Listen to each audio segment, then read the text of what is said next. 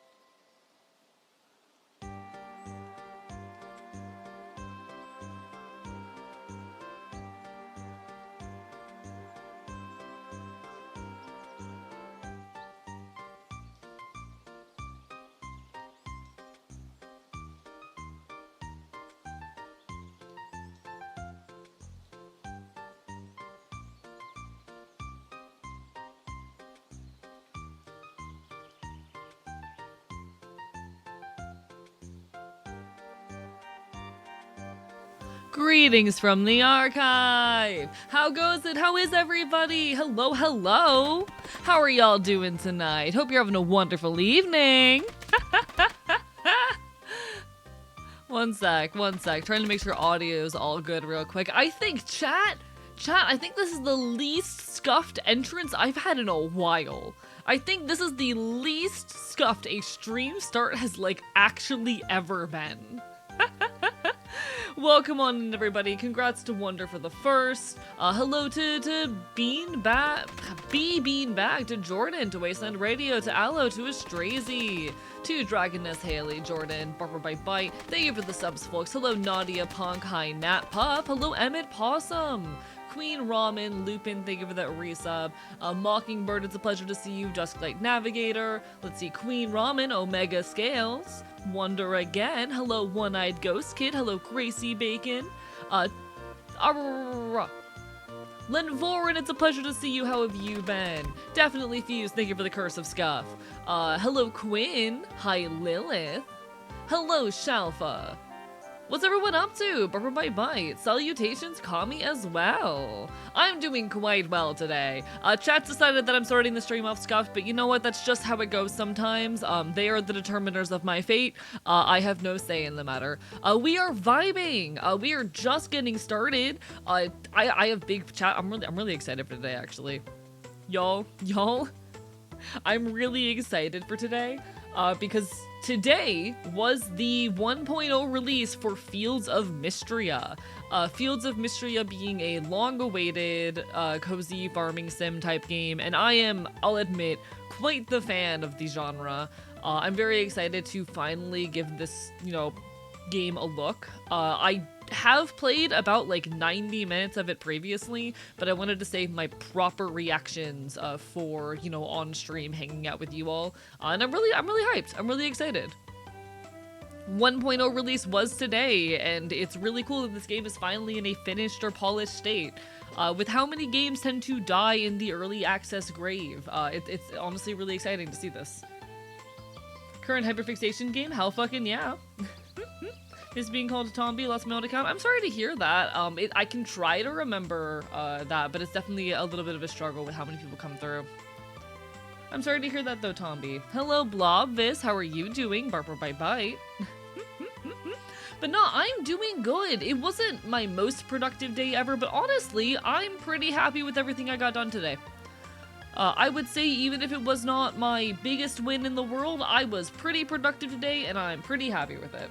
Thank you for the hype train, folks. I appreciate the hell out of y'all. Been waiting for it to full release. I am so ready. I'm the type where I'm not opposed to playing games when they are in early access, but very often I will just get like a glimpse of a game in early access. I will, buy it in early access or get a demo of it if possible. I will play a couple hours of it, and after that I will typically wait for it to fully release. Not because I'm opposed to playing games when they are in early access, but just because I think that I would rather get a full experience when I start. So I like to give a game a glimpse to see if it's something that I will enjoy, if I will vibe with it, if it has promise. And then when the full release comes out, that's when I tend to really sink my teeth in, It was rainy as fuck. I didn't accomplish much either today. That's how it goes sometimes. We're doing our best. I've been wearing an N95 mask all day because my state is covered in wildfires and I work outside. Shit, I am so sorry, Quinn. I hope things get better. I know I believe on the West Coast, y'all are dealing with a lot of wildfires right now, which, hey chat. They keep trying to say that climate change is not real. They keep trying to pretend, and yet here we are. I know it is a mix of multiple factors, both climate change and mismanagement of forests and whatnot, but I really hope things ease up and get better. Isn't the whole of Canada on fire? Wait, is it Canada that's on fire this time? I'm gonna be so honest. I'm so used to it being California. Is Canada the one on fire this time? Depends on the game for me. If it has a plot, most likely we'll wait for full release. Very valid, very valid. Climate change isn't real as long as you ignore all the changes happening in the climate.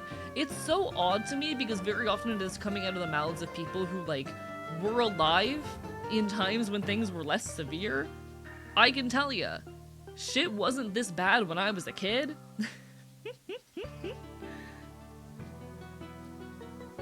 Canada was on fire earlier, probably still is, but also Cascadia. Got it. Appreciate the clarification, folks. Canada, Cali, Utah are all on fire. Jesus fucking Christ. I am so sorry to everyone living in those areas. Please take care of yourselves. Mask up if you can. I'm gonna be honest, it's one of those issues that I do not know how we fix or address. Unfortunately, a lot of it comes down to mismanagement of forests. How do I say? I mean, okay. The interesting thing with wildfires are, the interesting thing in my mind with wildfires is that they are a natural phenomenon. It is normal and natural for wildfires to happen every few years in heavily forested areas. That's how you clear out, overgrown plants and make room for fresh growth. It is actually a really normal process. But because of a mix of climate change and mismanagement of forests, we are seeing these events spiral out of control. The reason why in a lot of parts of the world they do controlled burns, including some parts of the US, is to try to control when wildfires are happening in a way that prevents them from harming people and allows us to better monitor and how do I say, protect, habitats on a wider scale. Hello, Molten Barrel, bark, bark, bite, bite. Bark, bark, bite, bite. But when forests are, you know, mismanaged, or when human activity has impacted them so negatively, we end up with these massive, uncontrolled wildfires, which end up threatening both human life and a lot of our habitats in ways that they weren't supposed to. Ontario is specifically because we cut funding for wildfire prevention and management. There's something to be said for, like, a lot of wildfire management programs and practices have increased the risk of uncontrolled wildfires happening, because you still need to be running controlled burns. If you are not running controlled burns regularly enough, you will end up in situations where you do build up so much dead flammable plant life material that, like, you know, uncontrolled burns, uncontrolled wildfires can spread and become an even more threatening issue. But it's a whole situation. It is a very, very nuanced conversation. What I've heard about California, they planted eucalyptus trees, which are very vulnerable to fire because I believe they spread their seeds through it. Interesting. I don't know much about eucalyptus trees, but I know there are some species of tree which are a lot more prone and, for lack of a better term, friendly with fire, because yes, it does impact their life cycle. Huh. But yeah, no, I'm so sorry, everybody. Hang on in there if you're living in any of those areas. Try to mask up, take care of yourself, and fight for more regulation. Regulation's not the right word, but fight for better forest management in your areas, because that's about all we can do right now. Clear cutting areas and replacing them with coniferous trees for lumber. Chat, it bothers me how often humans will just move invasive species into an area for the sake of, like, either making it pretty or agriculture. Hello! Welcome on in, Arca. Barker Bite Bite. I'm doing quite well. We're just starting stream, getting ready to have hopefully a very fun evening. We got some Fields of Mistria on the docket today. I hope you're doing well as well. We're just yapping about the recent, you know, increase in forest fires. It is a very complicated issue. Climate change is real. The issue's getting worse, but not everything's due to climate change, like some media portrays it. Severe storms happening more often in a region can just be due to atmospheric patterns, while increased sea and air temperature more clearly linked to climate change. Okay, but more severe storms happen due to those same increased differences in temperature. Like, I understand what you're saying, B Beanbag. I understand what you're saying. But, like, when the temperature differences and whatnot are more severe, and when their locations are shifting in different ways, it does create weather patterns that are stronger and more damaging, and which, how do I say, end up impacting areas that aren't built for them. Like, that's why we'll see the, what's it called? We've had a lot of, like, polar vortexes hitting areas that are not used to, or, for lack of a better term, built for withstanding such cold temperatures due to the, like, jet stream slipping further southward than it historically has. Yes, these are not direct consequences of global warming, or climate change, or whatever word we're fucking using, but they are, how do I say, all these systems are interconnected, you know?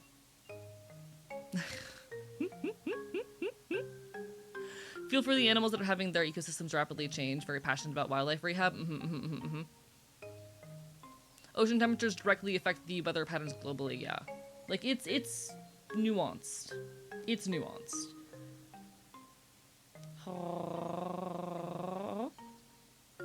El Nino this year causing more melting of polar ice shelves.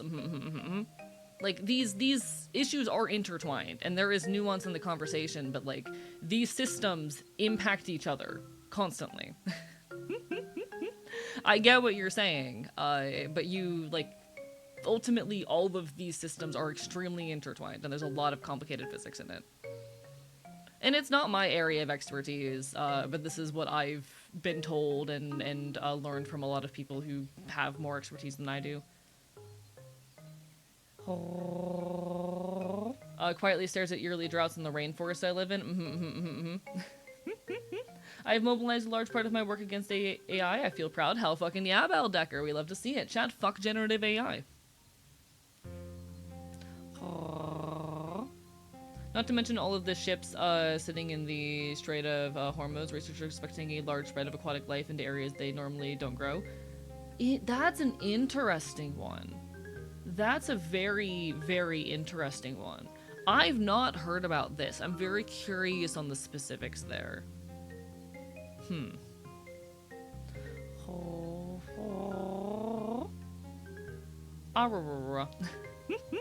But no, when we're seeing like record highs and record lows every year across, you know, various parts of the world, something's going on.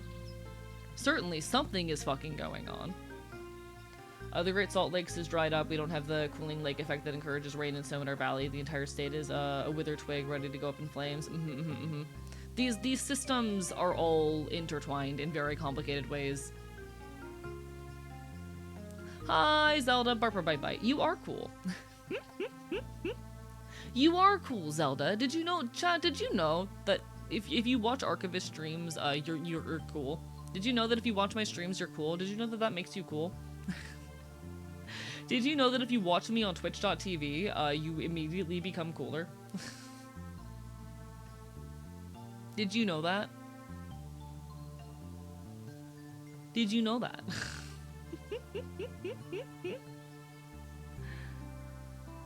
Bark, bark, bite, bite. Usually the ships are gone within a couple of days. Don't have time for algae and other stuff to grow on their hulls. Interesting. With how long they've been sitting and how many there are not enough people to clean the ship hulls before they all get cleared out in the strait. Plus, not to mention it's extremely dangerous on the strait right now. I didn't even think about that. I didn't even think about that. No, that makes perfect sense, actually. Marine biology gets stuck on ship holes for extended times without proper cleaning. They'll go wherever the ship goes. So, like, algae and other organisms that like to cling on to hard surfaces. That makes a lot of sense. Fucking terrifying. Huh. Yeah, no, that's definitely going to cause species of algae to spread to places that they're not from.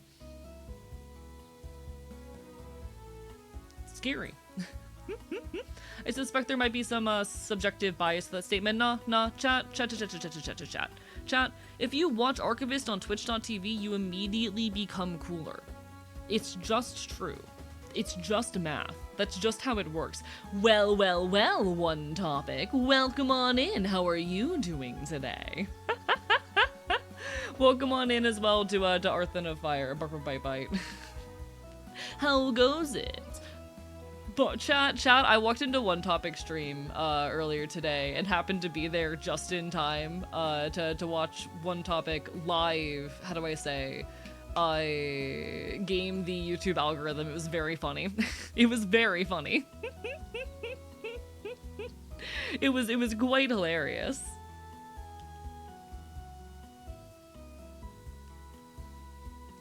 Oh, local bugs too. Dad's job's inspecting ships carrying stuff like grain for invasive insects. That's actually really fascinating. I'm glad that there are people who are like doing that as a job. It makes perfect sense as well that there would be people who have to do that as a job, and I'm glad those people exist, but I never really thought about that. I hate that. I think we should also understand that we live in interglacial periods. There's a chance that climate change and ice melting going into the ocean may fuck up ocean currents enough that accelerates back into a glacial maximum period. I don't know much about physics or meteorology, but shit's fucked. We love people who game the system. This is true. Chat, we love when people game the system in the most like homosexual way possible. Chat, the algorithm's an ever-present Can I say words? Am I capable of saying words? Do I know how to speak? Welcome on in, not pancake. How do I fucking say? The algorithm is an ever-present menace, and all we can do is fight it with everything we can. Word hard, chat, word hard. The algorithm is an ever-present menace, one which I disdain. Chat, fuck that shit. Words are overrated, I prefer meowing. You know what, good for you, real and valid.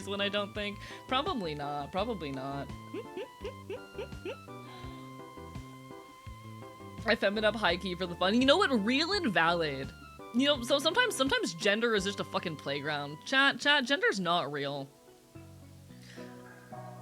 I honestly really want to see you, like, give a loud femme-ass ara now. Please tell me there's a clip of that somewhere on the internet. I need to hear this. Can I be so real? Can I be so real? This is a silly thing. I'll get that bark boy bark in just a moment. It's really weird and surreal, because, like, okay, I'm sure everyone here knows who One Topic is. One Topic, I've been watching you on YouTube for some odd years, since well before I started creating shit myself. For at least a good fucking while now. Probably, like, at least since COVID.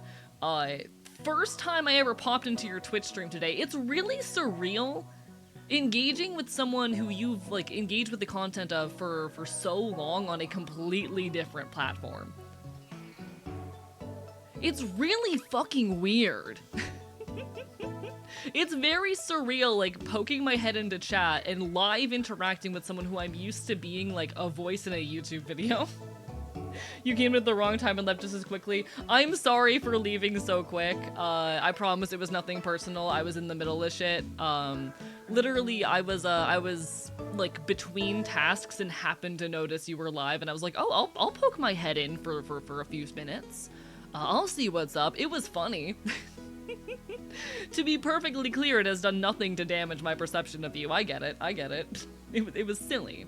You had to comment beef farts. You know. Gender is a law and I'm breaking it repeatedly. Gender's not real and they can't make me. OT helped me crack my egg. That's so cute, Nadia. I love that for you. I love that for you. Nah, I need to see a One Topic ara. I wonder if I just look that up, if it'll pop up. Oh right, the bark boy bark, the arp, arp, arp. Fuck you. I do love my eggs, true that. The eggs love you. Damn, unfortunately, when I look up One Topic ara, nothing does come up. This is so sad. There's gotta be something in there somewhere. I'll find it eventually.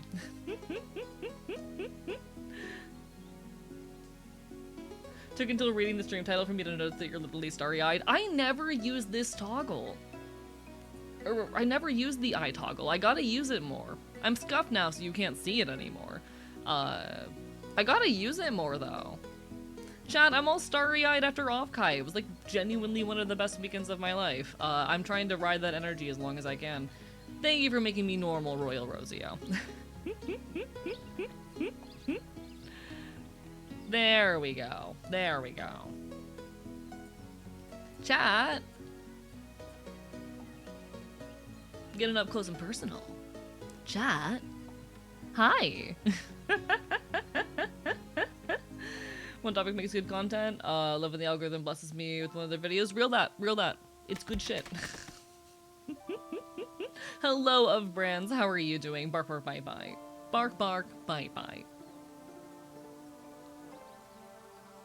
Arrgh. yeah, it's a little, I have so many toggles on this model that I never use. I put like 9 months of my life into working on this model and I don't use half of its features. Like I made this toggle specifically for playing cowboy games. And every time I play a cowboy game, I forget. Every time I play a cowboy game, I fucking forget. Showing with the fact that I'm trans and don't know how to come out. I mean, how do I say? It depends on the situation and who you're coming out to, but I promise it's not as big or scary a deal in so many cases as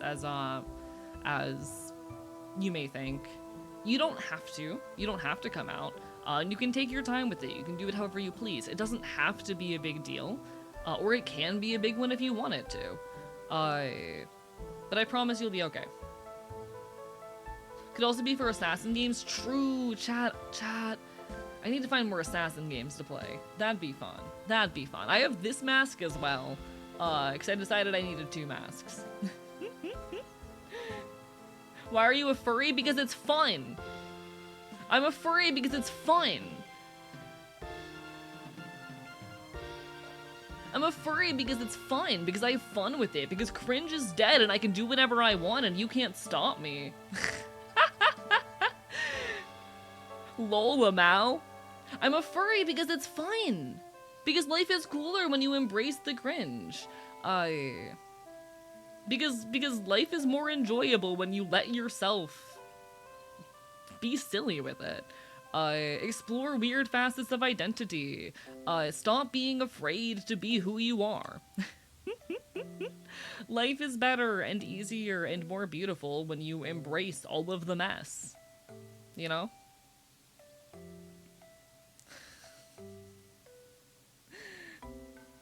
That was such a funny one. I'm like, what are you expecting to do? I'm not insecure over the fact that I'm a furry. I'm having fun with it. For me, it is a fun way to explore a facet of identity, to explore one of the many, how do I say, spectrums along which I exist, you know? To me, it is just another, how do I say, what's the word I'm looking for? It's just another dimension along which my identity manifests, and upon which I can explore the same way gender is. The same way that I play around with gender because I think it's enjoyable, because I find an amount of fulfillment in pushing the boundaries of what I'm allowed to be. Furry. I think the word you're looking for is ara ara. I mean, I could. It's funny because I'm literally going to a furry convention in a couple weeks. I could, though. I could. You might not be insecure about the fact that you're a furry, but that person's certainly insecure about you being a furry. Okay, good. Okay, good. If my existence, if my self-fulfillment and my efforts to chase happiness, if me being a silly little guy and having fun and living out my selfhood is bothering people, good. That means I'm doing something right. One of my core drives as a person is to push boundaries, to push the boundaries of what society says is okay. To step beyond what the world deems socially acceptable. I don't care to do gender correctly. I don't care to exist or to be limited by what society deems is okay.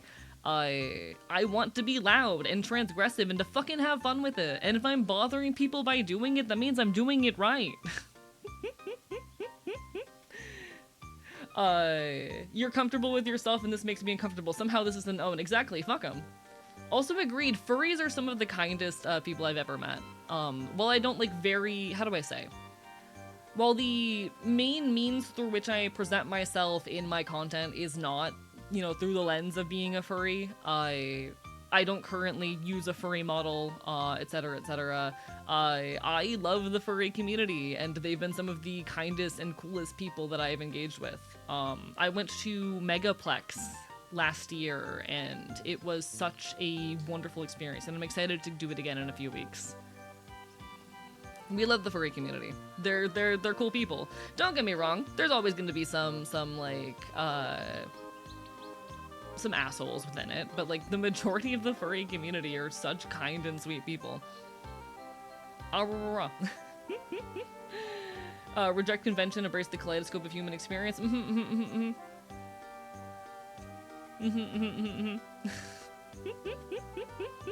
Why conform? Forging your own path is arguably more fun and whimsical. Exactly. No, if I'm pissing people off by being myself, I think I'm winning. I think that's literally winning to me.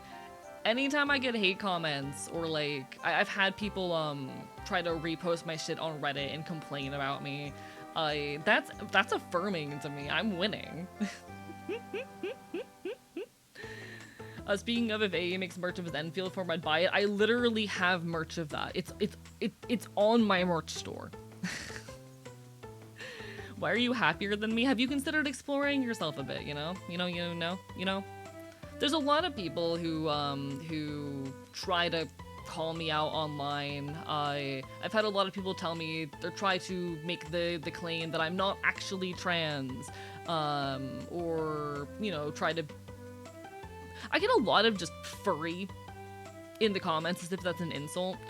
To people who pull that kind of shit, I wish them I hope you're happier someday, To the people who try to tell me that I'm a trans-trender or try to call me a furry as if that's an insult, I hope you're happier someday, genuinely. I hope someday you find what you need to feel fulfilled in yourself. You get trans mediclets bothering you too? Oh, absolutely. It happens all the time.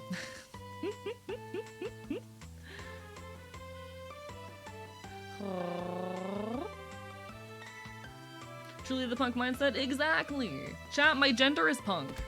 I've not seen the new Spider-Man movie yet. I've heard bad things. Everything I was talking to some friends about this the other day. Everything I've heard. How do I say? I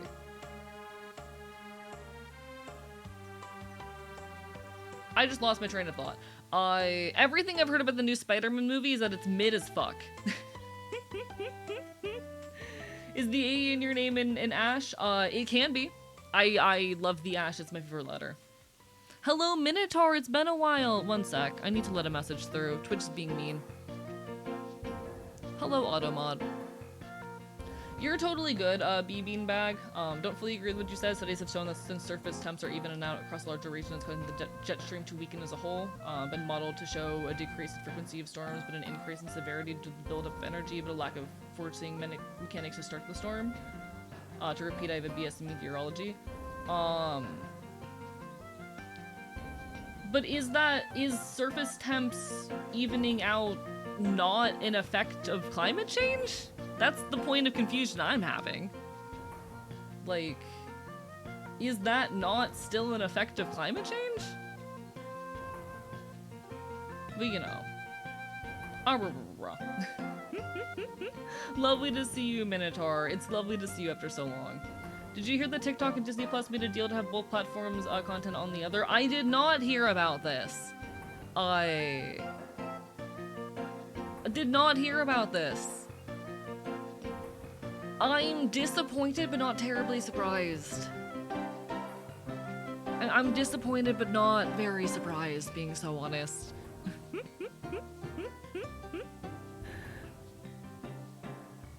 Bark, bark, bite, bite. Gonna say it with an Ash because it sounds way funnier. Yeah, feel free to do so. You are totally allowed and in the right to do so. I'm fine with it either way. People can type it however is easiest for them. In most of my official materials, I type it without the Ash just for searchability. But, Now, if you watch Disney Plus, you see TikToks and TikTok creators can use Disney assets. Huh. I would definitely want more information on the partnership, for many reasons, primarily fuck Disney. Not a big fan of Disney. yeah, Disney is currently a BDS target. They are a boycott target.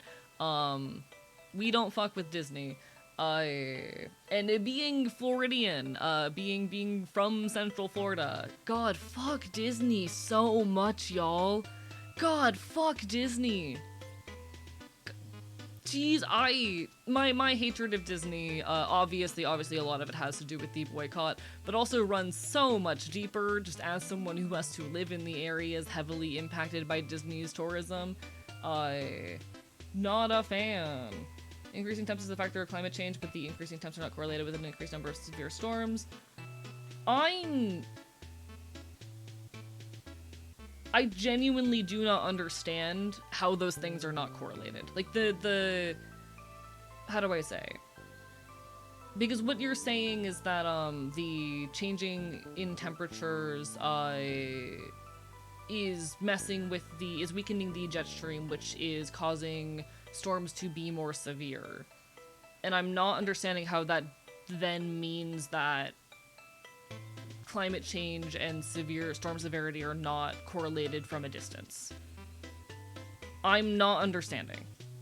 That's not an attack on you, and I apologize if I'm, like, misreading what you're saying. But in my mind, I'm not tracking it. How you been? I'm doing alright. It has been how do I say?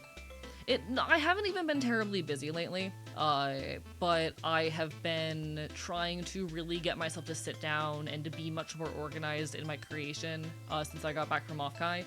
I've been a lot more focused and intentional in a lot of my efforts. Offkai has left me with a ton of creative energy, and I'm trying to be very disciplined and organized in how I dole it out. I don't want to end up in a situation where I am frantically creating until I burn out. And so I'm trying to very much sit down and to be mindful of where I'm putting my time and energy and, like, really plan out my next steps with my work. Because I have a lot of energy and a lot of passion that Offkai has instilled and opened up in me. I really want to utilize it to its fullest. Life's been really good lately. Offkai was incredible for me. I am hopeful for the future in a way I haven't felt in a while, honestly.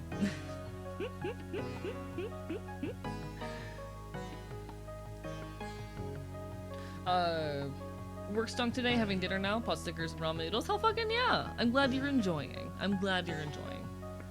Disney's the happiest place on Earth? Wrong. The happiest place on Earth is in my room.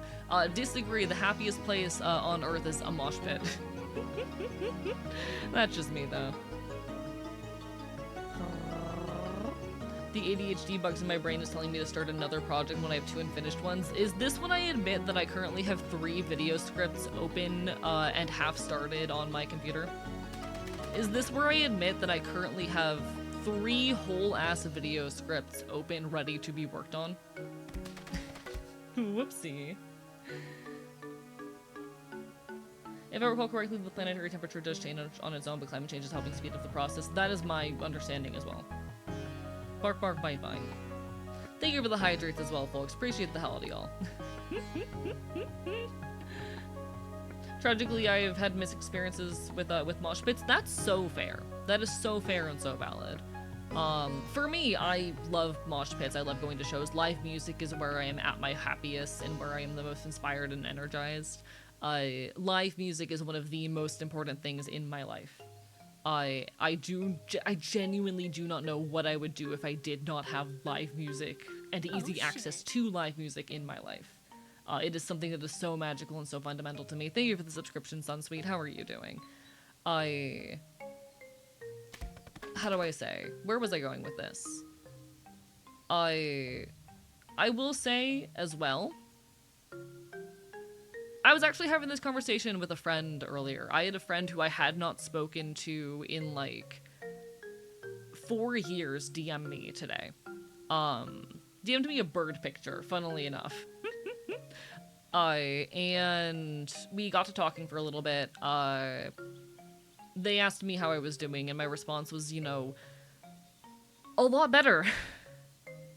Largely because, for the first time in my life, I have a stable local community. I understand that's not a thing that's easily accessible to a lot of people, but if I can say anything for, you know, what has improved my life and what has gotten me to a better place, a lot of it is having a local community, having those spaces. It's really interesting that, like, I am no longer in this space where I just want to go home and be in my room all the time. I'm in a space where instead I want to go out and live life. I want to engage in community spaces. I want to go to my favorite cafes. I'm in a place in my life where if I'm home for too long, I get antsy. And that honestly feels good. Thank you for the Bark Boy Bark Bell Ducker for the ARP! ARP! ARP!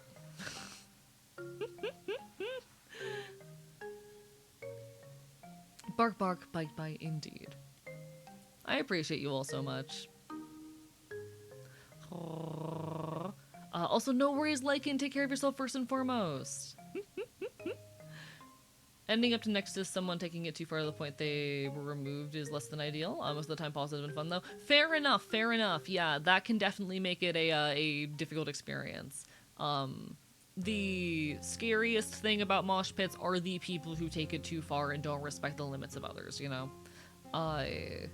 Not a big fan of fucking oh god, what's the term for people at mosh pits who don't have etiquette? And crowd killers. Not a big fan of crowd killers. We don't fuck with crowd killers around here. If you're gonna mosh, do so with respect towards your surroundings.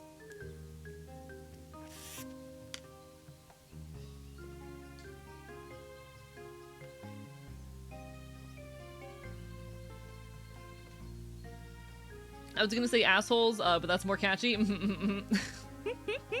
For those who are unaware, a crowd killer is a term for people in a mosh pit who tend to target more vulnerable individuals and dance with a style that is much more violent. Crowd killers are, you know, people who will target those on the edge of a mosh pit and will... If you've ever seen someone at a punk show, like, end up far outside the pit beating up a stranger against the wall, that's a crowd killer. We don't fuck with crowd killers. If you're gonna be dancing like that, you do it in the pit with other people who you can tell are part of the, you know, action. You should not be beating down on random strangers, especially outside of the zone that is the pit. My ex was a proud crowd killer and it made me so uncomfy. I'm glad you're no longer dating that person.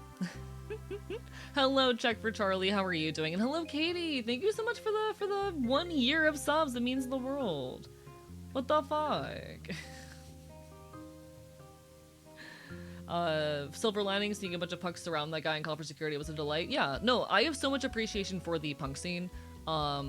It means so much to me that, like, if you fall down, there have been so many times where I've gotten knocked over in the pit because, while I may be tall, I weigh literally nothing. I posted some pictures of myself on like YouTube earlier. One sec, let me go to my YouTube posts. Oh shit. Yo, Wembyjet, thank you for the raid. Mods, can we get a shout out? Hello everybody, hi! I'm Archivist, I'm your resident punk bastard here on the internet. You can find me yapping queer and leftist issues. It's a pleasure to make your acquaintance. We're currently yapping about mosh pits and punk culture. How goes it? Hope you're having a wonderful evening. Pleasure to make your acquaintance, Wemby. What's up? Thank you so much, Crossroads Witch, as well, for bringing your friends on over. What are y'all up to? Hello, DC me as well. Hope everyone's having an incredible evening. My boyfriend, Puppy Boy, was telling me about the other day. Right, yes, I remember you telling me about Wemby. Pleasure to make your acquaintance. Hi, I am also a loud punk dog thing. We were just talking about crowd killers. And mosh etiquette and whatnot. Pleasure to make your acquaintance. I love being a loud dog boy. Bark, bark, bite, bite, motherfucker. Yippee, more puppy boys. It's nice to meet you. I'm also a punk. Hell fucking yeah. One sec. Before I forget, let me pull up the photos I was talking about, because I did post some pictures My point being, chat, I'm relatively tall. And just for proof of that fact, chat, I'm relatively tall. I'm relatively tall. However, I weigh nothing. I am like 130 pounds. I'm 5'10", 130 pounds. I weigh fucking nothing. I get knocked over in the pit. Easy. I enter the pit and I'm on my ass. Thank you so much to punks for, you know, being kind and having etiquette. I am so grateful that, like, in the punk scene, it is standard practice. If someone falls over, you pick them up. I am so grateful that, like, when people are being assholes, they get kicked out of shows. Thank you to the punk scene for caring about each other. I too weigh nothing, but I'm tall. I'm tall as fuck. But no, pleasure to meet a fellow Floridian punk dog. I'm out here in Central Florida causing chaos, very loud and active in my local punk scene. I go to shows at every opportunity. It is a pleasure to make your acquaintance. From what I recall we were yapping about when you got mentioned the other day, it's very possible we've run into each other at shows before. Also in Central Florida, yeah, it's very possible that we may have run into each other before. Also another example of me being tall. Y'all, I'm tall as shit. I'm what we in the business call fucking tall. My friend who my partner and I walk dogs for is big in the local Toronto punk scene. Hell fucking yeah, we love to see it. We love to see it. But yeah, no, I get my ass knocked over in the pit constantly. I love moshing, and I'm very glad that, at least in my experience, most of the punks I've interacted with are pretty good with pit etiquette. I'm only 5'2". Chat, I love being taller than people. I hope that's not mean. I'm so sorry if that's mean. Chat, I love being taller than people. I love being taller than people. I feel so powerful.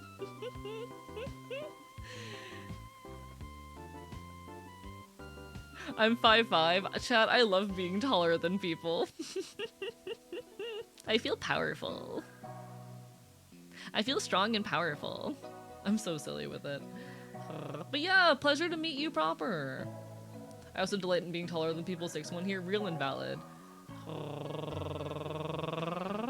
I get a lot of affirmation personally from like being the tallest person in the room. I'm not a puppy boy. I'm a wild mutt of a dog. Yo, Rosa, thank you for the raid.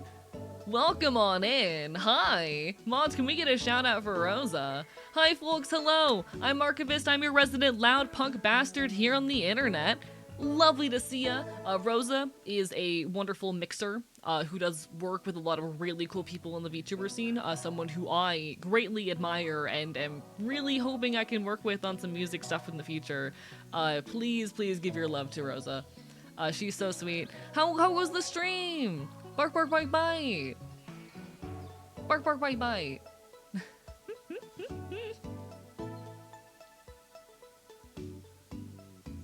I can put the gun away. One sec. Where's the button for that? There we go. I can put the gun away. Very good story. Did cry a little. 10 out of 10. Glad to hear it. Glad to hear it. Always a pleasure to see you, Rosa. Thank you so much for the love and for the raid. And I'm barking and biting. Noted AE would not enjoy being short next to Pup from a person. Listen, I just enjoy, you know, being tall. It makes me feel a little powerful. As I was saying, I'm not a submissive puppy boy. I am a feral street mutt, you know? I like having my scary dog privilege. It's fine. It's just gun shooting, noted and understood. I promise I am usually not carrying a gun in public. Feral switch street mutt? Yeah, it's true. Why are you putting quotation marks? Why are you putting in quotation marks? It's just true. Throwing the mutt in a crate? Good luck with that. Submissive fox girly? Good for you. Good for you. Bark, bark, bite, bite. But yeah, I promise there are no random gun noises or whatnot on the stream. I just have the gun on my model. Because I think they're cool. Thank you for the hydrate, Bug Splat. Bark, bark, bye, bye. Alright, dogs go to heaven. True that. God, chat. How do I say?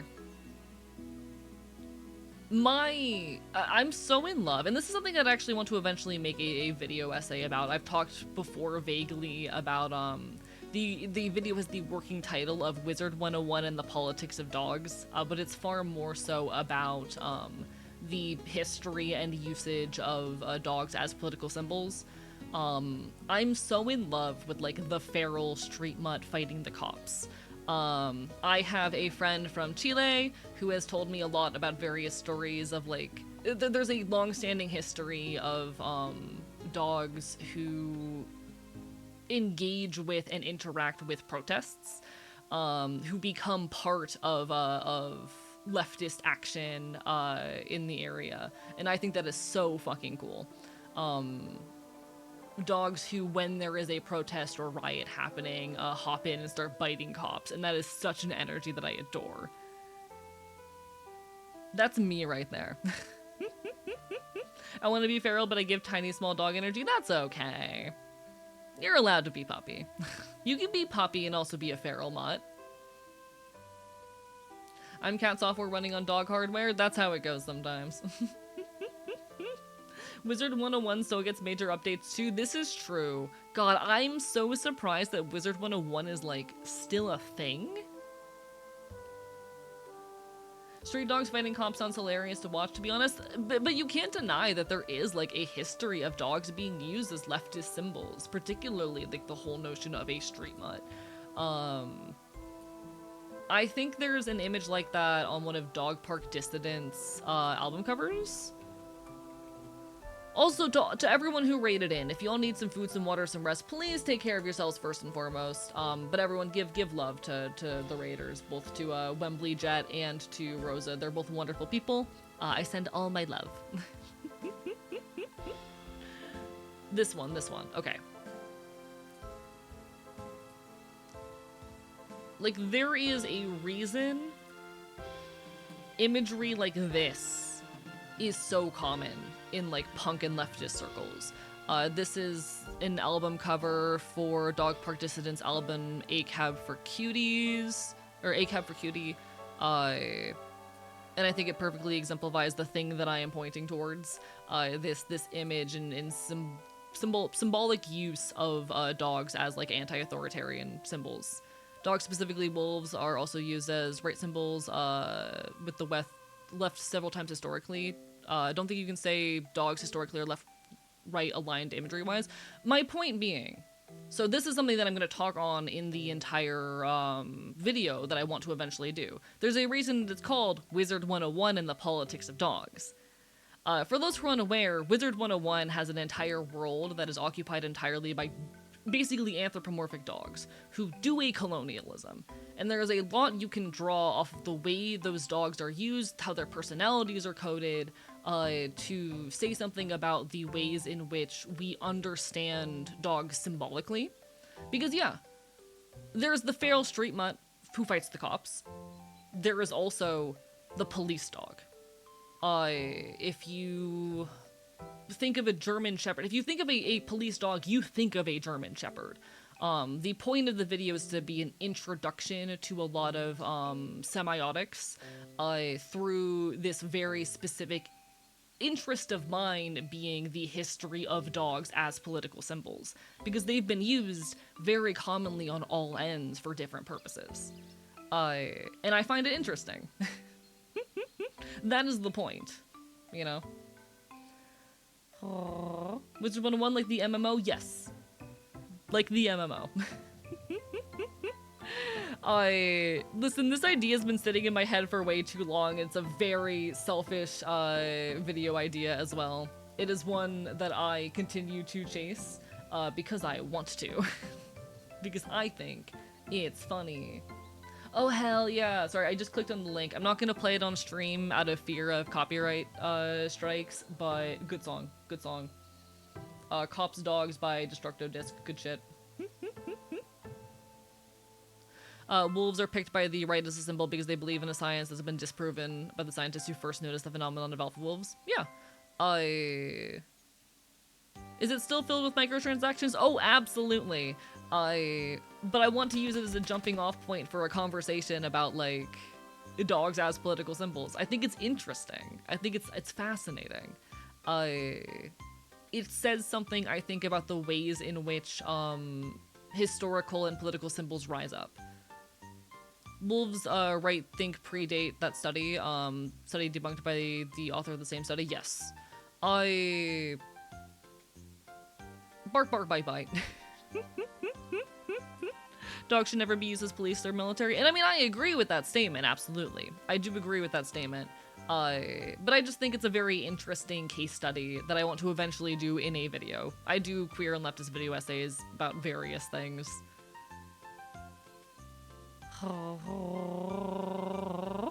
The prices have not changed. I don't think that's fascinating. I would have to look into that. I know Wizard 101 still does like free memberships during the holidays and whatnot. I haven't hopped on in a couple years now, but every now and then I get a bit nostalgic for it. It was a very meaningful piece of my childhood. When I think about dogs, I remember this one ordinary culture from the southeast tip of the American continent, where it's cold as shit, which I saw dogs as part of the family used to cuddle with them to share warmth. That's really cute. No, you're totally fine, Katie. But there's something to be said when dogs have been such long-time companions. There's absolutely something to be said for the ways in which they very much become tied to, like, a lot of our cultural symbolism. The reason, if I had to guess without having done too much research into the subject, because I haven't gotten very deep into the research phase for that video, I've only skimmed a couple sources. The usage of wolves by right-wing groups, if I had to hazard a guess, has more to do with this idea that they are the counterpart to the domesticated dog. They are an apex predator who is wild and untamed, as opposed to a domesticated dog who does what they're told. The use of it as a symbol likely originates with this idea that right-wingers tend to have of themselves, where they are, you know, resisting power and can't be told what to do, etc., etc. It's a very, like, classic alpha male kind of ideology as well, even if it may predate the very notion.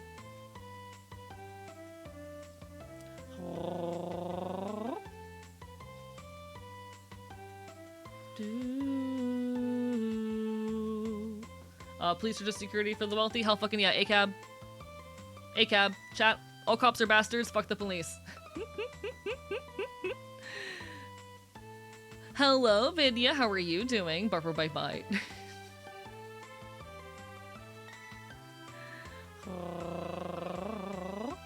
But in any case, that's a topic I'm going to dig into one of these days. I need to work on my next video first. Like I said earlier, I currently have 3 video scripts in front of me, all of which are half finished, and I really need to finish a video. Did you hear about the recent autonomous zone in Madison, Wisconsin? No! What do those words mean? Thank you so much, Wembley Jet, for the subscription. What the fuck? Oh, I think also my Fields of Mistria music just ended. This is so sad. Here we go. Here's another one. I'm so excited to play Fields of Mistria later. Hello, Pyro, Barker by Bite. I like you. I'm just a loud punk bastard. I'm just a loud anarchist on the internet. What the fuck? I appreciate it. It means a lot. Feel free, by the way, to, like, reach out. No pressure if you don't want to. But I know we're, you know, both dog-coded punk boys in similar areas. But, like, no pressure to reach out. You are completely welcome to. Do not feel obligated, especially if you would like to maintain your privacy. The irony of the untamed aspect of wolves is that, in a way, they kind of are. Corvids have been shown to play fetch with them, helped act as trackers for prey. I think it's so fascinating, because, like, that's some form of symbiosis there. It's so fascinating how that kind of shit develops. Need somebody to go to shows with? Hell fucking yeah. I would be happy to go with go to a show with you sometime. Teehee. I'm gonna be honest, there's not a whole lot of shows that I know about happening in the coming months, so if you know anything and want somebody to go with, definitely let me know. I've got a bit of a drought until, like, I think the next big show I have is Streetlight Manifesto. Apes of the State is one of my favorite bands. I'm super into folk punk. Folk punk and ska punk are most of what I listen to. I've seen Apes of the State live twice. I'm fucking, first properly met my roommate at an Apes of the State show. Folk punk is my everything. Hello, Lord Arkin! Barper bye bye. It was established in response. Oh, okay. So is an autonomous zone an area without policing? Is that what that means?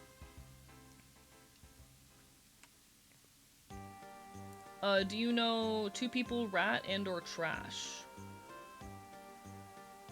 Or Pringles? Those don't ring a bell. That is not ringing a bell.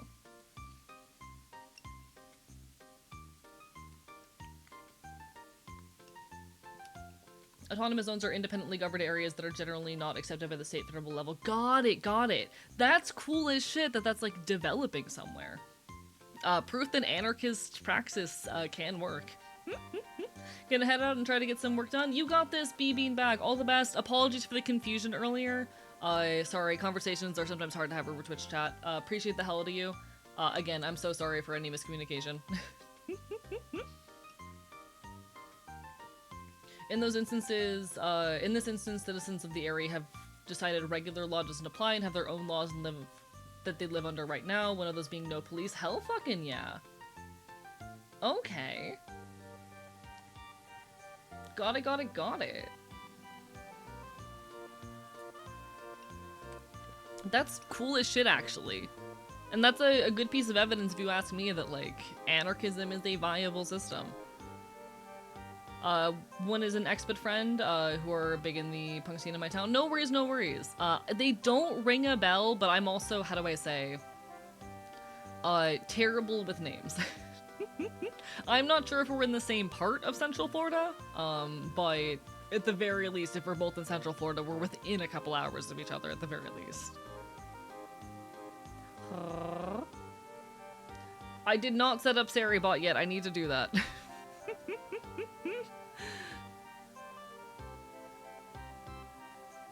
Zapistas are anarchistic and still going on for 30 years. Hell fucking yeah, we'd love to see it.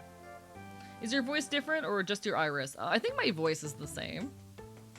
I haven't changed anything with my voice. I actually decreased my tea dosage this week because it was a little too high last week.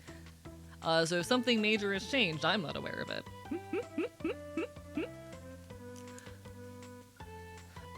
The Xinjiang region of China is called an autonomous zone, but they do have police. I need to look more into this. Give me a second.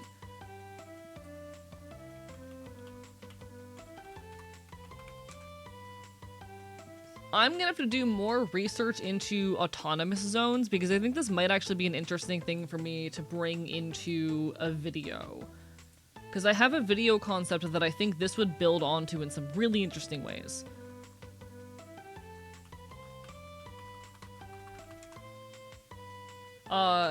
I'm from Ocala. Got it. Okay. I've been in the New York Times. I can't really hide it. Real and fair and valid. You're like within an hour of me. It's how do I say? I'm gonna mute my mic in the VOD for a moment.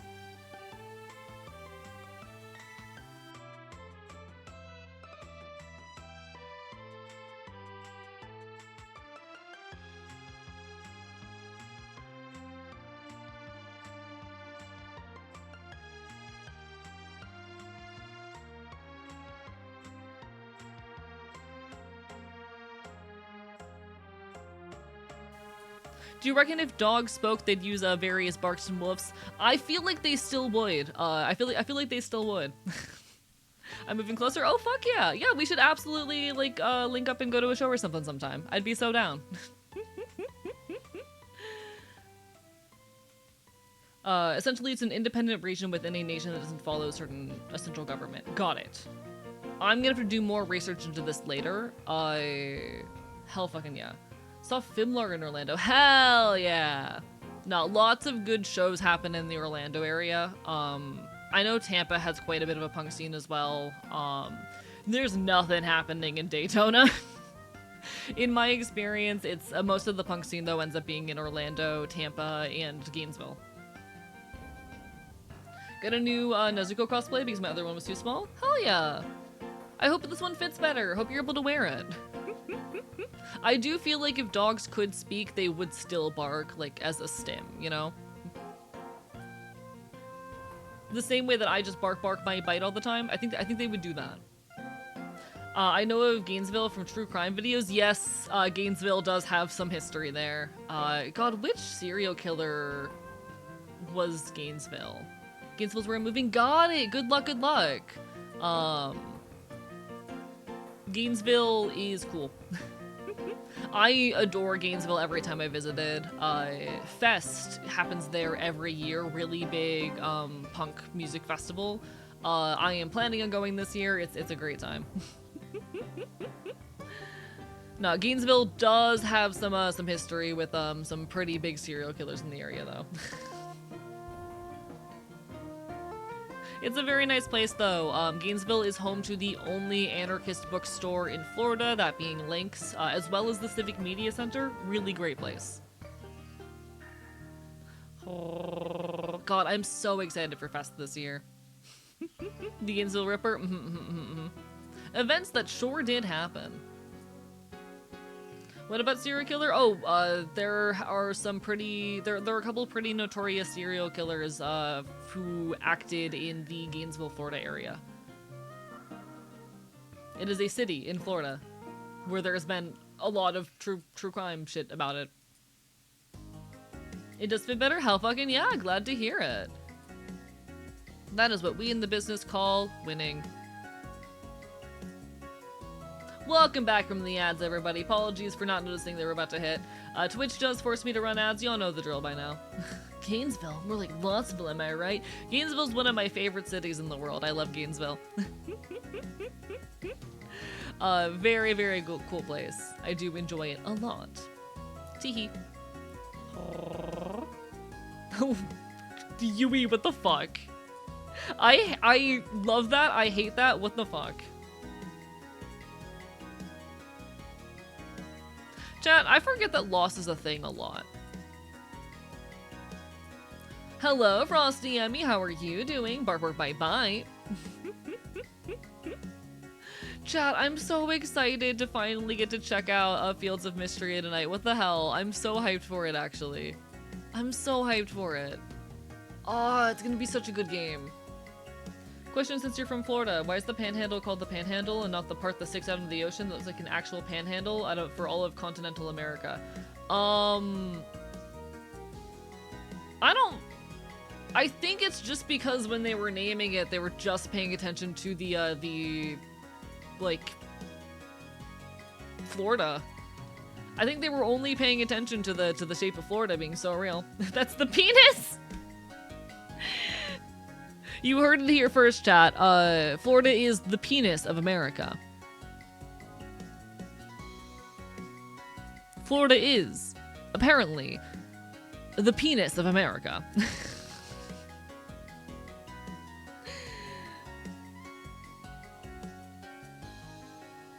I don't know, we're doing our best, okay? It's the Panhandle. I don't know why they named it like that. I don't end up there very often.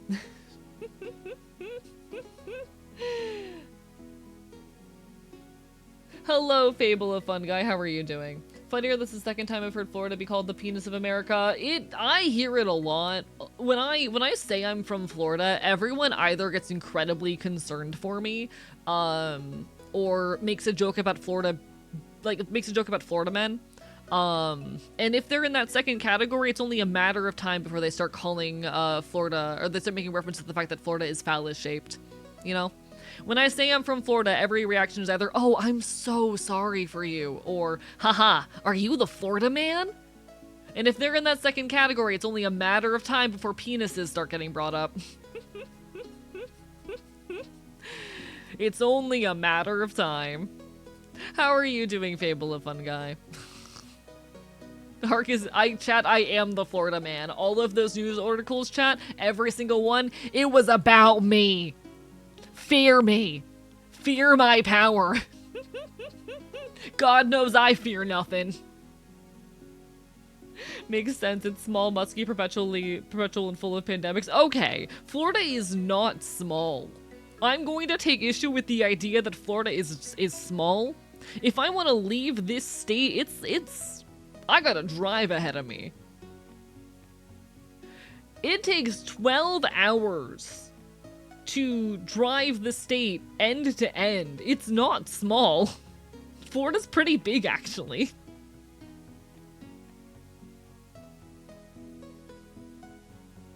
Ark was the one lobbing alligators at fast food workers. That was me. I know it's a small dick joke, however, it's just wrong. Like, I hate to admit it, I hate to give this one to America, but if Florida is the penis of America, it's a decent-sized dick. America's too big and it scares my island-dwelling mind. Oh yeah, no. Whenever I, talk to Europeans especially, I'm like, how are your countries so small? What do you mean you can just drive and be in another country? If I want to go to another state, I need to make a day trip out of it. What do you mean? Remember, folks, the average state is actually the size of the entire UK. Chat, we don't judge Florida by its size. We judge it by the motion it puts in the ocean. We don't judge it for its size. We judge it by its socio-political context. You can get to Georgia in 8 hours. I've driven to Atlanta, Georgia before. I've driven from where I'm currently sitting to Atlanta, Georgia before, and it took me like 7 hours. It was a long trip. I did that. I'm gonna be doing it again soon because Chase Petra and Jer are fucking touring together? Like, okay, y'all, I need to talk about this. I love Chase Petra. Chase Petra makes very good music. They're not like super punk, but I really love their stuff. I've been following them for a long time. You know, they're a really, really good band. Even if they're not really super punk. Imagine my surprise when I open up Blue Sky and I find out that my favorite ska punk musician is touring with Chase Petra? Huh?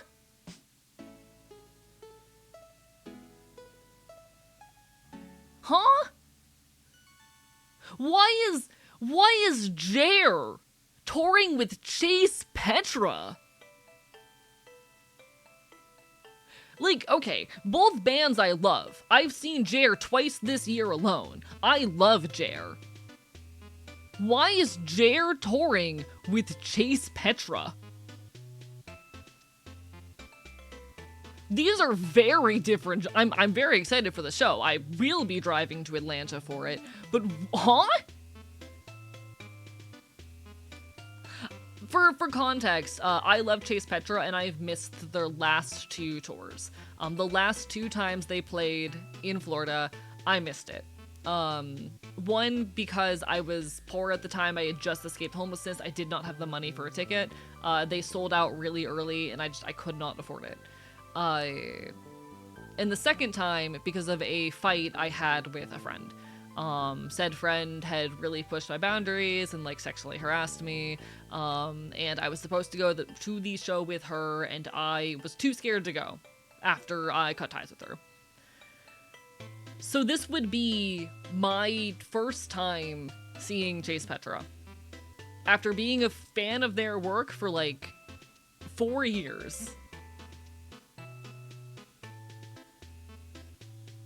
Jer is playing near me in a couple weeks. Do I need to go? Do it. Jer is one of my favorite musicians. Absolutely incredible black non-binary ska punk artist. I love their work. I absolutely love their work. But I might have to drive up to Atlanta to finally see Chase Petra for the first time. And it's really cool that Jer is part of this tour. I adore Jer. Jer's a friend of a friend. My roommate has booked shows for Jer before. This is really cool. This is very, very cool. If you want to compare peninsular regions, Italy is half the area of Florida. Fascinating. Hope you enjoyed the concerts. Thank you. I love going to shows. Live music is so important to me. Live music is a very central piece of my life. I'm being so real. If I don't go to a show like at least every 2 weeks, my mental health starts to decline. I'm not a functional person if I'm not going to punk shows. That's okay. Driving to Florida for Warped Tour if it makes you feel any better. It's so funny because that's gonna be like a week beforehand. My favorite artist died between Bob Villain and Damage. Valid. My favorite band is Pigeon Pit. Very good folk punk artist. They're incredible. They have such a way with words. They're so interesting because, like, as far as folk punk goes, they take a lot more country influence than many other artists do. But the way they write is so incredible to me. It really captures me so deeply. I love Pigeon Pit. I feel that I wish I could afford it more. Honestly, the only reason I have any amount of financial stability is because I both work and do this. We live in a fucking terrifying economy. I'm very lucky that I can make it work. Best type of punk is the punk that doesn't have traditional punk style. Johnny Manchado is the most underrated punk jazz band I've ever seen. I absolutely adore like offshoots of punk. I love folk punk, ska punk. I love when people take punk ideals and bring them into other genres. When they take bits and pieces of influence from punk rock and then bring it into other spaces. I love that shit. I don't make enough from working. I totally get it. Life is expensive and terrifying. I 100% get it. Oh, I'm lucky that I can live the life I do right now, and it's only because I work like 60 hours a week between, you know, the YouTube, Twitch, and my day job. I'm very, very lucky to be stable right now. Oh, I love political music. True that. True that. I hope someday you're able to get more stability than you've got right now.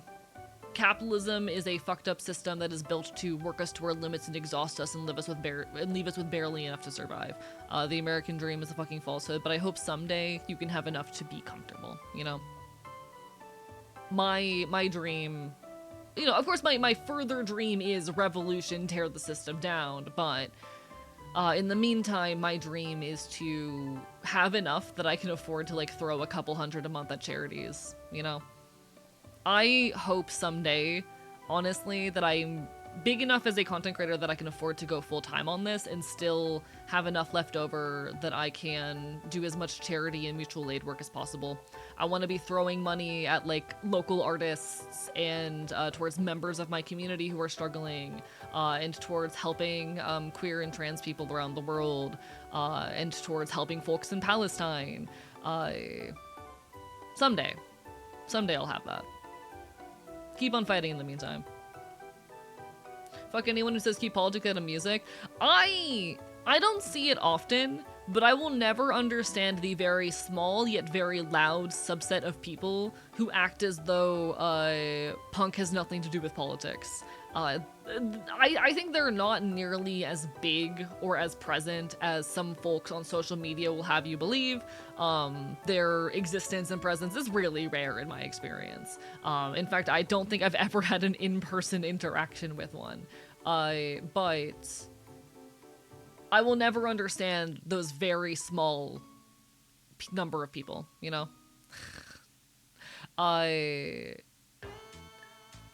Punk is inherently political.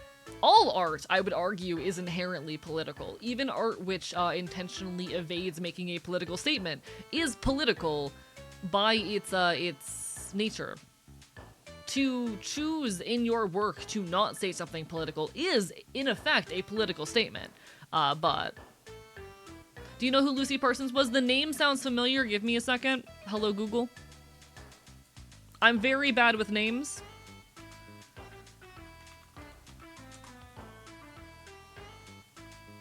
Yes, I'm vaguely familiar. I'm vaguely familiar. I will not pretend that I know a whole lot of details, but I've certainly read a decent amount about her. Yeah, Lucy Parsons was an American social anarchist and later a narco-communist who is known for many speeches and for being a founding member of the Industrial Workers of the World. Which, good shit. Good shit. I think it's wild to me that people think punk is right-wing. Yeah. How do I say? There's a lot of people out there, and they aren't people who are active in the punk scene, but who are in its, orbit, who are under the impression that punk is purely about being counterculture, and no, it's not. Yes, being counterculture is a piece of punk. Transgressing and saying fuck you to social norms are absolutely parts of punk, but so is standing up against capitalism and authoritarianism, so is engaging in mutual aid, so is direct action.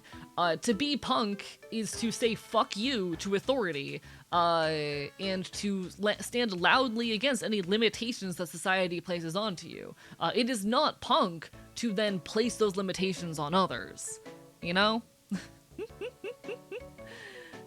She wrote about Chicago anarchists. I think so, yes. She has the most base quotes ever. Let every dirty, lousy tramp arm himself with a revolver or a knife, lay in wait on the steps of the palaces of the rich, stab or shoot the owners as they come out. Let us kill them without mercy, and let it be a war of extermination. I think that's beautiful. I do want to tread carefully, given I have been real-life investigated by the real-life FBI.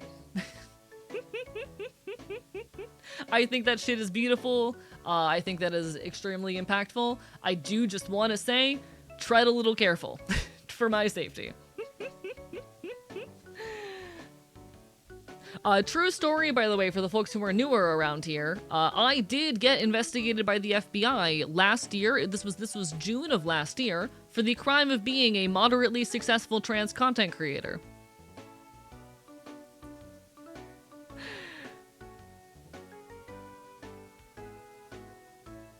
She was at the top of the feds list. I do just want to warn people, do tread carefully when it comes to any sort of like actionable threat in chat, just for my safety. I say this with love, obviously. Love how everyone reacts to AE lore drops. It's one of my favorite stories to tell. Last year, I was doxxed and harassed by transphobic actors who went as far as impersonating me and posting threats to perform a mass shooting in my name. And the FBI did quite literally show up at my work and grab me. For threats, it was pretty obvious that I did not make, given they did not come from any official account of mine and came from the wrong IP address, and I know for a fact they had the IP address.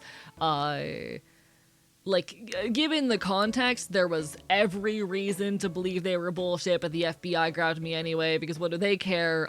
They're happy to intimidate a random trans person on the internet.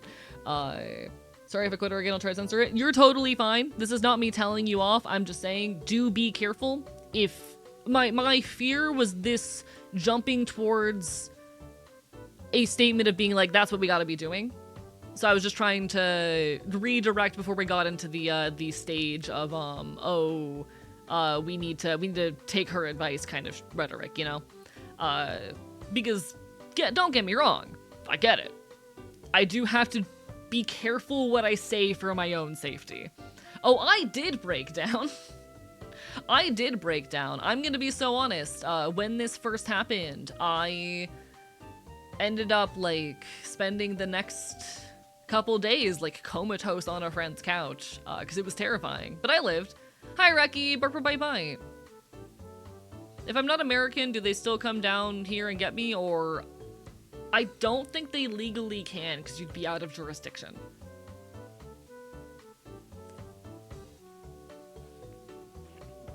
Depends on a lot of specifics, though. But all this to say, totally here with the spirit of it. Do gotta be careful. The FBI, because I'm gonna be so real, everything that happened to me was just an attempt to intimidate me out of a lot of the shit that I do and say, and it didn't work. I've only gotten louder and more aggressive and more political in my commentary and content since. But it was interesting. It was a time. I sure did go through that.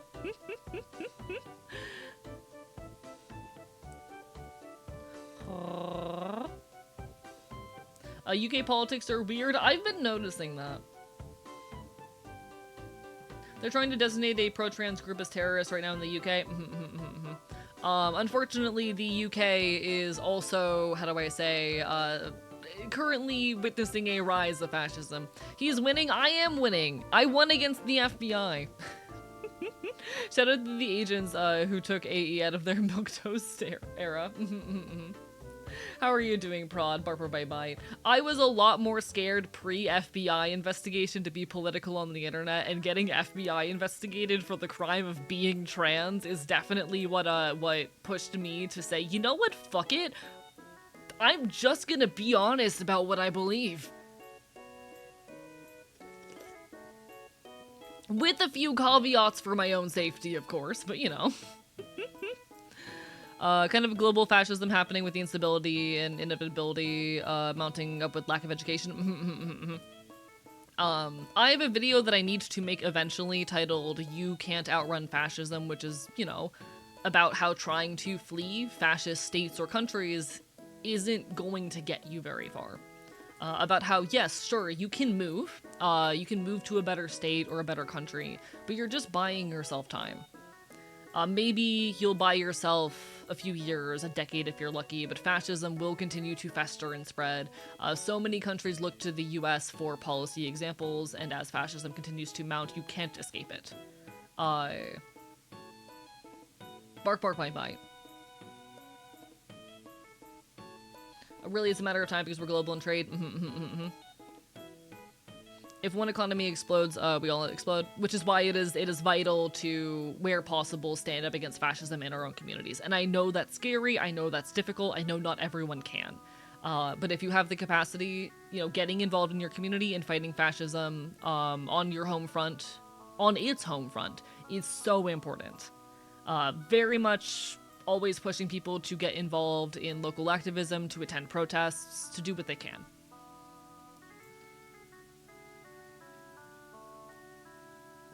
Fascism is the weed, it needs to be stamped out, where girls are also to spread rapidly. Exactly. That's a video I need to make eventually. Wait, Starry-Eyed icon reference, fuck you! The UK is a surveillance state that's growing into a place where the American techno-fascist class intend to repeat what they did to you guys.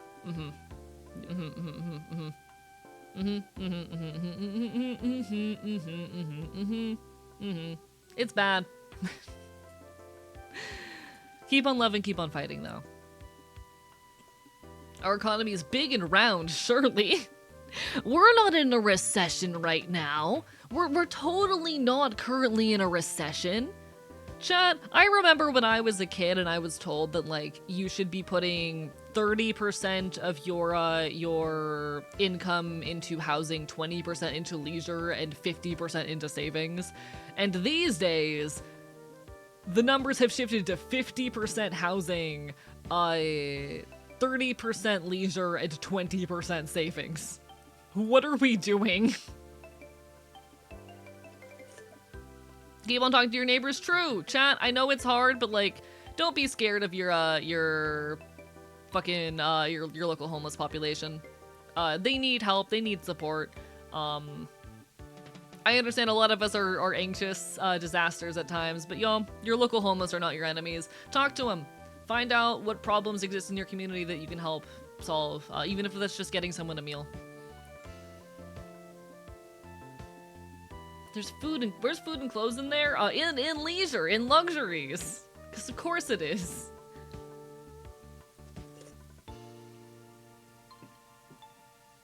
Palantir probably have access to my medical records. if it wasn't for, I'm so sorry if I butchered this, Sadek Khan doing his, monthly good thing and blocking Palantir from having contract with the London police. 20% savings, alright, we see you are throwing cash around. Those are the numbers, to be clear, the numbers I'm pulling out are like the recommendations of economists. Like that's the recommendations of finance people. When I was a kid, the rhetoric I was told in like, you know, by finance experts and that was around me was 50% of your income should go into savings. And the fact that the rhetoric has shifted to 20% into savings really goes to show how bad things have gotten. I'll be so honest, I am lucky to currently have savings. I built up savings by saving money and cutting corners at every possible opportunity because I have been homeless. I spent the last like third of 2024 homeless. And after going through homelessness, I never want to be in that situation again. So I spent the next like year building up about 6 months living costs in savings. Because if I have anything less than that, I feel like I'm dying. I am very lucky to be living semi-comfortably now, and I'm only able to do so because I work like fucking 60 hours a week. But me having savings and whatnot, like it is a trauma response.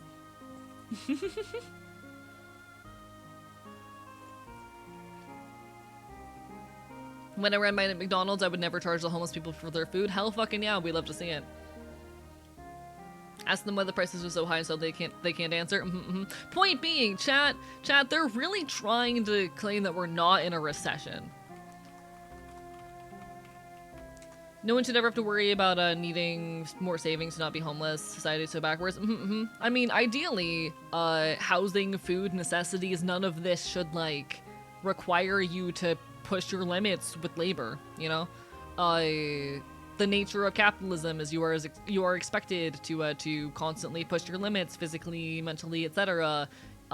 In service to a CEO or employer who is making more than you and stealing the surplus cost of your labor for the privilege of being able to barely afford to live. Nobody should be unhoused, hungry, or thirsty. Well-being for all. Firmly of the belief, like, even if we don't fully destroy capitalism, which I would like to fully destroy capitalism, being so real. But even if we don't, like, at the very fucking minimum, we should live in a world wherein necessities are a human right. Wherein shelter and food and water and clothing are granted by fucking right.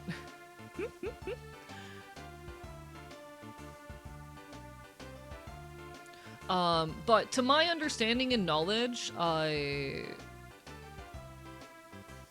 recessions, how do I say? The only reason we are not currently in a recession is because those responsible for measuring that keep changing what the line is and changing what the numbers mean in order to avoid saying we're in a recession. Thank you so much for the hydrate, Zensoon Alpha. Did you enjoy Fields of Mistria? I'm pretty sure I saw you mention on Blue Sky that you were going to be playing it today. I was already having to set up my own shit, so I didn't have a chance to stop in and say hello, but I hope it went well. Bark, bark, bite, bite. We're talking about you know, the economy and how bad it is. The amount of times I've been told I've just never had hard enough worked in my life when people figure out I don't like capitalism. I hate that rhetoric so much. Partially, honestly, because I am an example of a success story. It makes me angry sometimes that, like, I am the guy who was homeless, who, you know, pushed my limits and worked my way out of it. I am extremely lucky to have managed that. I am the guy who was homeless and who managed to work my way out of it, and the majority of people can't do that. The majority of people would never be able to do that. It took me working like 60 hours a fucking week in order to get myself to a position where I am stable and where I have savings again. And I hate being a success story in the eyes of capitalists who want to justify suffering. It's odd how modern society, the higher your income, the cozier your work is on average. Also true. It is always absurd to me how, like, the lowest paid workers are often the ones who have to exert themselves the most and deal with the most rough conditions.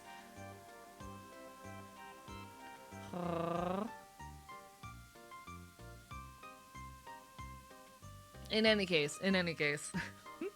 Hard work does not pay, indeed. In fucking deed.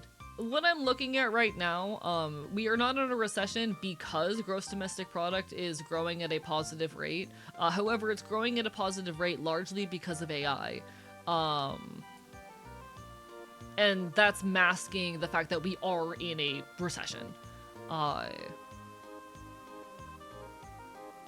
And as soon as AI hits the breaking point, which is gonna be rough because it's gonna get government subsidized and, like, fucking fester like a wound for far longer than anyone wants it to. But it sounds like what I'm reading online, we're in a situation where, like, the primary reason why GDP is still positive is entirely the result of AI and big tech companies, which is masking the fact that we are, in fact, in a recession. I'm so tired of the hard work bullshit. Canada is spending $200 billion on AI infrastructure over the next 5 years. I'm fighting the urge to say things that I cannot say on this platform. Thank you, Jay Crispy, for the hydrate. I'm fighting the urge to say things that I cannot say on this platform. As it turns out, healthy people with all their basic necessities are met regardless of income work better, and are more productive and more inclined to do crime. And less inclined to do crime, rather. Exactly. True that. True that. Artificially invented goalposts to keep the world afloat. Lie to them to their faces. They won't be honest with us. Don't be honest with them.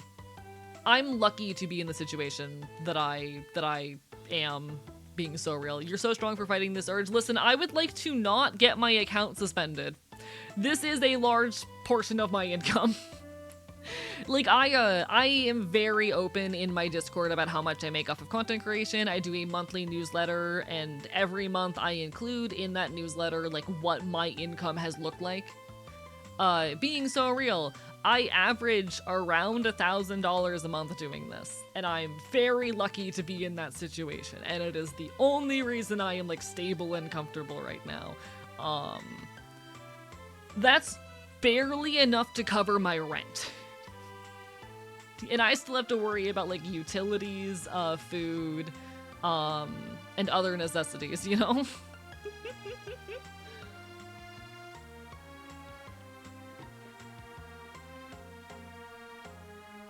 Rent being 1,000, yeah, it's absurd. Being so real. Chat, my rent's about, like, 900 a month. My rent is currently about 900 a month. That's not including utilities, which tend to add an additional 100 to 200 on top of it. Or food, or anything else. Don't even make enough to make rent. Jesus, your rent is absurd. I'm so sorry, Wembley. I hope you're able to get into a better situation, because that is... Og. Lucky to have utilities included in rent. Yeah, no, my rent is currently 900 a month. And when you get utilities in the picture, it usually sits somewhere around 1,000 to 1,100. It's not great. I have friends in CA who tell me their rent is like 2,500 or some shit. America's so wild. Hanging out with the rich fucks that went to Ivy League schools and Globe Hop, and then there's the feral punk T-girl who used to squat in the woods. I love this for you, though. That's so funny. I was homeless for a bit, but luckily I had family who were able to help. I'm glad that you were able to get out of it.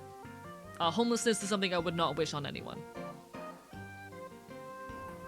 I would not wish homelessness on anyone. I can't wrap my head around how America can exist. I feel like it shouldn't. Oh, absolutely, 100%. When I was in Cali, I had a 1-bedroom, 1-bath for 3,200. Cali is unreal. That is absurd. How is anyone affording that? What the fuck? When the economy does crash, do you bet creative industries will have a far higher focus on indie stuff? It depends on how the crash plays out. Because here's the thing. People talk a lot about how much they're begging and praying and pleading for the AI bubble to pop. I know this is a bit of a pessimistic take, and I usually try to be much more hopecore than this. I do not think that the AI bubble is going to pop on its own. At the very least, not soon. Unfortunately, looking at, past patterns, it is very likely that AI is going to continue to get subsidized and paid off by the government. That a lot of these companies are going to go bankrupt, and then they're going to crawl to the government, who is going to bail them out and give them a ton of money so they can continue building and progressing these technologies. Because, bipartisanly, a lot of the government directly benefits from this tech. For the same reasons we are seeing bipartisan efforts to decrease digital privacy, much to the dismay of the majority of the population, the government is very heavily incentivized to do things like surveil the populace, and also to de-skill workers.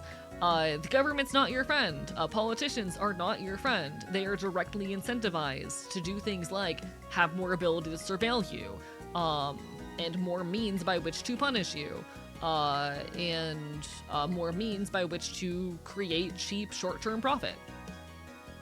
Unfortunately, it is very likely that we are going to have a few years worth of these companies getting subsidized and bailed out before the AI bubble finally pops. I do think along the way, as art and entertainment becomes more full of slop and more expensive to engage with, we are going to see more people leaning towards engaging with independent art anyway. We're already seeing this happen. There are a lot of people who can no longer afford to engage with AAA gaming, and so they turn their attention primarily towards indie games and indie devs. We're seeing a rise of independent animation because people don't want to pay for streaming services unless they're pirating shit. We're already watching this happen. Prod is correct, yes. People, as much as I have, how do I say this? I've had the conversation about how, unfortunately, the Switch 2's price is more a testament to how fucked the entire tech industry is right now, rather than any specific individual greed of Nintendo. Unfortunately, the Switch 2 is expensive because that's what computer parts cost right now, and the Switch 2 is being sold at a loss for Nintendo, most likely, etc., etc., etc. That is because a lot of entertainment and art is becoming a luxury as costs are increasing and as quality is degrading. A lot of people are turning towards independent art and media to fill the gap. Either they can't afford AAA games or they actively do not like what the companies are doing. Yeah, absolutely. Switch 2 uses a high-end video chip. By the way, fucking Nvidia. However, I do think, unfortunately, I do have to note here that a lot of some of the software that I use as a VTuber only runs on Nvidia. If I had an AMD card, I would not be able to use my current tracking setup. I hate it. If I were to get an AMD GPU, I would actually have to change my tracking software. It's great. Ask yourself why that is. Oh, it is literally just because of the tracking method used. It's because the tracking method I use is an NVIDIA-based software. One of the most common and most advanced means for tracking live 2D models with a webcam is NVIDIA-based tracking. It's the best webcam-based tracking on the market. It's not created by NVIDIA, but due to the hardware that NVIDIA supplies, it is only possible to run on NVIDIA. I don't understand it super in-depth, but it's not like NVIDIA is cornering the market or something. It's straight up just that, other GPUs are not built with this capacity in mind. For corporations, the structure that births capricious middleman. Yeah, but unfortunately, I'm gonna be stuck with my second-hand NVIDIA 2070 Super for a while. My personal conspiracy theory is that the price of computer parts will never fall back down to the same reasonable prices they were before AI. Why do that when business is bringing in so much money? Oh, absolutely. This is something I've been saying for a while. A big factor in why life is so much more expensive right now is because COVID and the you know, lockdowns of the pandemic gave a lot of companies excuses to massively jack up their prices.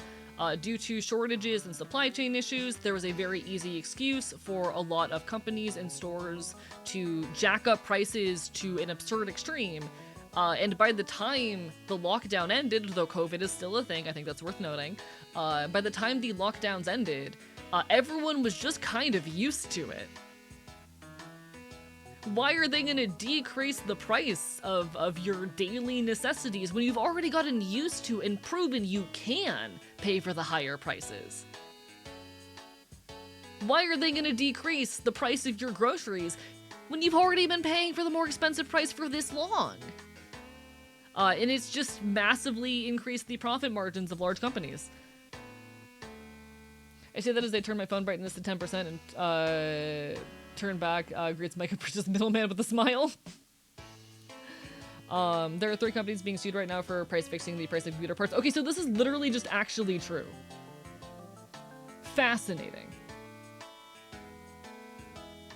But yeah, unfortunately, capitalism, if you're given an excuse to increase prices, an easy reason to cover it up. This is actually fun fact. This is what insulin manufacturers were doing for a while.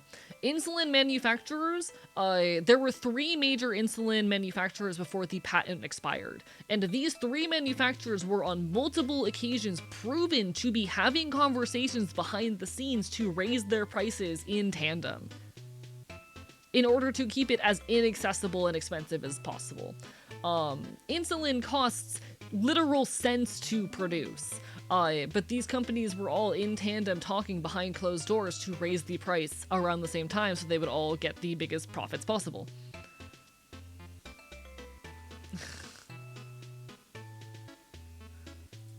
Fuck this shit. Part of the issue is that art is something accessible to the average middle lower class person. It's a relatively new thing. Even 100 years ago, someone deciding to be an artist was limited to the independently wealthy. Like, it is worth noting, I do think, that, like, gaming historically was not affordable. The late 2010s and early 2020s were a fascinating era where, for like the first time ever, gaming was actually affordable to people. Hello, Am the Man, Barker Bite Bite. I would say the 2010s through the early 2020s. I'm gonna amend myself slightly. But like, that is the first time that gaming has actually been affordable. If you look back at like prices from some of the earliest consoles and earliest games, they're actually very comparable to what AAA is charging right now, adjusted for inflation. But we could not keep affordable gaming due to fucking a bunch of tech bullshit. There's so much going on. There's so many layers to this. As someone who studies a lot of history, I want to take them by the shoulders and shake them while telling them, do you know what happens to upper-class merchants during every revolution and social uprising? We'll get there. Chat, community organizing is great. Chat, get organized in your communities. I don't think any form of entertainment should be a luxury commodity. Oh, for the record, I agree. To be clear, that was not me saying that I think it's, you know, a good thing or trying to justify the current state of gaming, but I think it's very interesting looking at how, like, there was this brief, maybe 15-year period where gaming was actually affordable and accessible, and then it died. I just think it's really fascinating. Love your neighbors? Fuck the law, just love thy neighbor. That is a line from a song from a local musician I absolutely adore. Shout out to X Dirty Fingers. Fuck the law, just love thy neighbor.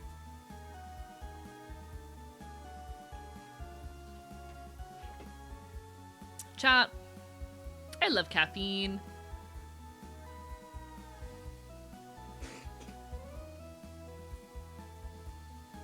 I love caffeine. Do I have to fuck the law? I mean, I'll do it if you don't want to. Listen, I like pathetic men. That's my type. Chat, my type is pathetic men. Bark bark bite bite. How do you take your calf? I'm gonna be so honest. I have fallen down the hole that is energy drinks. I love myself a hot latte. Those are really annoying to make at home. So these days, I do primarily consume energy drinks. So you're a narcissist. Where is this coming from? I don't think I'm a narcissist. Conspiracy theory, the world is run by an evil seal who is evil. Oh, liking pathetic men. Got it. No, see, listen, chat. One of my handful of types is the pathetic men, and I want to see them cry. I'm very normal about it. I'm very, very normal about this. But sometimes I see, like, sometimes I see a pathetic guy who's just trying too hard to perform masculinity, and I'm like, I need to watch you break. Anyway, I'm normal. I don't think gaming is all that expensive, just certain types of gaming. AAA is expensive, but the indie scene is as good as it's ever been, and is still incredibly affordable. Yeah, absolutely, I would agree with that. Like, AAA gaming is back to being a luxury, but that's why we were having this conversation earlier about how, like, a lot of people are going back, or rather are leaning more heavily into engaging with independent art and media. We're seeing the rise of indie animation and a lot more push towards indie games. And I think that's really cool. Where would I be without rip-off energy drinks, my caffeine? You understand me. You understand me. I want to fuck that sad boy is definitely a vibe.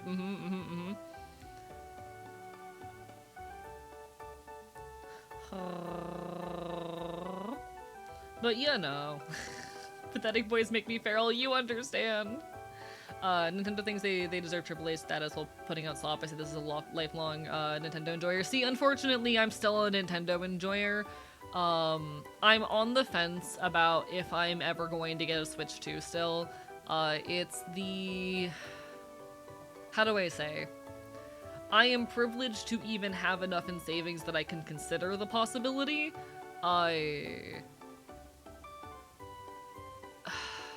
Cause, like,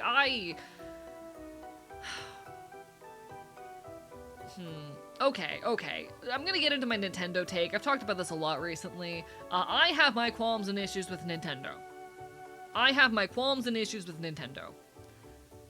Unfortunately, Nintendo is one of the less evil of the current AAA gaming companies.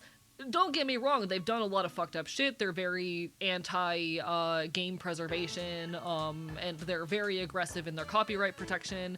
They have a lot of issues. And I do think the price of their games and consoles is one of the least important issues to talk about. But when they're up against, like, Microsoft, who is, like, literally complicit in genocide and shit like that, unfortunately, Nintendo is one of the less evil of the current, you know, major gaming companies. Switch 2 is neither financially on the table, and the only thing that has the appeal to me is the Hollow Knight Silk Song, which I've already got from Steam. I really want to play Pocopia, and that's the only reason I'm considering it right now. Fuck Nintendo for so many reasons. But I do think it's worth acknowledging that their competition is, like, Xbox, who's, like, complicit in genocide and shit. But, you know.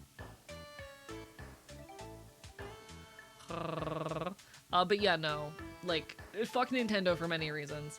I will say the one thing that does bother me is how often when people are complaining about Nintendo, they complain about, like, price and whatnot, rather than the actual fucked up things Nintendo has done, you know? Nintendo as a corporate entity is heinous, but as a company that makes games, they seem pretty cool. Yeah, and they're also anti-AI. They're bad, but have you seen the other guy? Yeah, that's kind of my relationship with Nintendo right now. Nintendo does a lot of fucked up shit, but, like, have we seen what the other companies are doing? To paraphrase Jason Todd, anything be free if you just take it? True that.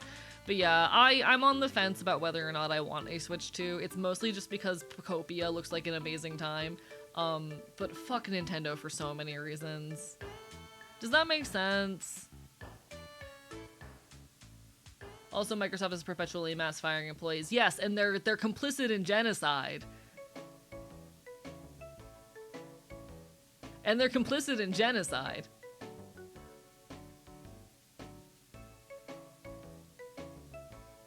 You know, Microsoft is literally funding and supplying military technology to fucking genocide Palestinians. You know?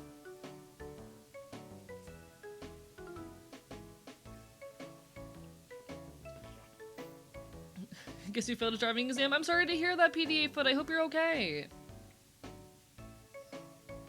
Have I talked to you about the uber pro-capitalist creep teacher I once had? I don't think you have, no. Switch uses NVIDIA, like, it's bad. Don't get me wrong. Microsoft's complicit in genocide. But yeah, no, the entirety of how do I say? The entire sphere of, like, AAA gaming is fucked right now.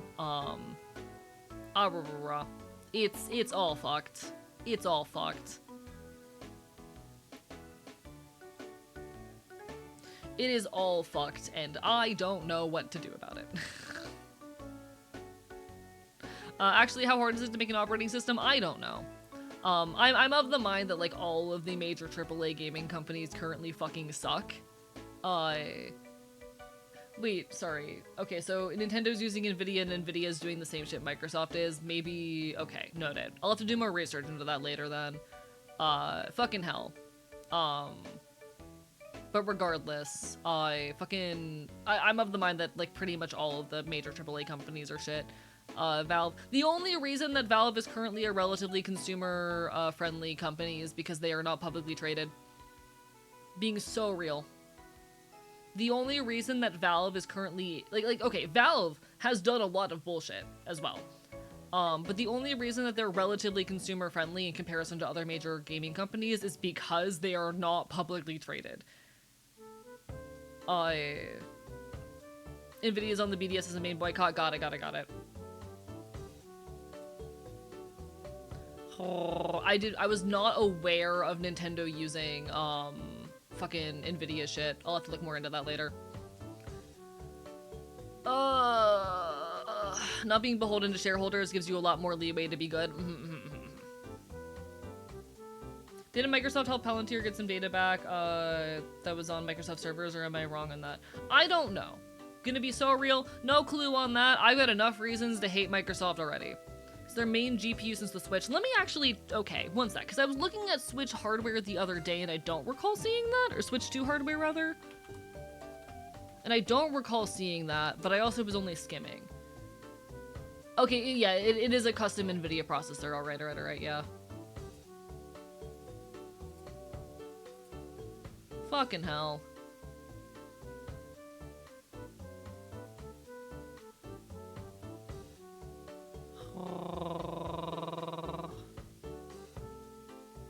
God damn it. I guess I'm not playing Bacopia.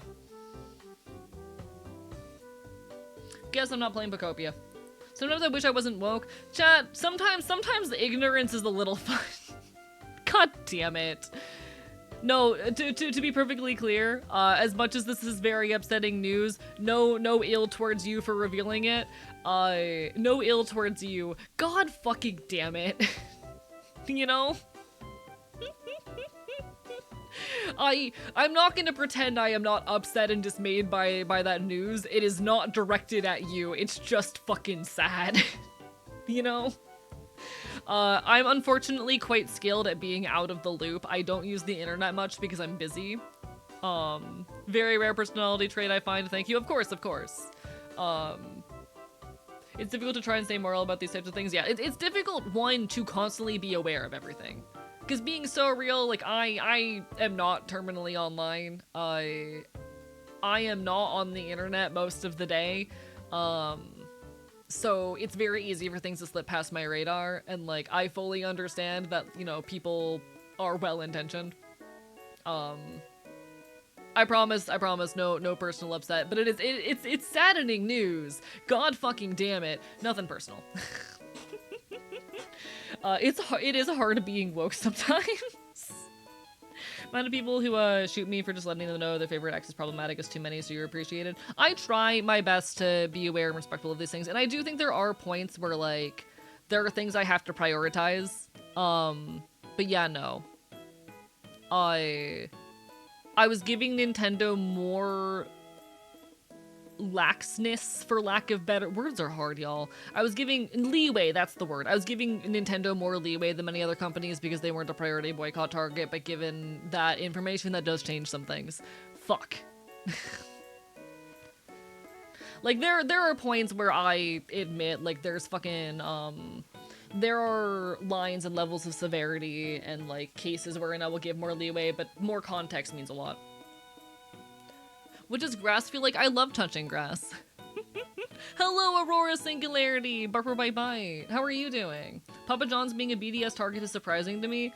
Isn't Papa John's, like, also, like, racist and homophobic?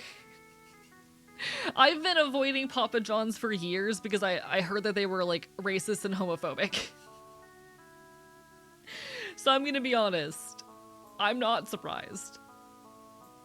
Am I right? Was really sick this morning. I'm glad you're feeling better. Barper Bye Bye.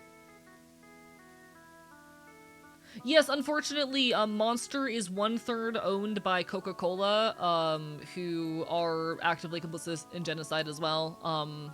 It's unfortunate. Yeah. Ultimately, this all stems from a lack of alternatives. Loki hoping to see more indie attempts at manufacturing primitive PC parts. I'm hopeful. Especially if it's possible for me to, like, how do I say this?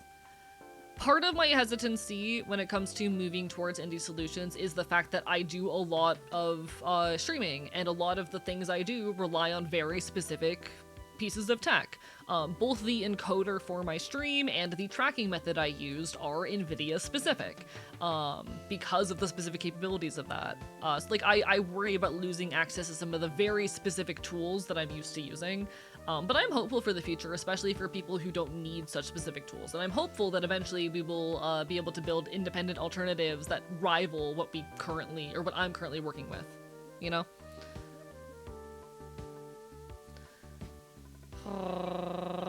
Hello, no eyes for you, Barker Bye Bye. Also bananas, yeah, a long history of bullshit with bananas. Been getting more art lately, mostly of the standing on a chair kind. Valid. I'm kind of at a point where when it comes to, like, big name AAA companies, I really only engage with, like, older, more retro games with them. The kinds of stuff where, like, they're not actively selling it anymore. I'm gonna be honest, I am a slut for the Nintendo DS and 3DS, but yeah, I've been, how do I say, when it comes to modern games, I try to only stream indie titles and whatnot, because, God, the current state of AAA gaming, they all suck. No ethical consumption under capitalism, so we do our best to lower the harm we cause, because otherwise we wouldn't even be able to survive if we cut every unethical product from our lives. The whole notion of, like, no ethical consumption under capitalism is reducing your harm where you can, you know? Boycotts are most effective in situations where there are reasonable, easily accessible alternatives for the majority of people. And wherein removing something from your life it's not a necessity, you know? Bark, bark, bite, bite.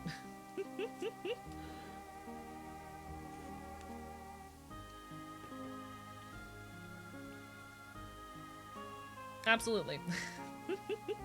An important part of, you know, engaging with boycotts is knowing what you can easily remove from your life and replace with alternatives, you know? It's pretty easy to cut Starbucks from your life because chances are you have a local cafe or can make coffee at home, but it's a lot harder to remove, for example, certain big name stores, because you may not have alternatives in your area, shit like that. Also, ad hitting in a second.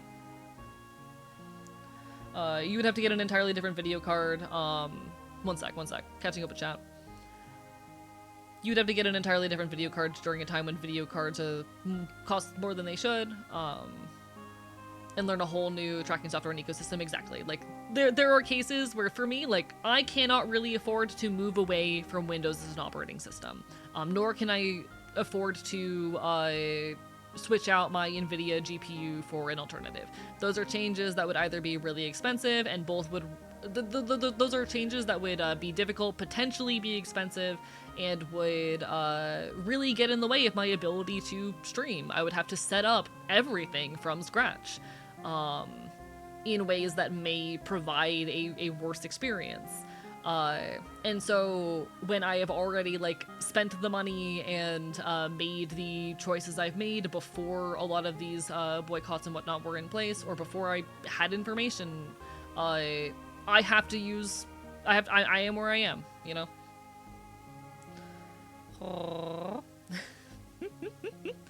We do the best with what we can, you know?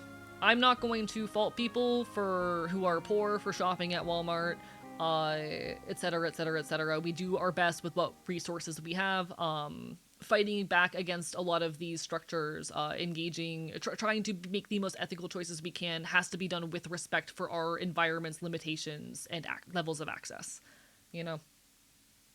Bark, bark, bite, bite. Trying to lore drop about a shitty teacher, but Twitch doesn't like when I write essays. Yeah, unfortunately, Twitch does have a character limit. If you send long messages and I don't see them, there's a good shot it's because you got caught by the character limit. Usually hear them in small talk to see what emotional buttons I can use to make examples when they open up to more radical stuff.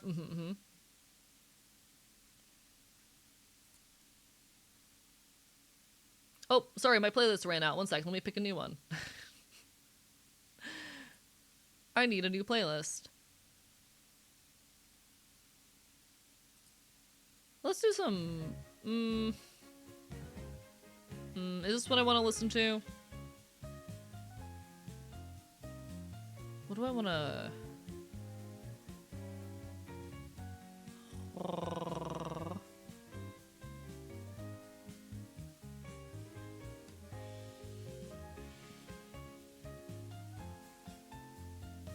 Yeah, we'll do the Pokemon mix for now. No. I'm just gonna replay this one. There we go.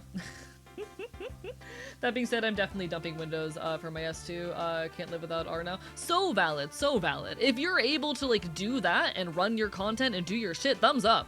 Thumbs up. If you are someone who can drop Windows, hell fucking yeah, all the more power to you. I personally can't because a lot of my software is dependent on it. It would probably force me to like pause my streams for at least a week. And I don't even know if alternatives exist for a lot of the software I use. Yeah, sorry for the moment of silence while I sought out a new playlist. Bark bark bite bite. Hello boobs, bark bark bite bite. I think it's very stupid stuff you bought pre-boycott. When new people come asking how I can do something like yours, we can just direct them to the alternatives to become better. Absolutely, 100%. Sorry, I'm being called by corporations bad. Good luck! Good luck! You can do it! But straight up, like, you know, for those who can't afford to abandon Microsoft as an operating system, thumbs up, all the more power to you. It would be very difficult for me to do so, because I would have to basically completely redo my stream setup from scratch, and I would potentially have to abandon several features of my live stream that may not have alternatives. We do the best with what we've got. Thumbs up, you know. A lot of like or rather, you know, the whole phrase ethical can I speak? The phrase "there's no ethical consumption under capitalism" is not an excuse to do nothing, nor is it a statement of apathy. It is a reminder that, yeah, there are no perfectly ethical choices. No matter what, there is exploitation occurring, but we do our best to make the most ethical choices we can within reason and with respect to our situations and lives, you know? We reduce, I really like that phrasing, reducing harm. We reduce harm where we can, in ways that work the best for us. That's why I said it the way I said. Please don't cross picket lines, for instance. ASUS are a company which can be used to dump both Microsoft and Apple. They have no ties to Israel. The quality and efficacy of their products are questionable. You take care when I go skid. One of the big issues I'm facing right now, actually, is that I need to find a new service for, like, accepting donations. 'Cause y'all, I do not trust PayPal or Stripe. They both have so many security risks and chargeback risks. And the previous service I was using, which was owned by a shitty company but was like safe and actually protected my privacy, shut down. I need to find a means of accepting direct donations that isn't going to show someone my address if they try to put in a chargeback request. Cash App does not hide my personal info.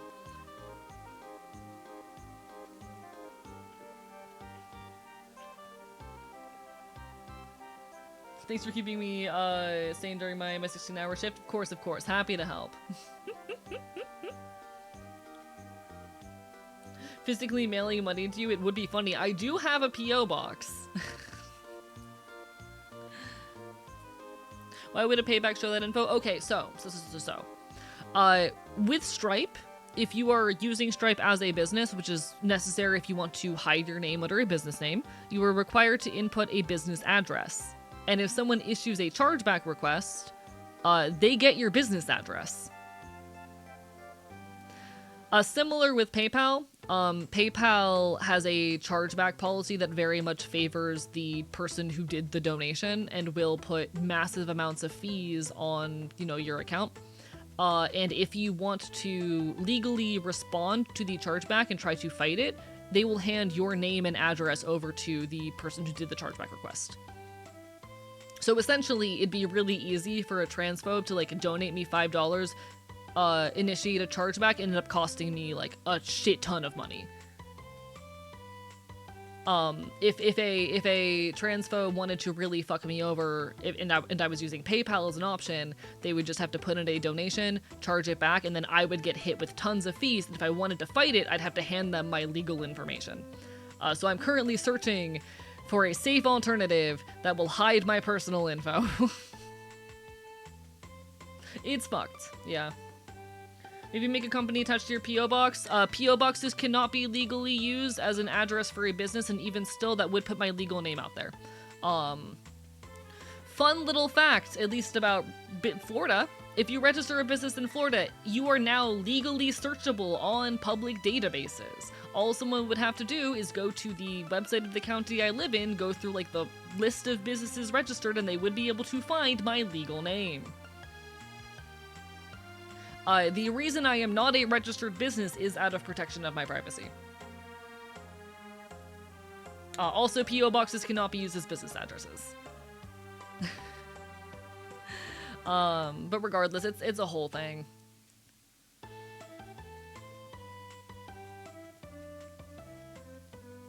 Twitch compliant 2 points, lore dub. Huge capitalism supporter. Had an assignment to make a hypothetical company. Complied maliciously. Made a satire that critiqued capitalism. He pulled me out of class to try and argue capitalism versus communism. Obviously didn't even know anything about the left. Very quickly lacks any and all empathy. High-key creeper on some of the girls. I'm so sorry you had to deal with that guy. I hope he gets what's coming to him.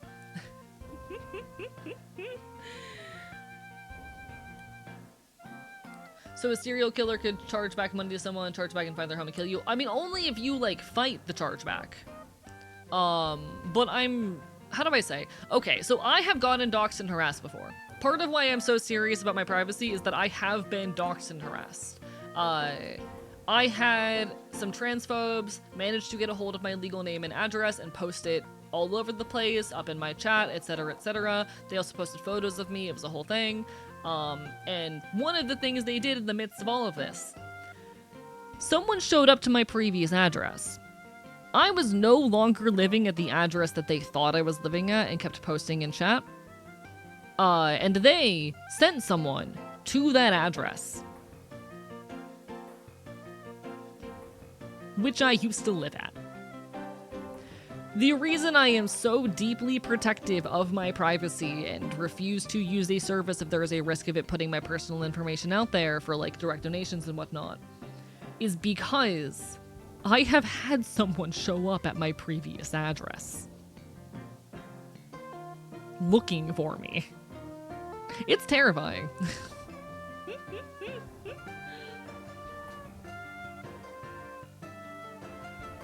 Already got fired, but IK if you went to another school. I hope not. Could have been current address instead. This was while I was homeless, mind you. I was still streaming, or rather, this was actually a week after I escaped homelessness. This was a week after I escaped homelessness, so I hadn't even had time to change my legal address yet. Bark, bark, bite, bite. Was streaming today, got bored of it, not built for this, and that's so fair, Am the Man. It's not for most people.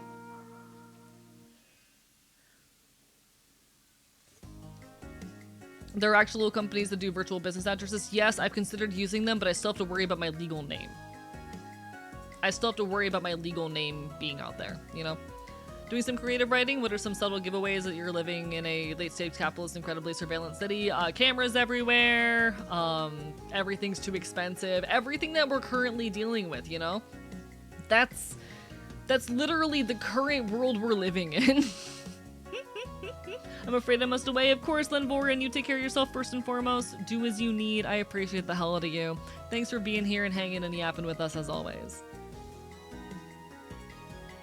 It's for D&D for the record. That's gonna be harder to do in a fantasy setting. If you change your name, how long would it take to update it? I would have to update it, I think, within like 90 days in most cases.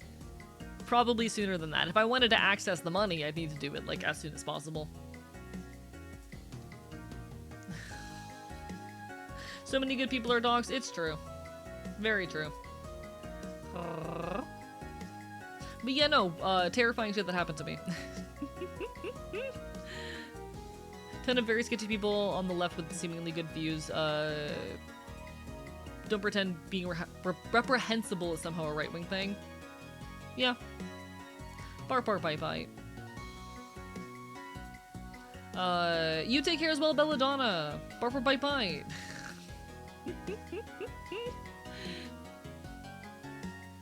Bark, bark, bite, bite. Got any advice for streaming? It depends on what kind of advice you're looking for. I've talked a lot about this in the past, though. If you... Okay. I'm gonna break this down. I'm actually gonna get, like, into the weeds on this, okay? I'm gonna break this down and get into the weeds.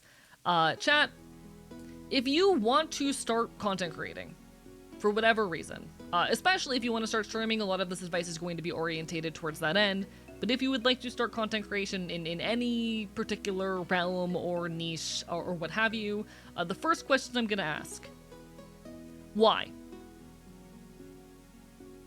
Why do you want to start creating? I do not ask this to talk you out of it. I ask this because understanding what your goals are and what you intend to get out of content creation is very key to figuring out how you want to orientate your streams. And before you say it, for fun is not an answer. For fun is not an answer. That's not what I'm asking. What is it do you want? What is it that is going to make content creation fun or fulfilling for you? Is it having people to chat with? Is it making friends? Is it making art and having that art be seen? What is it about content creation that is going to make it fun or fulfilling? And it's okay if that answer is just, I want to have creative friends. It's okay if that answer is, I want to have an audience that appreciates my art. It's okay for it to be that you want to talk to people or tell stories, etc., etc., etc. But you need to understand what it is that will make you fulfilled. Making and being in the community, so what you want is viewership. The reason I say, by the way, that for fun is not a valid answer, is because if you started streaming and a year from now you had 0 viewers, would you be happy? If the answer to that is no, you're not doing this for fun. If the answer is no, then the streaming itself is not the fun part. If you would not be fulfilled by doing this for a year and having 0 viewers, you're not doing the streaming part for fun. But for the majority of people, their answer is either going to be making friends or building community. What I'm seeing here from most people who are in chat, who are, you know, talking about a desire to create or make art or make content, most of the answers tend to center around having a community and impacting others. And to do that, it's a very like viewer dependent solution. So you may not be doing this with the goal of income, but you definitely want people to be watching and chatting and engaging with you. In which case you need to orientate yourself around making content that will draw in an audience, not necessarily draw in income. I'm gonna be so real, even if you do everything perfectly, I would very much be careful with that expectation. The majority of people will never see $1 out of content creation.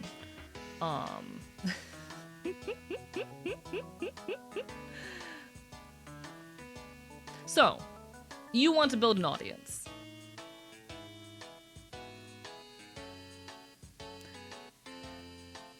Guess who just learned the SM7B comes with absolutely everything in the world except an XLR cable? Oh my, I'm so sorry. I forgot to check if mine came with the cable. I'm so sorry, Wonder. Good luck getting an XLR cable. God damn it. Oh no. Oh no. But okay, so you want to create content, you want to have an audience. What do you want to be creating? And what is... Okay. Better question. What is your target demographic? Who are you trying to reach? You want to reach an audience? What does that audience look like? I can tell you what my target audience is. My target audience is mentally ill queer leftists. I am here to appeal to the market of mentally ill queer people and leftists. And you will notice, if you pay attention, that a lot of the energies I foster in my community, a lot of my visual aesthetic, a lot of the easily accessible information about me, is angled towards appealing to the target demographic of mentally ill queers and leftists.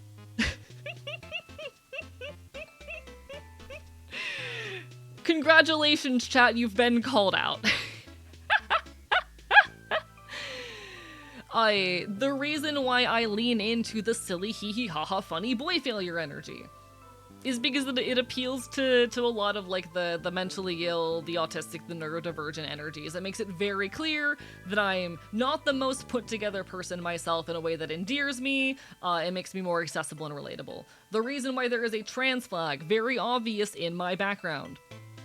I'm trans. The reason why I make sure that there are tags that brand me as being queer. Thank you, Automod, for not allowing Wonder to be a mentally ill queer leftist. One sec, let me fix that. They cannot keep getting away with this. I play, part of the reason why I started the not quite retro niche was yes, because I how do I say, I was dealing with pretty shit hardware at the time, and it was like the easiest shit for me to play, but it's also partially to prey on your nostalgia. Hi, mentally ill queer leftists. How many of you love the Nintendo DS? Raise your hand if you're a big fan of the Nintendo DS. It's a lot of it's to prey on like nostalgia that a lot of people in this community have towards the games they played in childhood.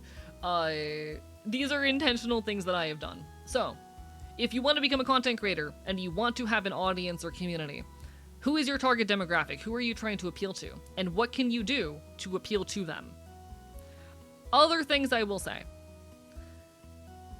Trying to grow on Twitch alone is really hard, especially when you're under the 20-ish viewer range. Hello, God's throbbiest throngler. How are you doing today? But... Oh, where was I? I had a thought. Retro was a hella vibe. Agreed. I was a teen when the DS came out. I'm 24, mind you. I think that's an important thing to acknowledge here. The thought almost escaped. It tried to escape. It really, really did try to. The thought really tried to run away from me. But who is your target audience? What can you do to appeal to them? And what sets you apart from others who might be targeting the same niche? I'm not the only, like, left-leaning Twitch streamer.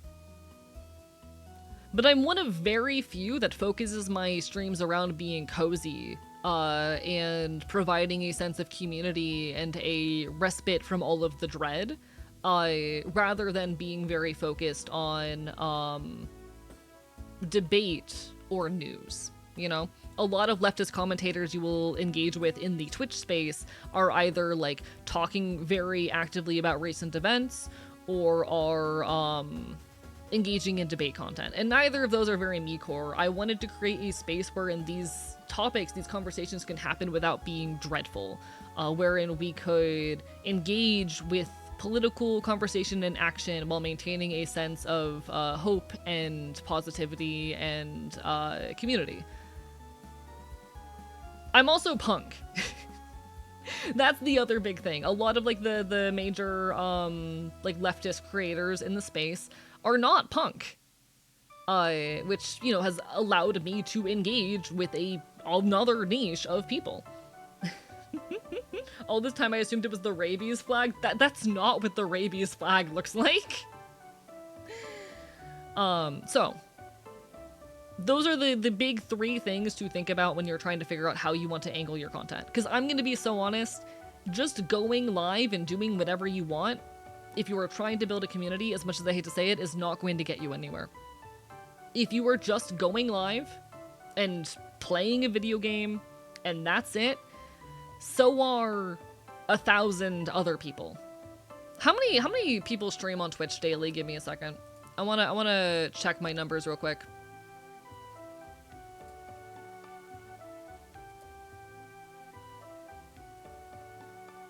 There are, in an average day, over 1 million unique people streaming on Twitch. Thank you so much for the bit, Mighty Lords of Shorts. Bark, bark, bite, bite. I appreciate it. On an average day, there are over 1 million people streaming on Twitch. What is setting you apart from that other million, if you are just going live and playing a game with not much else thought beyond it? I've run the math, and there are, I want to say, 20-something Twitch viewers for every streamer. The ratio is not great. A lot of those people are centered around big spaces. So if you're going live with no audience, you have like 2 or 3 people watching, your discoverability on Twitch alone is non-existent. If you want to draw an audience, you need to figure out what makes you have appeal, figure out what your target demographic is, try to build your content in a way that appeals to that audience.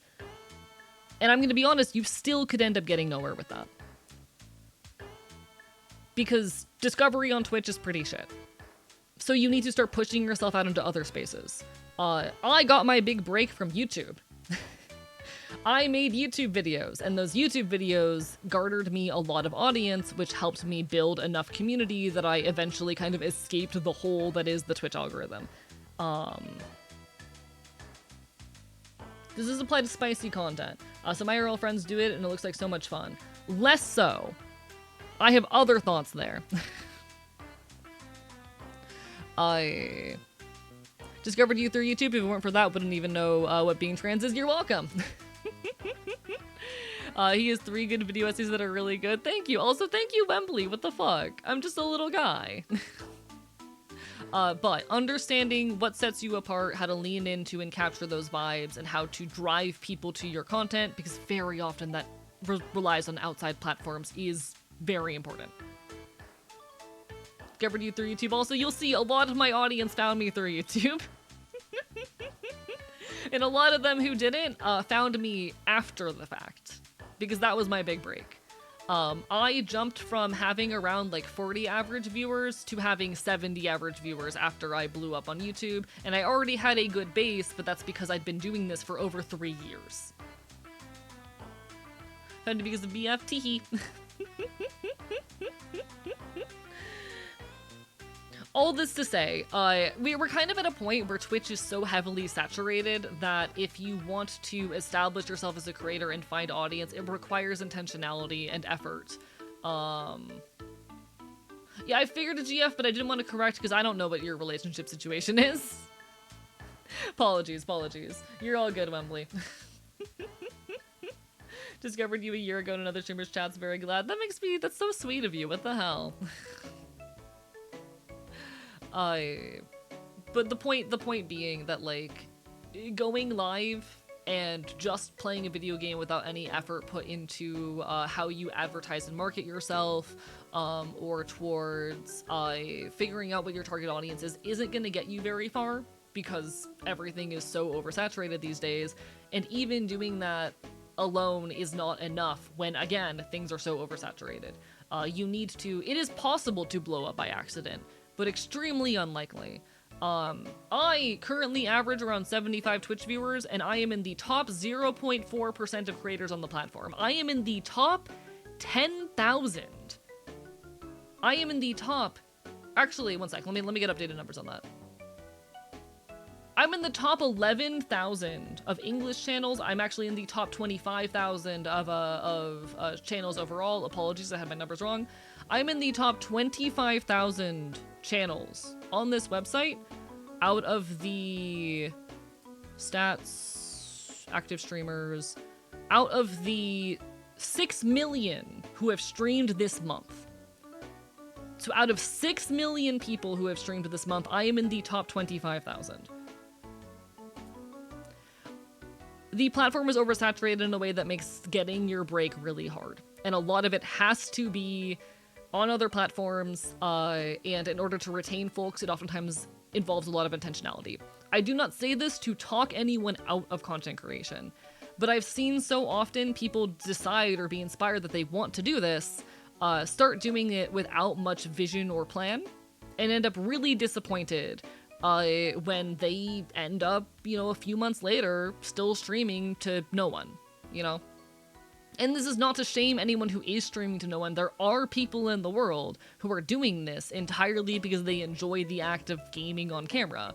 But the majority of people who start this, whether they admit it to themselves or not, want to have an audience. And if that is your intention,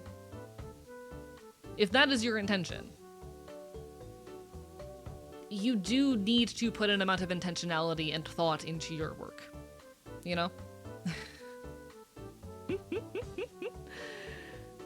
Would people be interested if I'm just mildly psychotic? Hi, I have schizoaffective disorder. I have schizoaffective disorder. Raise his hand.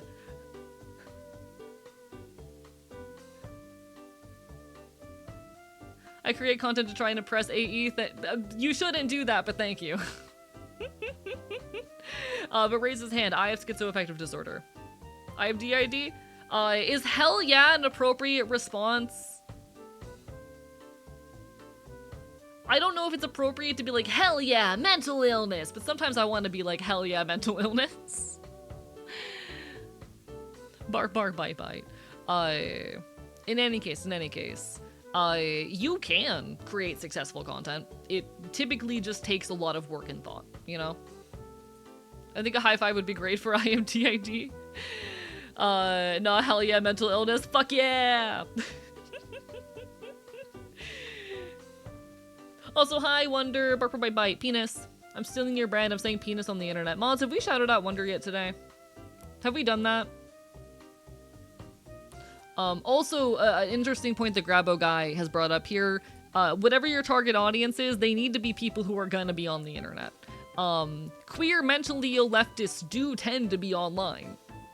There's a lot of y'all, and there's a lot of y'all who infight in YouTube comment sections or Blue Sky discussions. Queer mentally ill leftists do tend to be online. Y'all, Wonder is a good friend of the channel, one of my nearest and dearest, fellow trans anarchist creator, someone who I adore and appreciate so much and hang out with constantly. She means the world to me. What's up, fellow enemies of the state? But yeah, no, like, if you want to become a content creator, sit down and have a conversation with yourself about what your goal is, about what you want to get out of it, about who your target demographic is, what you can do to appeal to the target audience, and what makes you distinct. And then gonna be so real. Even if you do all of that, you still probably have to market yourself in other social media platforms.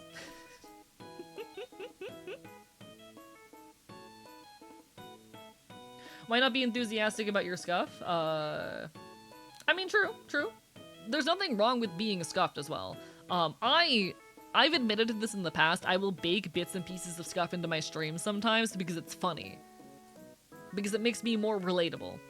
The reason I have not fixed, for those who are unaware, I have a hotkey that moves me between scenes, and it's the same hotkey that moves my model. So say I move my model over here, I move to this scene, I do this. The same hotkey that moves my model also changes the scene, and I haven't fixed it because I think it's funny. I've been aware of this for like 6 months, and I haven't fixed it because I think it's funny. What about consistency? Consistency is also a big part of it. If you do want to maintain an audience and have regulars and build a community, streaming consistently is ideal. I would recommend 2 or 3 long streams instead of like 4 or 5 short streams. I would recommend doing longer streams over shorter ones. That's just me, but that's just my take. Rated here over 2.5 hours ago. Have been lurking and watching other streams also. Came back here and caught this convo. OG and noob on Twitch, 5 months. No worries. Hi. I'm Archivist. I'm your resident loud punk bastard here on the internet. People call me AE for short. Pleasure to make your acquaintance. Welcome on in. Thought that was intentional, which I guess it is. It was an accident when it became a thing, but I've kept it around because it's funny. But yeah, I will bake bits and pieces of scuff into my streams sometimes. Not all of the scuff is intentional. I would say about 50% of it is. But how do I say? I do leave some scuff in because I think it's silly. Are shorter streams less algorithm pushing? I don't know if this is still true, but I heard in the past from someone who used to work at Twitch that at least at the time, the algorithm heavily prioritized longer broadcasts. You also give more people more space to discover you. A lot of my audience, if I shortened my stream times, would not be able to pop in as often. It's a thing. What do you think of the new Game Freak game, Beast of Reincarnation? I have not played it yet. I know a bit about it. I may or may not have applied to a key for it, and I am waiting to see if they'll give it to me. I have a slight immunity to tear gas. Terrifying. Congratulations. Hello, Artemis. Barker Bite Bite. I think it did 6 or 7 hours. So how it actually works, or at the very least used to work. You get a burst of discovery when you first boot up your stream. You get another boost in discovery at the 4-hour mark, 6-hour mark, 8-hour mark, etc., every 2 hours.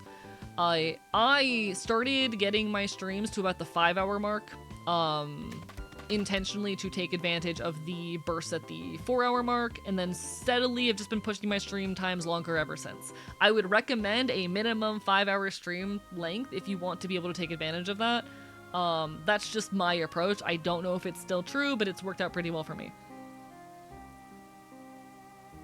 And a nerd twink chat likes to tease. Wow, fuck you.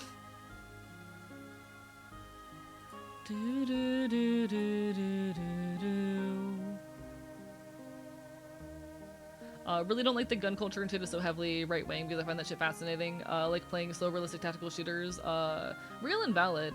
I'm a big proponent of the fact that like guns are a extremely useful tool in revolutionary effort. I understand not everyone is comfortable owning or wielding one, but in the broad scope of American history, they have been so fundamental to many revolutions and similar fights. How do I say? Didn't even catch the description totally either. I'm Archivist. I'm your resident loud punk bastard here on the internet. You can find me yapping about queer and leftist issues. I'm an anarchist. My pronouns are he, him, or they, them. I make video essays, and I like biting people. There you go. That's my spiel. But no, I'm a big proponent of the idea that guns are a very important and necessary piece of a lot of leftist action. I understand not everyone can own or wield one, but when you look at the broad scope of American history, very few revolutionary efforts have succeeded without the threat of violent alternative. We always want to avoid violence. Obviously, I am a pacifist, but very little revolutionary effort functions without at least the threat of a violent alternative. You know, they try to tell you that the civil rights movement was peaceful, but it was peaceful because of the alternative of the Black Panthers. It was peaceful because there were people with guns present. It is peaceful because the government knew that they couldn't just slaughter people without pushback, you know? No worries, you take care of yourself first and foremost, mighty Lord of Shorts. All the best. Do as you need. Folk punk song which told me real men use Molotovs, so I switched to guns. That was more helpful. Forgive me for being pesky. Oh, you're totally fine. I promise. I promise. No issue. No worries whatsoever. You are totally good. I promise all is good and fine.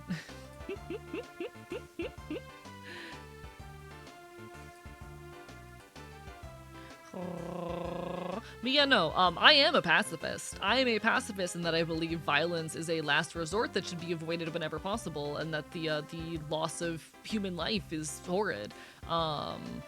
That said, violence is still a tool. I fear the vor count may have gone down in my absence. Wait, did the vor count? Oh! Oh no! What might have happened? Oh, slowed down rather. Okay. I was worried that I forgot to save the file that does that. Yeah, chat hasn't been talking about vor as much lately. Chat slowed down with the rate of vor conversations. I don't know if I should be grateful or scared. The Lion does concern himself with the fact that don't see color photos of MLK despite there being 100% colored cameras when he was alive. I've never thought about that. Huh. Why is that the case, actually? Violence is an unfortunate reality that sometimes has to happen. And I do encourage queer and leftist folk, especially marginalized people, if you are comfortable doing so, learn your way around a firearm. It could save the lives of you and people around you. You know? Kind of curious? No, you said you're income, incredibly informed. What would you rather there be, if anything? And if not, can you elaborate? Okay.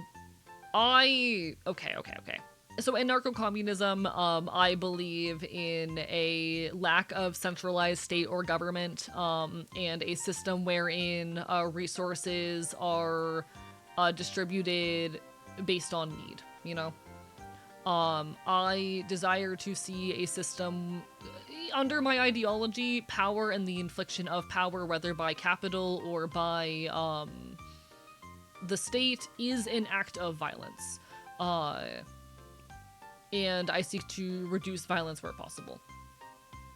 That is not a world without labor, but that is a world wherein your access to resources, care, and community is not dependent on the labor that you produce.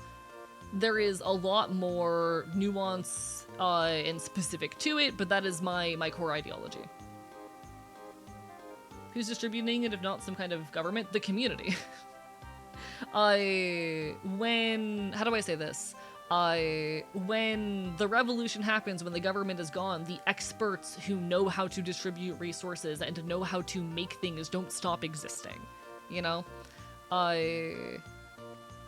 When the state is dismantled, when the state is gone, the people who make medications and who drive delivery trucks and who prescribe medications don't stop existing. And there may be some messy in-between time working out the kinks and organizing those systems in a less hierarchical fashion. There may be some growing pains, but those people are still there and can still do their work. Is there a reason you prefer communism over socialism for your anarchism? Socialism as a system basically necessitates a large state. Anarcho-socialism also just like is not a word that people use or a label that people use. What did you say earlier? Mentally ill, leftist, other stuff. Don't think it was any of them, but I'm still interested in the conversation. I mean, you're allowed to hang around. My target audience is queer, mentally ill leftists, but you don't have to be that to enjoy the space. It is the workers who built the world and keep it running. Workers can rebuild a new world and keep a new one running. And there might be growing pains, but it's fully possible. I'm also personally someone who argues that, like, we don't need this level of industrialism. Y'all, we don't need to be producing a new, like, iPhone every couple of years in 5 different colorways. We don't need this. It's not necessary.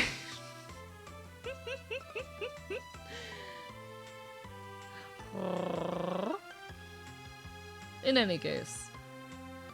But yeah, no, you don't have to fully agree with or abide by my particular ideology. This is the flavor of leftism that I have found best suits my ideology and needs and view of the world. But you do you. Hello, Pooping Pigeon, Barfed by Bite. If we can agree, fuck Nazis and trans rights, we're probably okay. You know? If we can agree that fascism is fucking evil and that trans people deserve rights, we're probably good.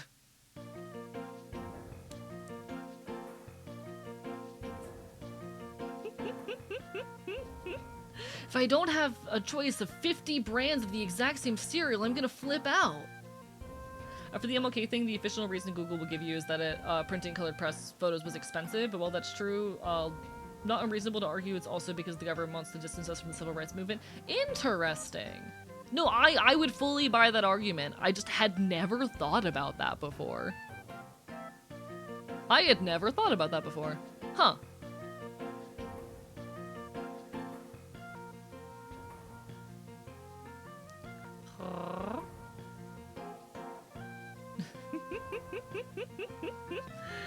Forgot about that. Been focused on how to mesh Machiavellian pragmatic politics with anarchism.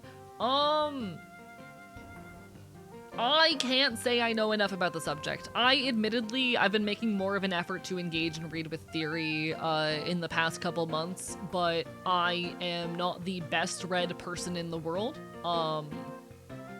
So I cannot really speak to that particularly, but you know. Mr. Not for Leftist, and that's fine. Like, again, if we can agree on fuck Nazis and trans rights, we'll probably be okay. But I am still gonna be loudly anarchist in my space, you know?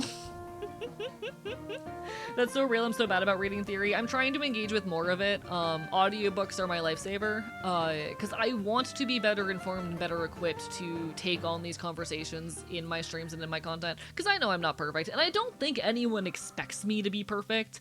I don't think any of you are gonna kill me because I, you know, am not the most informed on a specific issue, or because I don't know some piece of nuanced terminology. I'm pretty sure y'all have enough patience and understanding to recognize that, like, I can't know everything. There's gonna be holes in my knowledge. But I am trying to read more theory, and engage with it more fully so that I can better understand and approach these conversations with more knowledge and nuance, you know? Bark, bark, bite, bite. I forget things all the time. I have puppy brain, and that's also okay. We're doing our best out here. No be perfect or else. The internet will really have you think that if you ever have a hole in your knowledge or ever phrase a thing poorly, you're a terrible person. But fuck that.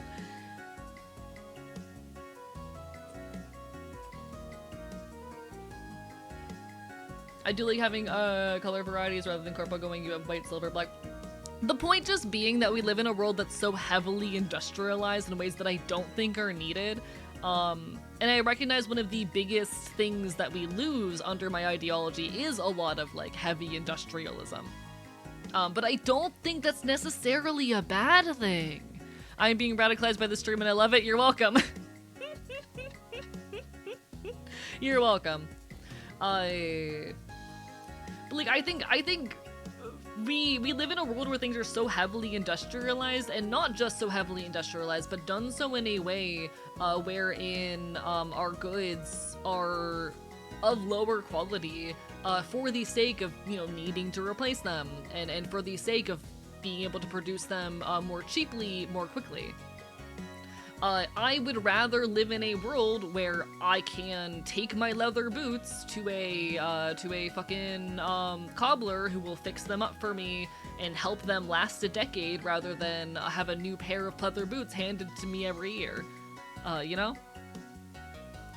I would rather have things. I would rather have less things that last longer and that are better taken care of and are fixable and replaceable than need to buy a new pair of shoes every year or two because the material wears out in that time. You know? That's a big piece of my ideology as well. Just even to buy those leather boots. Do it. I love leather. Big leather enjoyer. Chat. Get secondhand leather. It lasts so much longer than any vegan alternative. Quote unquote vegan leather is not vegan. It is microplastic.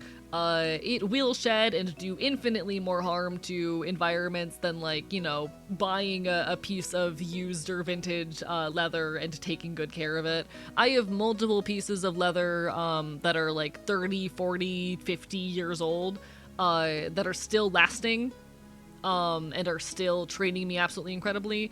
Secondhand leather, I'm not vegan. I cannot be vegan for medical issues or for medical reasons. Secondhand leather, I firmly believe is vegan and should be embraced by our communities because that shit lasts forever if you know how to treat it.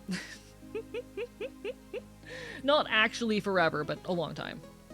Left right always seem like a weird naming scheme. They imply that one side or the other are complete opposites, but never mix when both sides have their own points and should be considered at the same time. I mean, it also treats politics as a single binary spectrum rather than, like, existing along a lot of lines. I do think a flaw of the left-right dichotomy is that it ignores that, like, there's more than one axis along which politics happen. But that's a whole conversation. Hello, Corvo Apollo! Barber Bite Bite!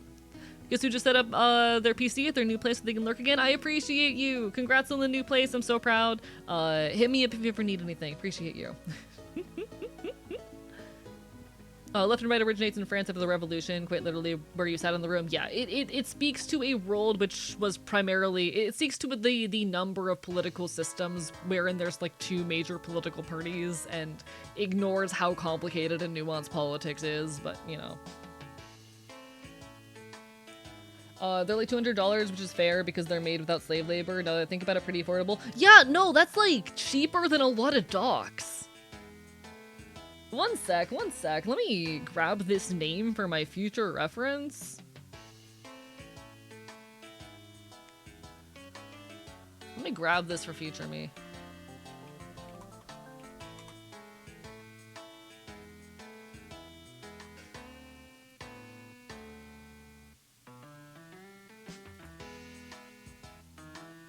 Yeah, okay, $200. Those are fucking pretty as well.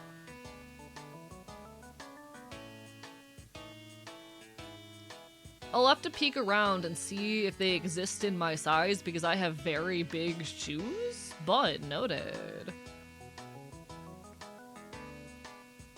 Noted.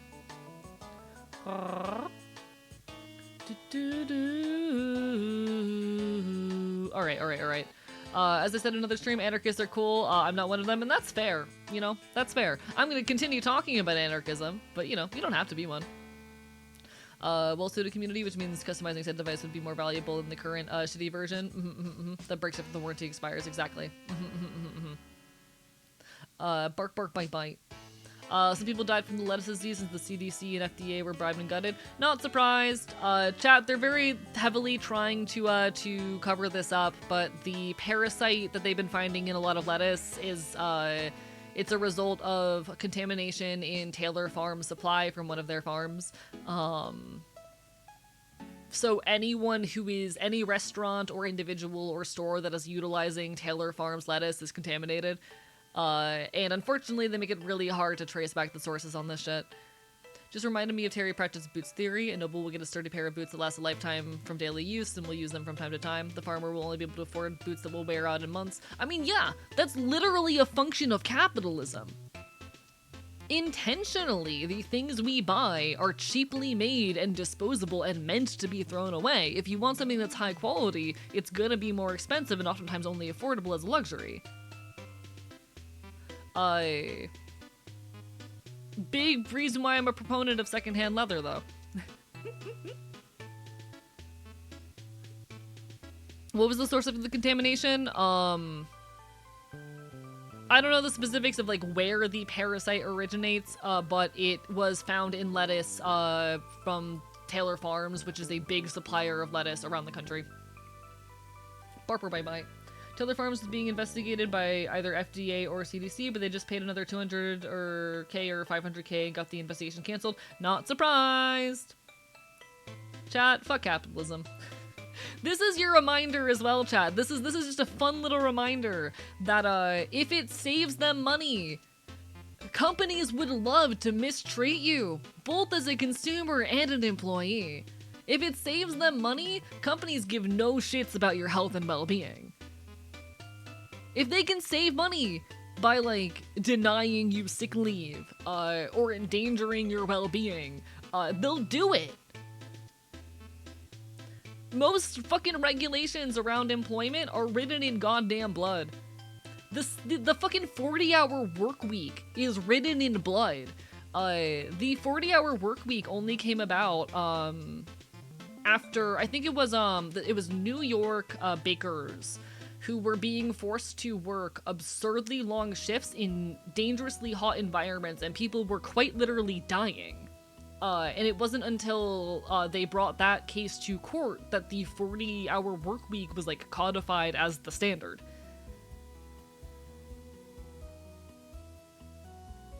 Your protections as a worker and a consumer are written in fucking blood. They don't exist out of nowhere. The reason why people aren't constantly dying from food contamination is because regulations were put in place after people died from food contamination. But you know. Hello, Page Captor. How are you doing? Barper bye-bye. They sadly seem to only have the boots in 2 sizes that are the smaller end, I think. Wonder if you can contact them for a higher/larger size. Yeah, if they only do 2 sizes, I might be fucked. I am a men's 9.5 / woman's 11. The Haymarket Affair. Yes, thank you. I forgot the name. Appreciate it. Doing good. Today was my first day back on ADHD medication. Congratulations! I hope it's treating you well. God, do I love my Vyvanse. Clocks were invented to keep track of workers and how long they worked, and then we use those clocks to trick the workers into thinking they hadn't been working for as long. Bark, bark, bite, bite. That's the stuff I'm on. I love Vyvanse. Vyvanse, my beloved. Hello, Shortling Bird. How are you doing? Lovely to see you. God, I remember being a kid and being promised that the 30-hour work week was in the near future, and now most people have to work 2 jobs, to fucking live. Because even working 40 hours a week is not goddamn enough. Papa's on Adderall? I had bad reactions to Adderall personally, but I hope it treats you well. About to sleep, winding down. No worries, get some rest if you need it. I appreciate you. 30-hour work week per 2 jobs minimum. That's what I do. It's not even a joke. That's literally just what I do. That's how I live my life. When I say I work 60 hours a week, that's what I mean. Felt so energized this morning, which is not normal for me. It's the random good side effect from it. I mean, okay, how stimulants like Vyvanse and Adderall work is actually that they are regulating the reward system, so, you know, dopamine, etc., which is going to energize you and to make you happier. So that is actually an expected effect. It's almost as if there's a reason working 40 hours isn't enough for people. We'd be lucky to have a 39-hour work week. I think The Jungle should be read in public schools. I've never heard of it. I'm not familiar. Was the star always in your eye? Oh, that's for the bit. This is a toggle on my model that I never used that I remembered I had last night. Not last night, last stream. And I thought I'd play around with a little bit. I think it's silly. Chat, I'm starry-eyed, but something to prove. Bark, bark, bite, bite. Kind of wonder what would happen if I switched to Adderall, take Concerta right now. I mean, if what you're doing right now works for you, no need to switch. But I personally, I didn't like Adderall. Vyvanse has worked well for me. But we're all very different. And fun fact, chat, it has been proven that ADHD is not one condition, but is actually multiple conditions which appear similar from an external perspective and are very hard to differentiate without genetic testing. Fun fact. ADHD is not one thing. It's a lot of things in a trench coat. No more star eyes? Fuck you. Y'all took my star eyes away. Bark, bark, bite, bite. Certain cowboy looks at star eyes. How original. Why work when you can just gamble, go to a casino? Blackjack has never failed me. Autism can also be misdiagnosed as ADHD. My hot take is that the majority of... So before I get into this, I want to be clear that I have a background in neuroscience. I have a background in neuroscience. This is like what I do. Or what I used to do anyway. I'm of the mind that the majority of psychiatric conditions are actually... How do I say? Are not binary on-off state... I'm of the mind that most psychiatric conditions are not binary on-off states of being and are actually much more complex. Very frequently they are, in fact, multiple conditions in a trench coat, which all appear very similarly externally, or are actually weird, displays of the same condition in different ways, or are the same issue at different severities, or are multiple conditions in a trench coat, again, in a different way. My point being that due to the nature of psychiatry, we cannot actually prove that these conditions are like binary individual things very often. Some it is easier to differentiate than others, like, ADHD,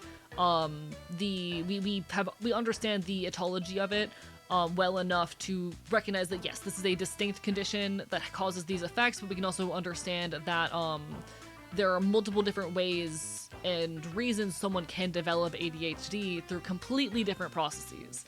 I would not be surprised at all if the same was true of most psychiatric conditions, and that we've just been kind of shoving them under one label, because more often than not, we base it off of external observations and self-reporting. ADHD is like the US, 50 items saying they're one for admission fees, normal society charges. Bark, bark, bite, bite. That's a whole conversation, though. I'm pretty sure autism is the same deal, where it is actually multiple conditions that all look very similarly, behaviorally and externally, but are difficult to differentiate without genetic treatment. I'm pretty sure the same thing is true there. Aren't they technically all binary because the brain is made of a million of switches like a CPU? No! Not really. Not really. In any case, there will be an ad hitting in about 30 seconds. I'm actually going to stand up and use the restroom during this one. Okay. You know what? I will explain how neurons work when I'm back from the ad break. I do really need to use the restroom, but I hate when people compare the brain to a computer.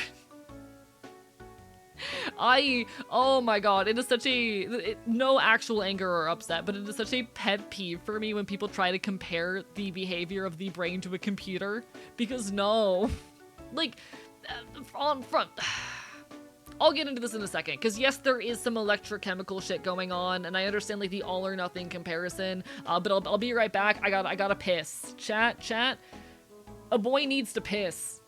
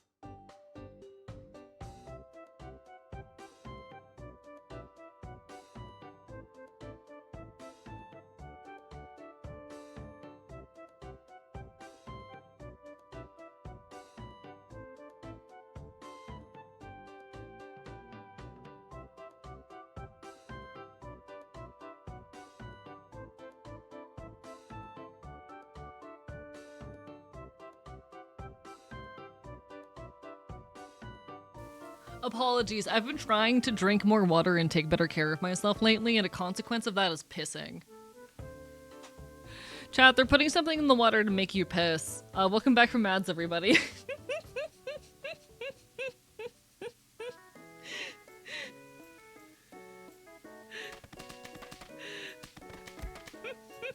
Thank you for the hydrates. I am actively trying to consume more water for like my general health. I care about myself, and I am trying to be better about hydrating regularly. This is part of that. Unfortunately, chat, they're putting something in the water that makes you piss. So a consequence of drinking more water has been pissing more frequently. Thank you for the hydrate, Jay. That's why I can't drink. The piss is too much.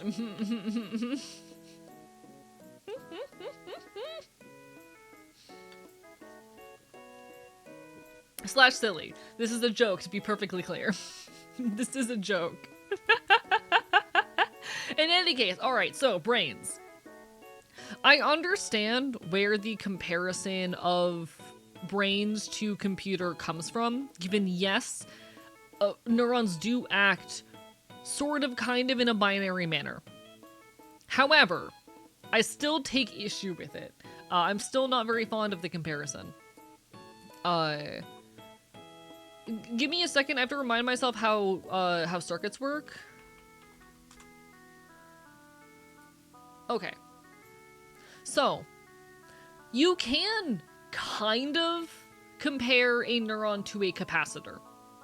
If I recall correctly, how capacitors tend to work is they will store electrical energy, the charge will accumulate, and when it reaches the right charge or some other trigger happens, they will then pass the charge on. I think that's how they work. Correct me, physics people, if I'm wrong. I haven't studied this in a long time. But the way neurons function, if you'll give me just a moment to pick something up, or to grab an image. More complex circuit stuff? I don't understand.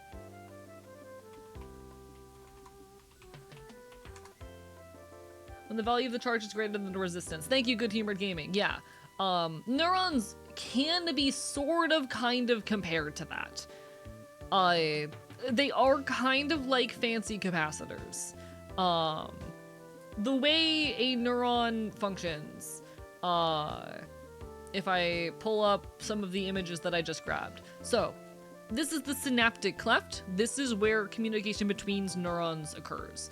One neuron will have a signal, an electrical signal passed down its axon, and when it reaches the end of the axon terminal, it will release a bunch of neurotransmitters into the synaptic cleft or synaptic gap. Those neurotransmitters will then interact with receptors on the opposite neuron, which will trigger them to open and allow, I think is it calcium or sodium? Give me a second, I'm bad at this.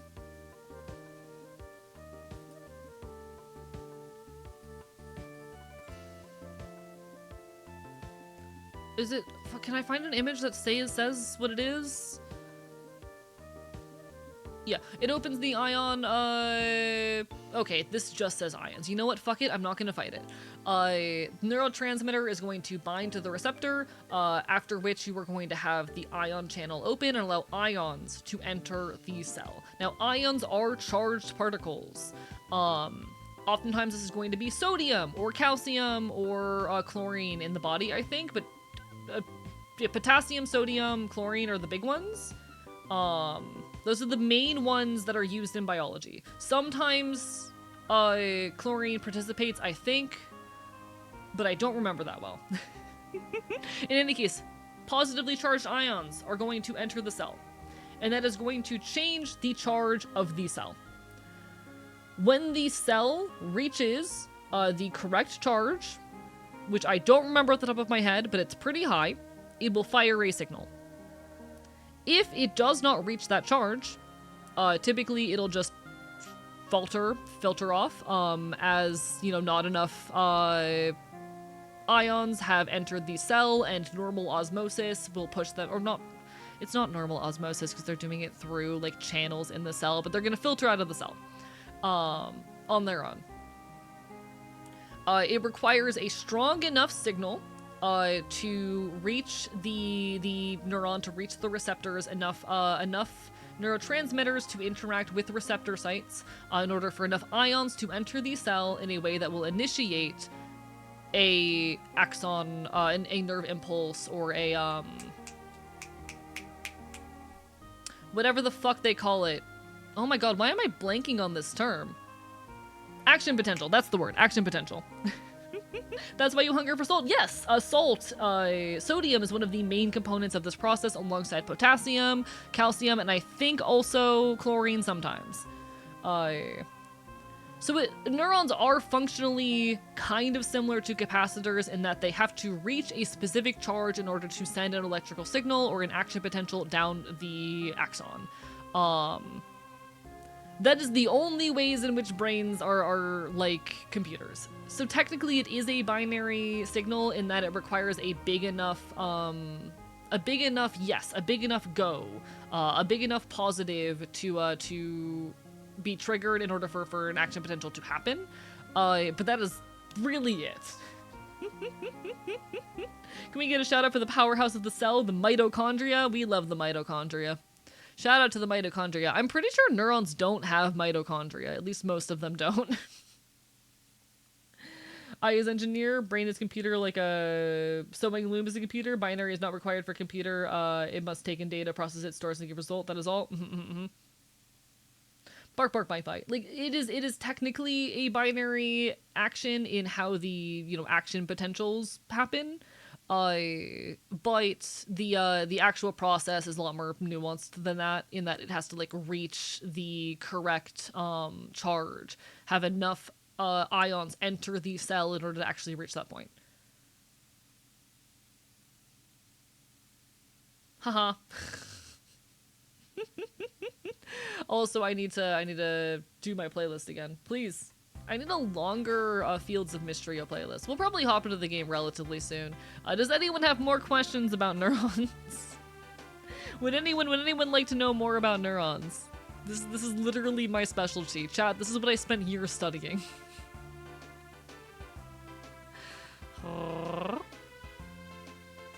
Got the max score on my monopolized education psychology test. Hell fucking yeah. Bumper bye bye.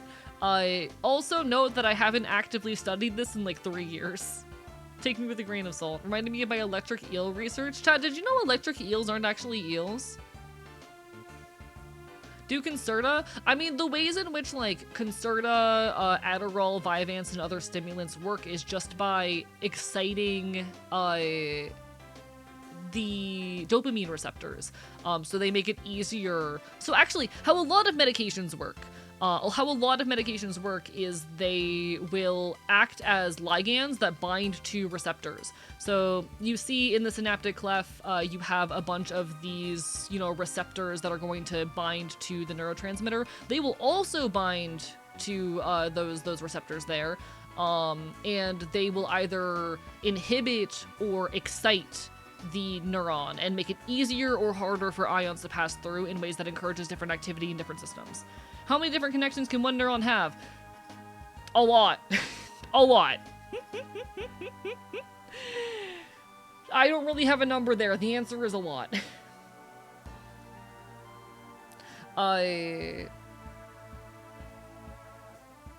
You'll notice neurons are shaped like this. They can connect to a lot of different places. And that makes them, say you have a bunch of connections with one neuron, makes it really easy to send a signal from between those two neurons, but they can also very easily connect to a lot of different neurons because they have this whole big branching shape. It's also really easy for systems to kind of get cross-wired. Can you tell me what's wrong with me? I am not a medical professional.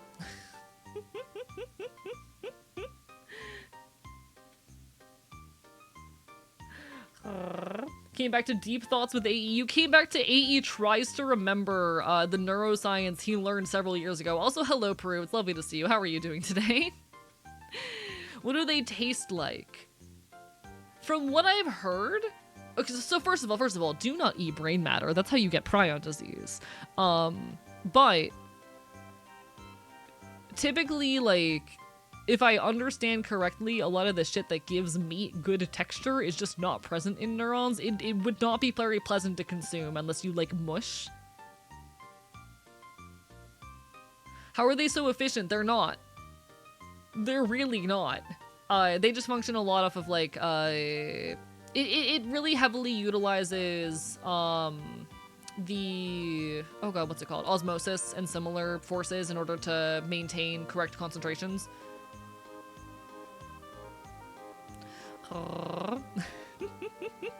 My ADHD brain made a brain joke a while ago with ABT synthase. Not sure if there's anything to do with the brain.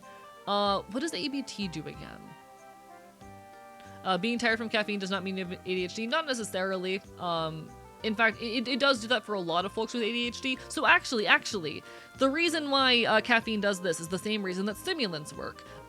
Stimulants tend to interact heavily with the dopamine system, and they're going to help regulate and excite dopamine neurons. So instead of like getting energized by blocking a lot of sleep signals, you end up with this regulation of your reward system.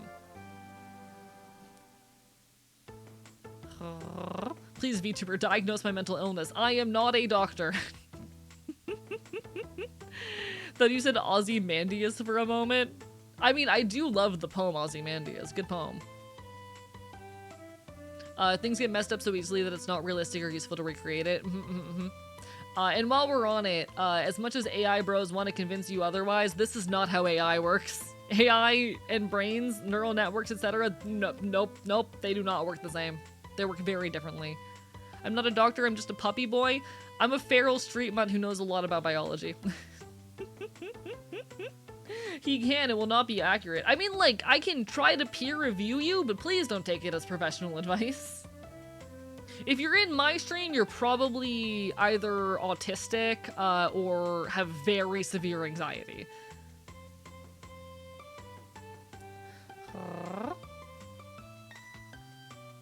How is 3 years too long? That's a long time! 3 years is a long time! I hate how many people are misinformed about the word guessing machines. They really want to convince you that the neural networks function the way brains do, and they're actually thinking, no, they don't. That's not how brains work. We do not understand the brain well enough to simulate it. We have chat. We have not mapped out the human brain. We are yet to fully map out the human brain. We only very recently, as in late 2024, managed to fully map out the fruit fly brain. Fruit fly. Just letting that sit for a moment. I know folks who were involved in that work, actually, but we only very recently managed to map out the fruit fly brain. We don't know how the human brain works very well.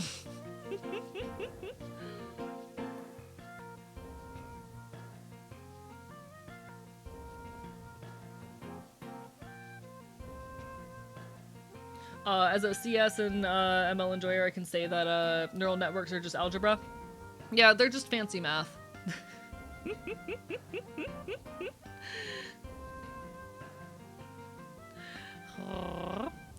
Some of the fruit fly brain stuff has been really neat. Oh, it is fascinating, don't get me wrong. But you know.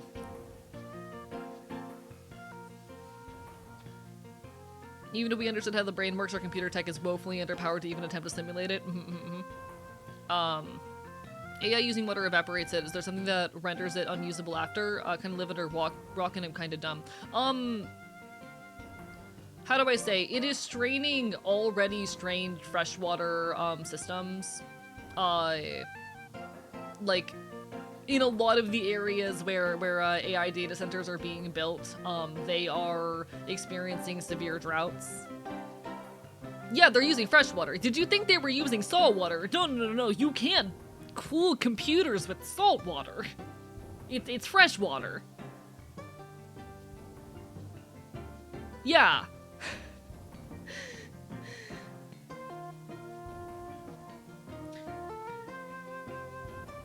I think we found the misunderstanding. It has to be pure filtered water. Yes, it cannot have any ions in it, and salt is an ion. Guess what Canada has about 70% of the global supply of? One aspect of water use is that it warms the water and usually dumped back into the source, warming the body of water in a way that fucks up the ecology. Yes, also.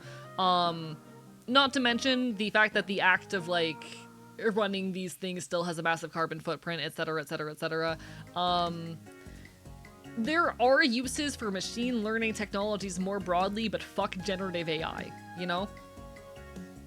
There are uses for machine learning technology on a more broad scale. Fuck generative AI.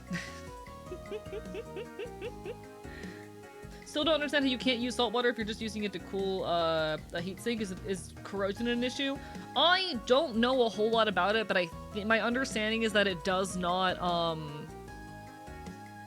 pull heat nearly as uniformly or effectively. The fact that it is not pure, that it has ions in it, like, impacts a lot of that shit. Okay. Here's an interesting thing to note. You know how sometimes you put salt in water to make it boil faster? That's because when you put ions into a thing, it breaks up the structure of it in a way that allows it to, like, surpass its usual conditions. So salt water is generally going to boil at a lower temperature than fresh water, if I recall correctly.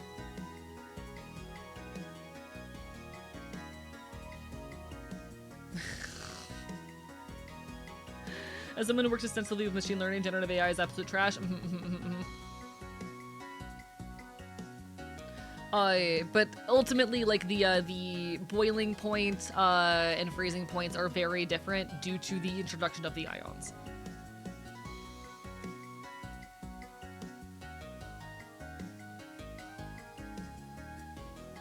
Bark, bark, bite, bite. Reminds me of how either Cali or Florida used water in a drought to water acres of golf courses. I think that was California. California is the one that tends to have a lot of droughts. Bark, bark, bite, bite. Doesn't boil at a lower temp, boils at a higher temperature, which makes cooking stuff in it faster. Huh. I don't know the specifics of it, but in some way, like, the introduction of ions, I know is a problem. Bark, bark, bite, bite. What do we powered machines with blood? Give them cool weapons.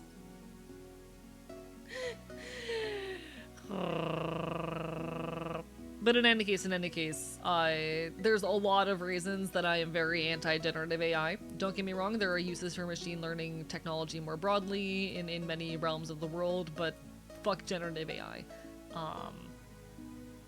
Not a fan of generative AI. Bark, bark, bite, bite.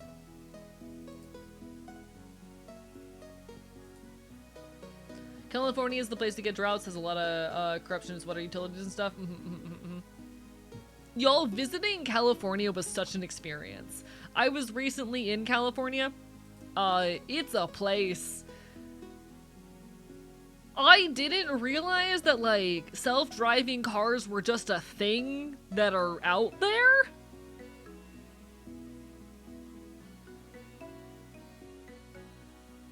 Like they're just already a thing that are just being put out there on the roads. I don't like it. Being in California, it was so odd because in many ways, aside of the humidity, it was not that different from home. It was a very pleasantly cool temperature. You know, lots of interesting, trendy food. So it's not all too different from what I'm used to, aside of, you know, being very not humid. Hi, Walnor, barper bite bite. But it is wild to me how much emphasis is put on, like, the growing techno-fascist state there. Half of the billboards we passed were for AI. There were advertisements for it everywhere. There are just self-driving cars running around. I don't like it very much. I don't like it. Not a big fan.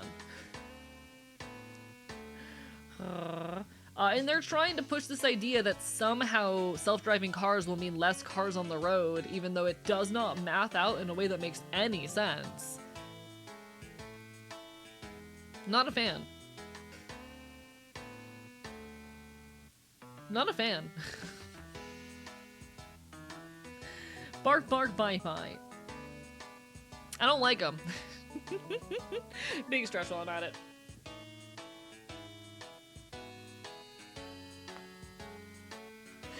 Haha. Darkwood Rider, a lot of this wasn't supposed to happen. Here's the cool idea, or less cars, public transport. I mean, yeah. I'm a proponent of better systems for public transport. I do believe that, like, cars have a place in the world. I'm someone where a lot of the shit I do would be difficult to manage via public transit, but, like, having better built out and more accessible public transit is always a good thing that pushes us forward. You know? But unfortunately, a lot of tech companies want to push you away from public transit and towards using, like, expensive rideshare apps. And I don't like it very much. Self-driving cars cause more problems than just regular traffic. Absolutely. Absolutely. If we're gonna be trapped in a techno hellscape, can we at least have good art directive? Sorry, Apollo decided to hit you with one of his prophecy dodgeballs. I'm just, chat, I didn't ask to be the main character. The universe showed up on my fucking doorstep and handed me the plot.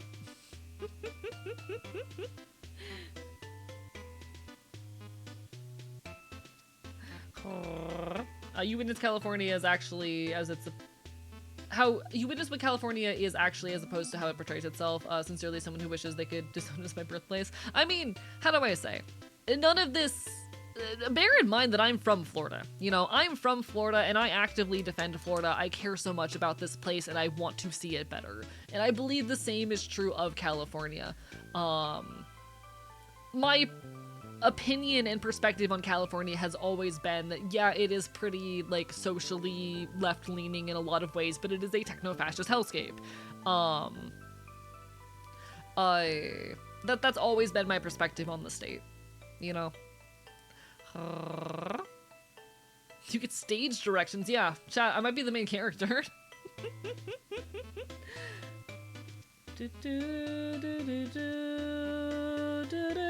Sorry, but every protagonist gets a rival. Choose your rival. I already have Wonder. She's right there. But no, like, I love Florida. I know a lot of people... Every time I say I'm from Florida, I was talking about this earlier, like, I get a lot of people who, like, apologize to me, and that's something that's always irked me a little bit. I understand where it comes from, but this is my home. It has always been my home. I love this place, and I want to fight for it. Florida is so important to me. It is so unique in its ecology and its community.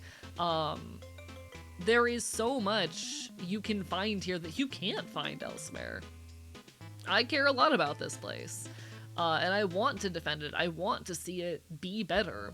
I want to live in a Florida that is not under the control of fucking Ron DeSantis.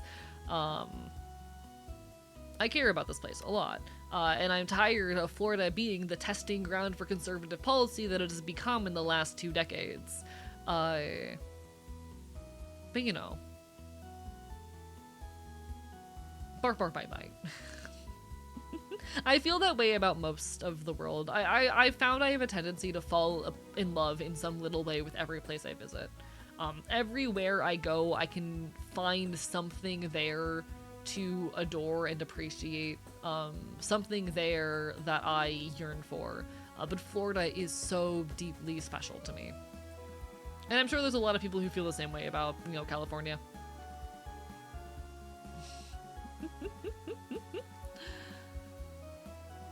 There's an ever so slight, ever so mild chance of Blue Texas this midterm. I've been keeping tabs on a lot of the upcoming elections here in Florida because this, for the first time in a while, Ron DeSantis is not available for re-election, which means there is a chance of potentially seeing a blue Florida for the first time in a long time. As small as it may be, I want to fight for it.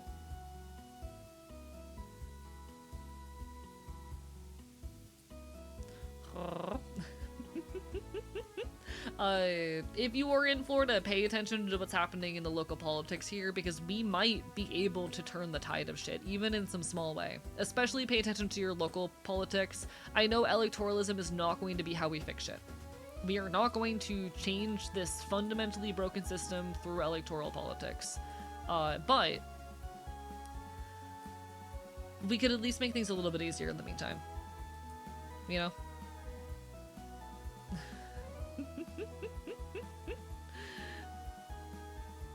It's a step in the right direction, at the very least. Had to explain ACAB to my mom and she got mad at me. ACAB. Organize with your community, but for harm reduction. We have to start within the framework we already have. Like, I fully believe that creating the kind of change we yearn to see is going to require, organizing and some amount of revolutionary effort. But we at the very least can do harm reduction and make things a little bit easier in the meantime, you know?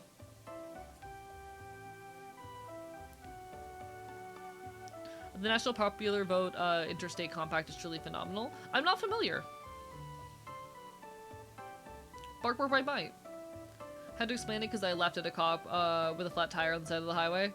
Damn. You were in the right. You were correct. Fuck the cops. I'd piss on a cop car, no hesitation. I'd piss on a cop car, no fucking hesitation.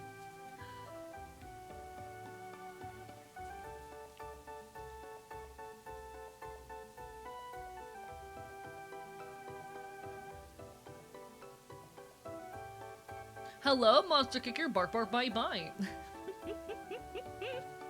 Arf arf a woo. Arr, arr. Hello, monster kicker, how are you doing?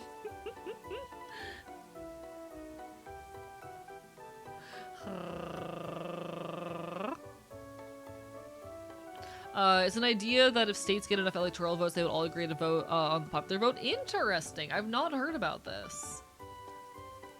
I would not save my birthplace, just not practical. Love it, have great memories of it, but it's not practical. No, but no one is free until everyone is free, you know? No one is free until everyone is free. I truly believe that every place is worth fighting for in some little way. Maybe not boots on the ground for you, but I still want to see the best. No one is free until everyone is free.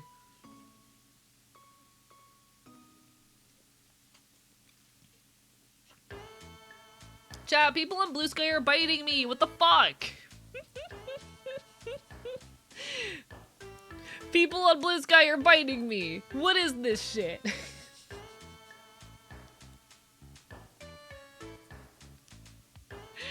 Y'all.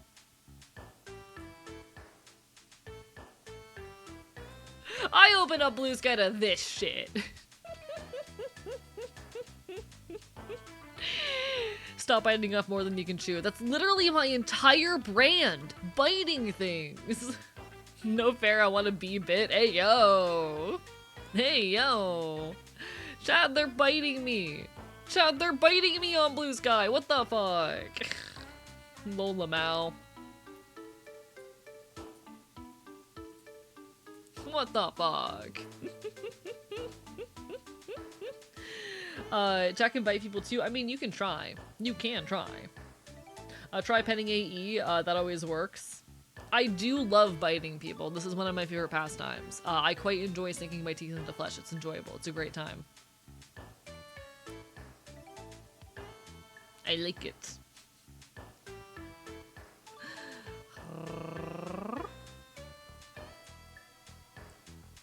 Cannibalism be like, yeah, just a little bit as a treat. Oh, Uno reverses the bite. Wow, can y'all believe this? Why ACAB? All cops are bastards because they are complicit in upholding racist power structures and injustice. Yeah, sure, individual cops may be well-intentioned, but they are all complicit in upholding a system which is rooted in racism. Cops originate with slave catchers and organizations whose primary purpose was to hunt down and imprison escaped slaves. And when eventually slavery was outlawed, it is quite literally written into the text of the Constitution that slavery is outlawed in all cases except for punishment for a crime. Thank you for the follow, Barbara by Might. It is written into the text of the Constitution that slavery is illegal except for when it is punishment for a crime. That is text. That is fucking text in the Constitution. And so policing then became a means of trying to maintain slavery by punishing marginalized populations, especially black populations. And they have continued to do so. You look at like what is considered a crime and how crime is punished. It is to this day a racist institution, and one that is constantly attacking marginalized populations, especially people of color, especially black populations. They are a racist power structure in their roots, and they continue to carry on that legacy to this day, you know?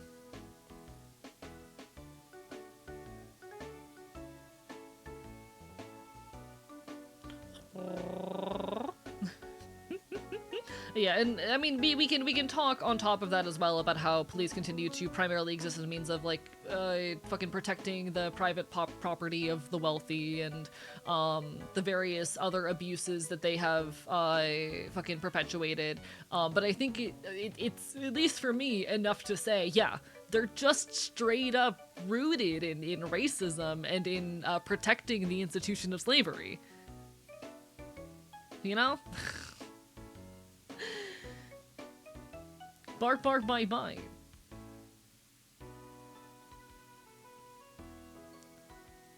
Cops are a hub for abusive people who want power. The fantasy of being a cop is very much fed to, like, insecure men who want the power to, you know, abuse and harm others. I'm a lot more patient with, like, folks who end up in the military than with cops because, like, there's no desperation in the equation. It's just people who want an excuse to utilize and wield power. Laws are threats made by the dominant socioeconomic ethnic group in a given nation. They're just a promise of violence is enacted. The police are basically an occupying army. Exactly.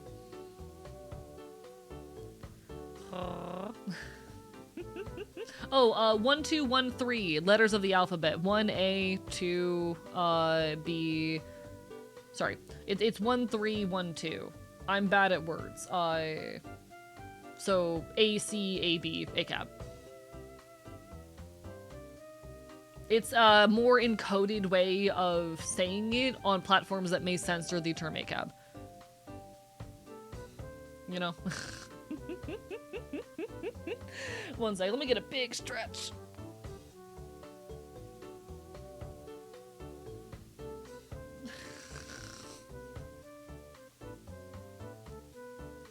Chat, I'm doing my best. Words are hard. Words are hard.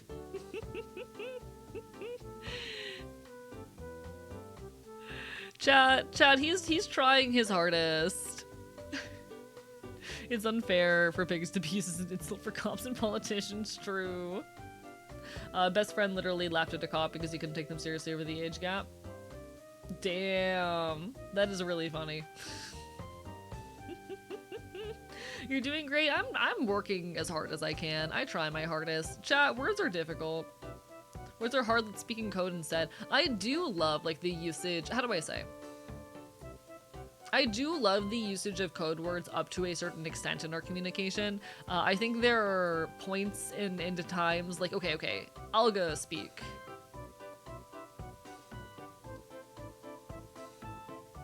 I'm not a big fan of algo speak. That is the ways in which oftentimes, in order to evade censors on websites such as TikTok, people will avoid saying words like dead, or death, or murder, or rape, or sexual assault, any word that an algorithm may potentially, or even like lesbian, any word which a website may potentially desire to censor ends up getting replaced with an analogous term, oftentimes out of superstition, because very often these words are not even being censored by the platforms to begin with. People use those terms on YouTube to avoid demonetization, except YouTube doesn't demonetize you for using them. Except it's misinformation and superstition. It has been proven time and time again that they're not necessary, and I feel sometimes, like there is usage in coded language in our efforts, but I do think oftentimes superstition, especially in the social media age, and this is a thing particular to the social media age, does result in self-censoring due to fear of unfounded claims. I've used them to avoid triggers, like, instead of guns pew pew. That's fair. I'm the kind of person who, like, in most cases, like, okay. People will use, like, the term grape instead of just saying sexual assault. Sexual assault is already the softer, censored version of the word rape. You know? I understand the intention of it, but sometimes it feels as though we are watering down serious conversations. It's a thing that I have a lot of complicated feelings on, because I understand where it comes from, and it is built in superstition. And as a content creator, I can tell you, we creators are very deeply superstitious people. We oftentimes have to be for the sake of algorithms and whatnot. But it's a thing that does bother me just a little bit sometimes. Bark, bark, bite, bite. It's such a gripe. If you want to be respectful, use correct terminology if you're able to. It's complicated. The audience has to understand the message, so over self-censorship can undermine the message, yes. It's a complicated, nuanced conversation, but the point being that, like, I do think it's fun talking in code and having our silly little code words. I think sometimes we do have to be a little careful with it and how it comes across. Hi, Neko Boy Blue, how are you doing? No creative type is superstitious. Anyway, don't mention the name of that Scottish play in a theater. It's cursed.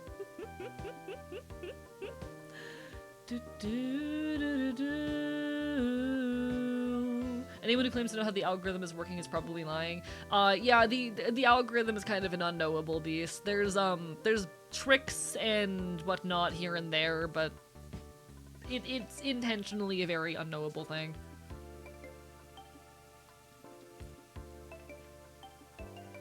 It's 3:40 in the UK. Should you be going to bed? Should you be sleeping, perhaps? It's 10:40 p.m. for me. It's relatively early, in my personal opinion. We'll probably move into the game around the hour mark. Like, you have room to talk? Fuck you. I'll go speak of something straight out of 1984 too, very dystopian.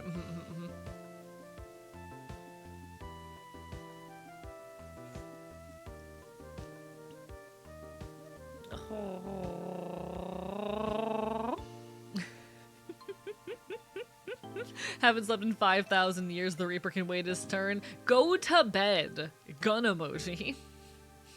Go to sleep. Please take care of yourselves. I know it's hard, but like, I want to see you all not die. Chat, I would be very sad if you died.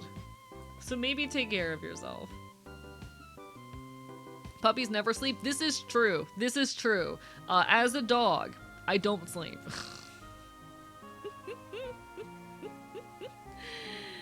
I love not sleeping. It's one of my favorite pastimes.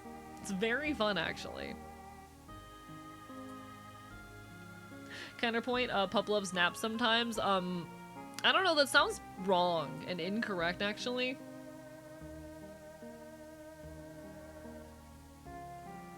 Wow, parrot. Okay, I see what this is. You've recounted your 96 hours vigil. Shout out to the time I was awake for like fucking ever. I'm a very normal guy who does very normal guy things, and totally sleeps on a healthy schedule and has never done anything wrong in my life.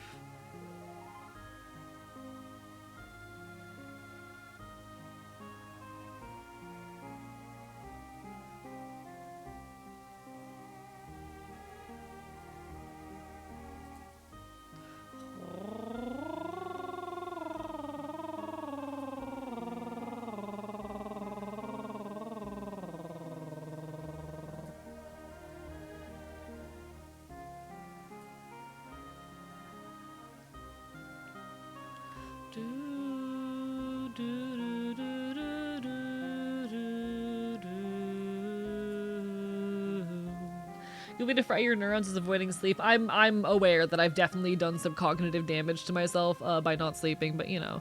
You take care, Tom. Be all the best. Bark bye bye. He has to walk around his bed several times before taking a nap. I'm mad because this is true, actually. This is true. But no, I've definitely done some cognitive damage to myself by not sleeping. I would not recommend doing what I do, but you know... I'm doing my best. Laughs and sleep deprivation. Do as the mutt says, not as the mutt does. Exactly.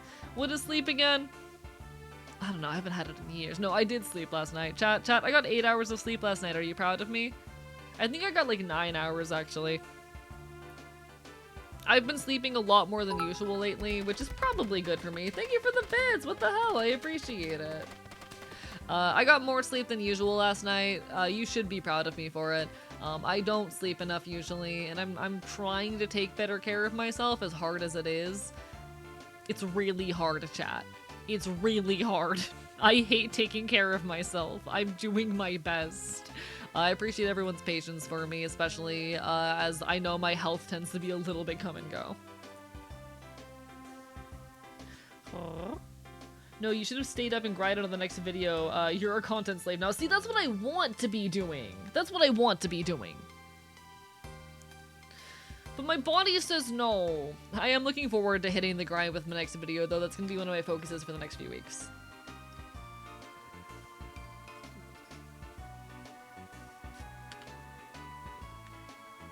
Being a night owl is only really bad for your health when you account for tobacco and alcohol use. Okay, but I love alcohol. I say drinking like once a week.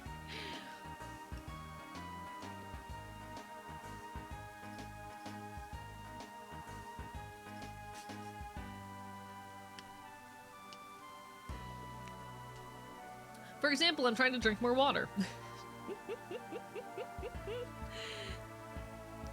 Chat, please take care of yourselves. I know it's not easy, but like if you're feeling like shit, take a second to like eat some food. Eat some food, drink some water. Just take a moment to chill. I know it's not easy, but I want you to be okay.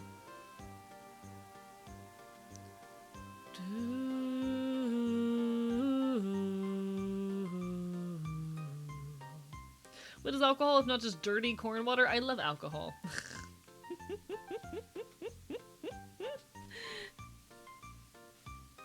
As much as I like to brand myself as a boy failure, I am trying to take better care of myself in the hopes that it will make creation a tiny bit more consistent. Pup has not eaten since 7:40 this morning. Please eat! Please eat something!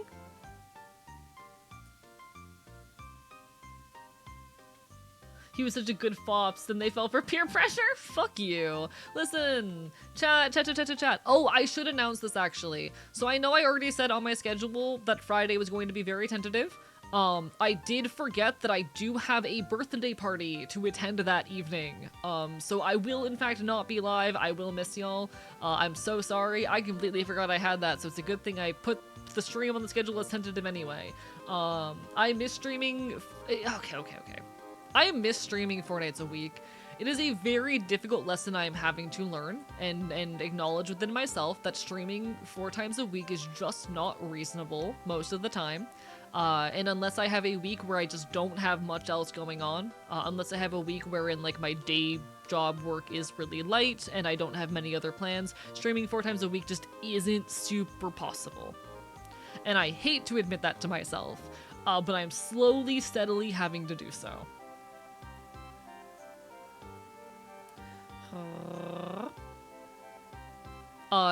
So I am trying to be a bit more understanding with myself in the fact that like 3 streams a week is enough and okay. I want to eventually get back to 4 times, but it's gonna have to be an occasional treat, you know? Can't blow off a birthday party for streams. Yeah, it's definitely serious and not at all silly. I see how it is. Sorry, I completely misread that. I see how it is. No. It's a good friend's birthday. From the perspective of a former athlete, your body will take what it's owed one way or another. If you're really happy denying yourself rest, that's your choice, but don't stop yourself from resting when your body tells you to. If you get to the point where your body stops asking for the things it needs and things get seriously dangerous, I'll admit part of why I'm trying to do better taking care of myself is because I've hit that breaking point a lot. I've hit the point where my body stops asking me for self-care many times. And I am noticing and starting to recognize the long-term damage that has done, and how it has like worsened disability and shit.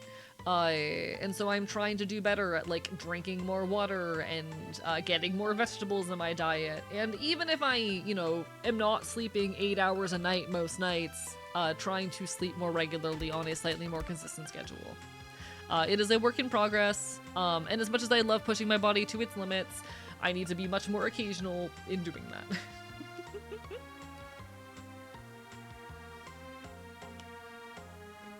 But nah, part of that has been me acknowledging that like 4 streams a week just is not reasonable most weeks in my current situation.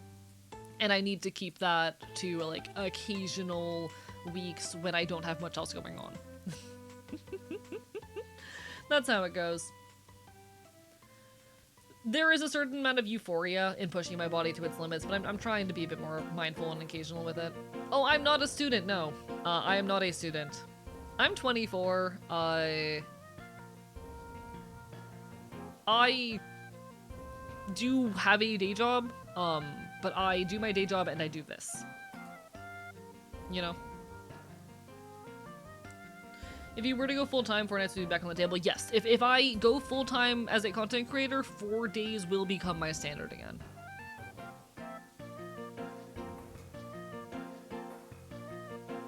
All of my tech flickered for a second there. That was terrifying. That was horrifying. We're still live, right? I didn't die? Okay, I don't think we died. I think we're fine. I don't think anything died. Perfect, beautiful. All right. 29 a student out of the question? Yeah, I'm not currently a student, no. Not dead yet, thank you, appreciate y'all. But yeah, as much as I love pushing my limits, I am trying to be more mindful in my day-to-day and take better care of myself when I can. It's really interesting drinking water properly. It's really weird. But I want to be able to make my art with every shred of energy I have, and part of that I think means having more energy to begin with.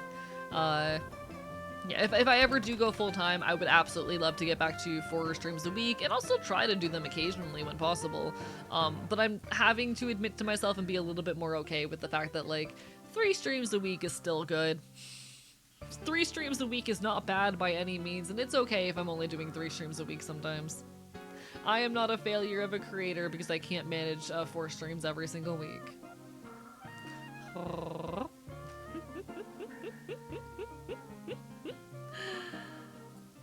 I'm normal. God, I'm so excited as well for Fields of Mistria. I want to have the life of a tortured artist who throws caution to care for himself in the name of my art. See, that's the thing. I want to have that life. I want to be the tortured artist who throws, you know, all caution to the wayside in the chasing of my ambitions. I want to be that person. I am steadily having to acknowledge that it is a bad idea. Okay, I'm gonna pull this out for a second.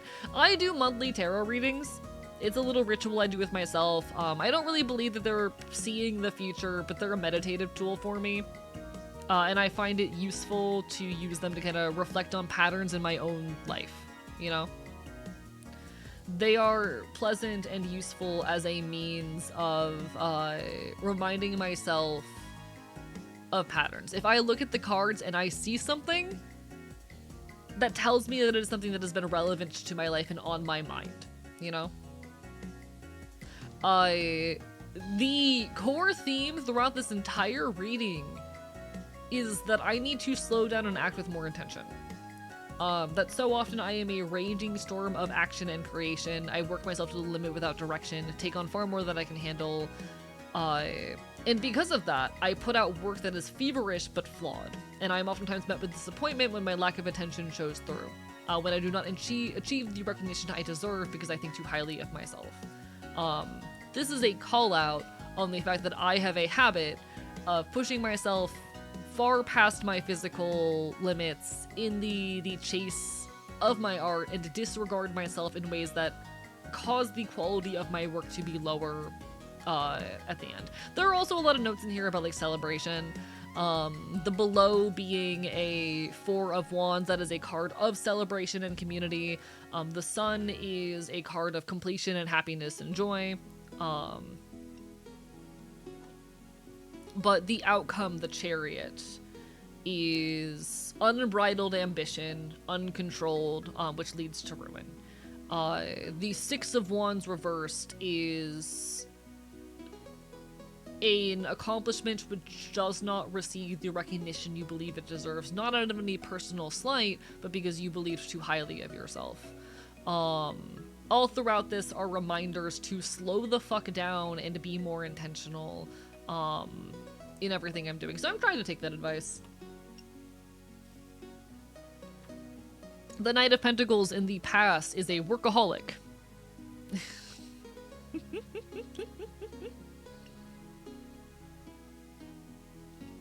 But nah, I'm trying to be a bit more intentional in my everything to take better physical care of myself. I still want to be the kind of person who works late into the night and dedicates all my free time to my art, but I do think there is value in, you know, drinking more water while I'm doing it, etc.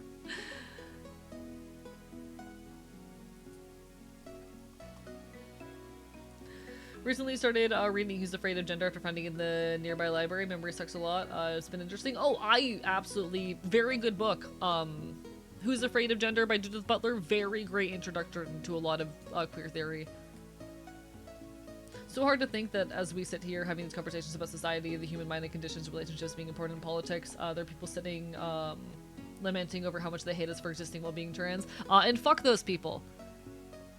It is a core tenet of my ideology that if, like, me being loudly myself in whatever ways that I am pisses people off, then I'm doing something right. You know? There was an asshole who came in here and just started, like, spamming, damn, you're a furry, in similar comments for, like, you know, 30 seconds before my mod sniped them. And I'm like, okay, and? I'm a furry because it makes me happy. You know?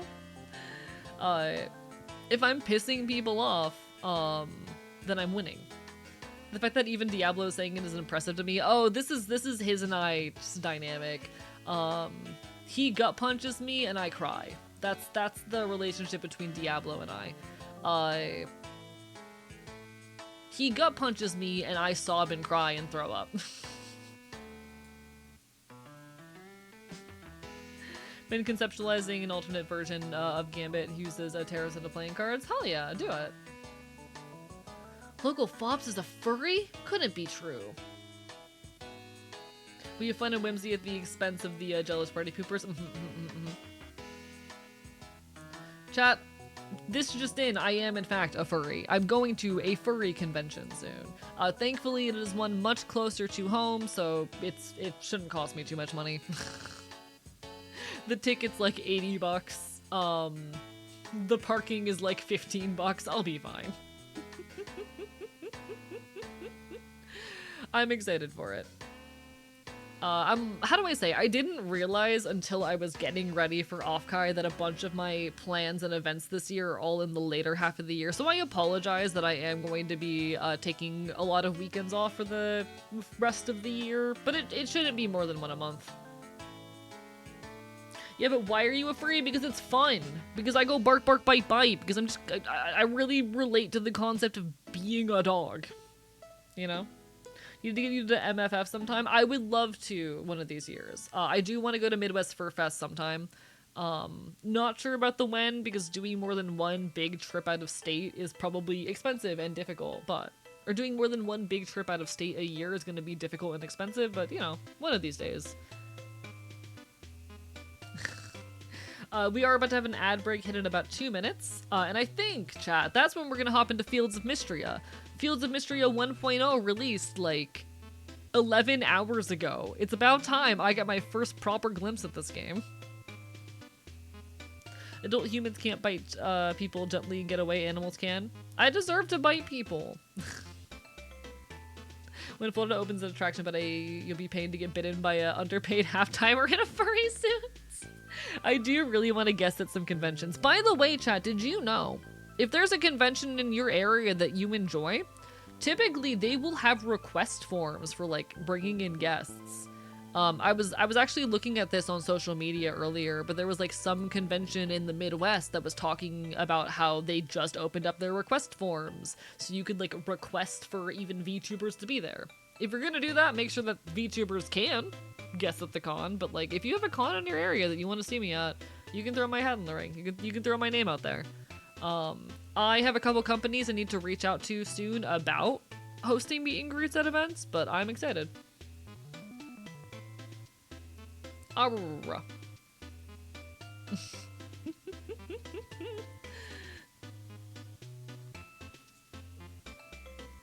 Hi, Magi. How are you doing? Bark bye bye. Yeah, I did add you to my favorites, so you're able to knock on the stream, but like, don't do so without asking me first. A woo indeed. A woo indeed.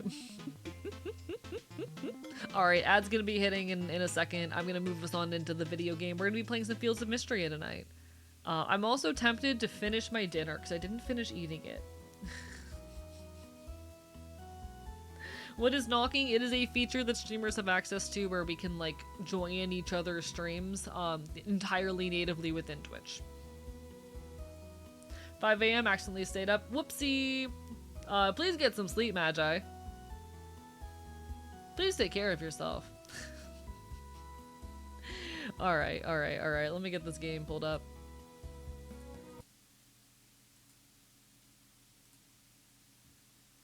Let's see. Please finish updating. There we go. Alright. Grab that, move over to, let's go with this screen. Video game loading. I need to set up the game capture. Actually, I'm gonna do this one and I'll change if I need to. That's not what I wanted. Fuck me.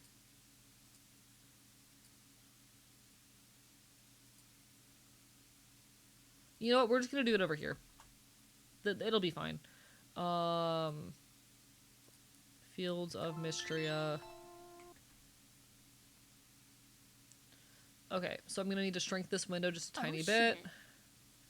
Thank you, Magi, for the resub. What the fuck? Queer and full of fear as usual. How are you? I'm doing quite well. I'm sorry to hear that you're full of fear, but I'm glad you're queer. We do love those. Big fan of when person queer. Big enjoyer of when individual queer. Alright, welcome to Fields of Mistria. Let me get the category changed. You take care, B, Beanbag as well. All the best.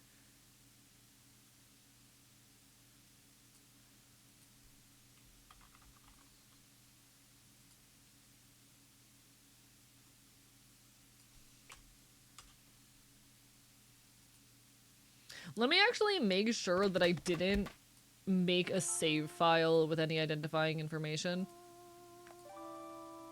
Let me just check that real quick. Okay.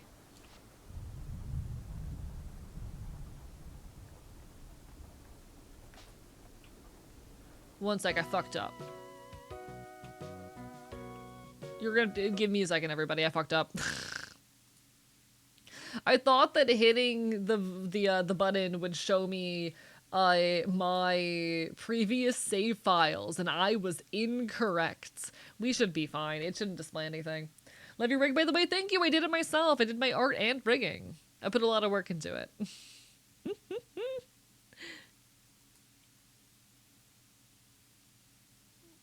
We got this. What another 5k words on this anti-AI mega post I've been working on for the past 8 months. Everything I write ends up proving right and then to rewrite it, which is annoying. Also got to cut down on the word count since nobody has time to read 28k words. Yeah, that's a lot. That's a lot. Welcome back from the ads, everybody. How goes it? We are here in Fields of Mistria. Everything should be displaying properly. I think I did things right. You're extremely good at art. I'm just a little guy. What do you mean? I'm just a little guy. I'm just a little guy doing my best. Alright. Is this that one game where you feel Mistrias all over the screen? I don't fucking know. Can you believe the game's fully out? It's kind of wild. For folks who are unaware, Fields of Mistria is an indie farming sim that has been it's been around for a couple years now, I think. And it only has just recently seen a full release. It is officially in 1.0, which is very cool. It has full content now. It's a finished game that is no longer in early access. Very excited to finally give this a look. I have played like an hour and a few minutes of it. I think like an hour and a half. But I didn't get all that far, so I'm excited to get my first proper glimpses with you all. So with that, let's go.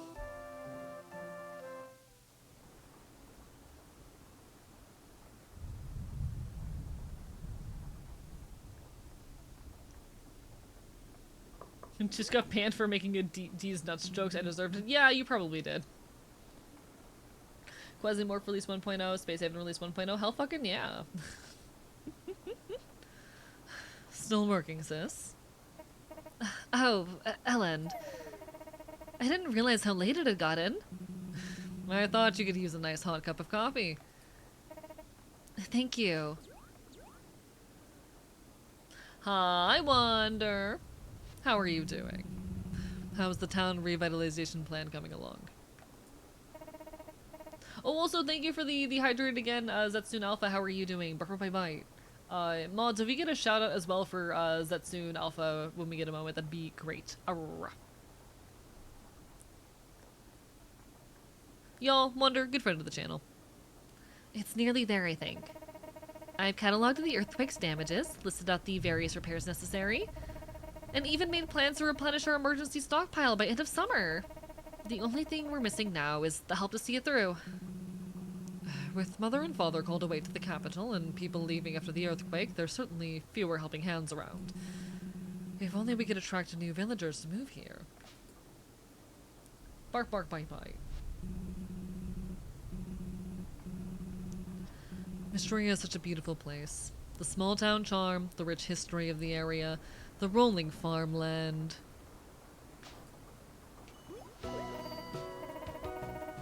That's it! The old farm south of town. Why don't we send a notice to the Adventurers Guild in the Citadel? In the capital, rather.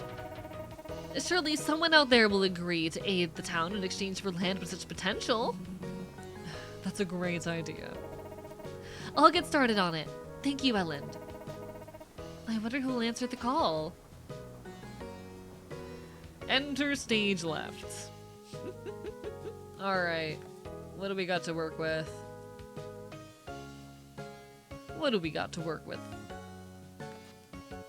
I will say, I am a fan of these kinds of hairstyles. I'm not sure if that's what I'm gonna go with, but I do like them quite a bit.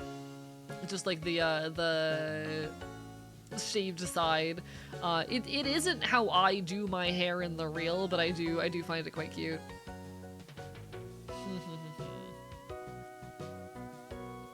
Trying to think if anything else here suits me better.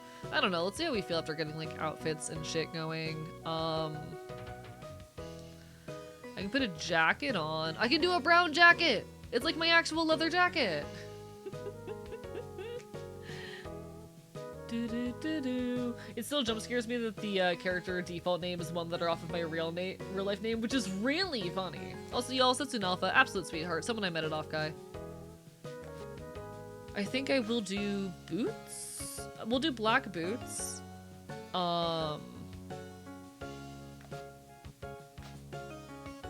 Maybe. Do I want to do brown boots?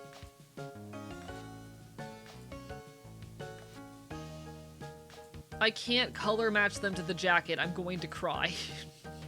So I guess we're doing black boots. I could do the pants maybe green? That's horrible, actually. I hate it. Yeah, I think we're just gonna do black pants, black boots. I think that's gonna have to be alright. I think that's gonna have to be chill, y'all.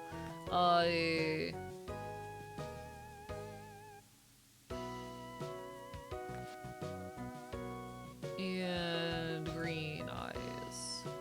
There we go. Thank you for the curse of scuff. How are you doing? Bark, bye. You take care. Have a good rest of your evening, Magi.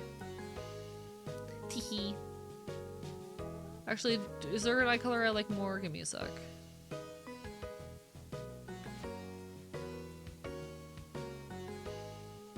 I do kind of like the... No, I don't like that. Never mind.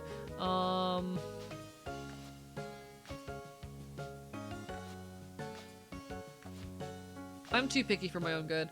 I'm not gonna find one that I like. I am white as shit. I am very pale.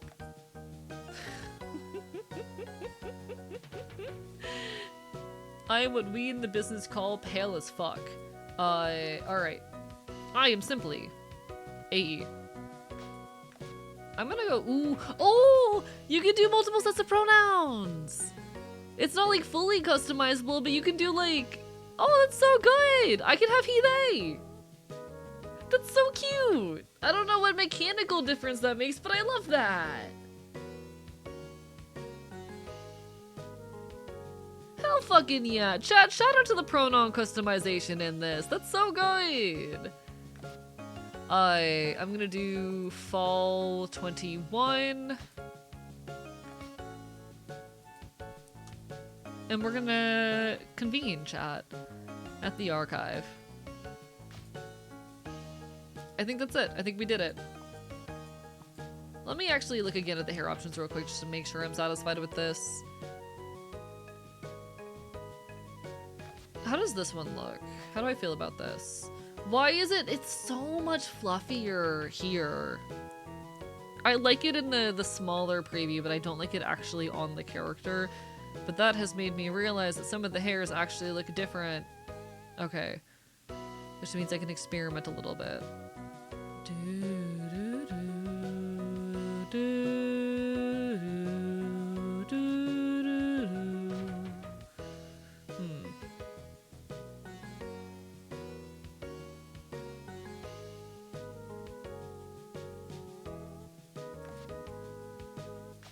I think this is the most accurate option.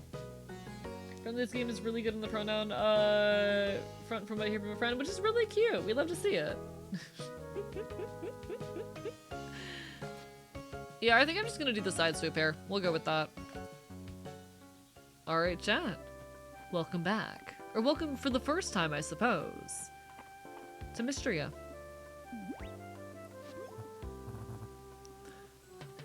Oh, okay. So I did briefly meet this guy in my initial like little period of playing back earlier in the early access period. The way I feel like the way he'd talk, he'd have a kind of soft... Is smarmy the word I'm looking for? What's the word smarmy mean, chat? Give me a second. I have to remind myself what smarmy means. Is he pathetic? A little bit. Is smarmy the word? Yes, smarmy. He's kind of smarmy. Yeah, he's a bit smug. Oh, hello there. That's where I'm sitting.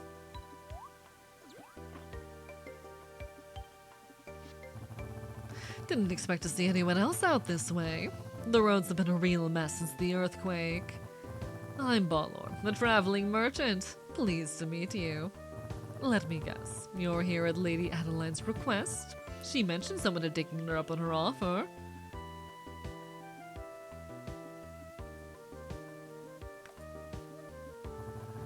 I've seen the area. It's a nice spot, quite close to town.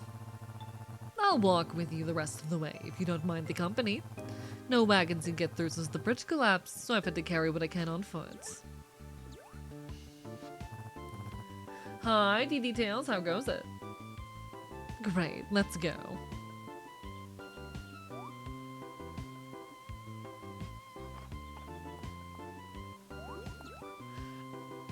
This is a really interesting cutscene because, like, you know, having played a few minutes of the game, you can tell that they introduced this primarily as a way of signaling to the player that there is a jump mechanic. You can jump. And I feel like this cutscene exists partially to clue the player into that fact, which I think is really cool, honestly. Oh, what is Icon? Icon is the cat boy who occasionally takes over the channel. You should fear him. You should fear him. The first time I heard someone who used he, they, I double-checked my grammar to specifically avoid the word him and them because I thought they only used the other two. That's honestly kind of adorable. That's a little bit adorable. Phew. We should be able to make it before it gets dark. Come on, we'll head straight to your new farmstead.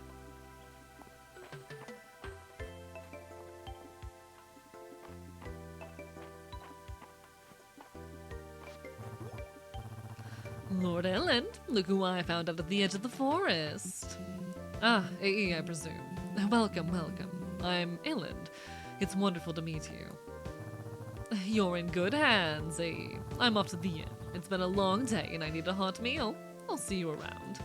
I'll settle the voices down more later. There's enough characters in this game where it's going to be hard maintaining unique voices for everyone, but I'll try. So, what do you think? Nice, isn't it? You're right outside of town. Great soil for farming. And look at this house! 4 stout walls with a rich history. Let's go inside, shall we?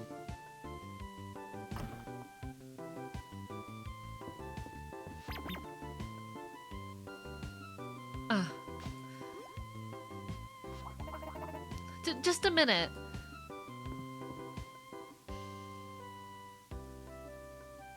Chat, you should fear the catboy. He is terrifying. Chat, this game is already so cute. It appears we're not quite ready for you. But not to worry. I'm sure she'll only need a moment. Should we go in and help? No need.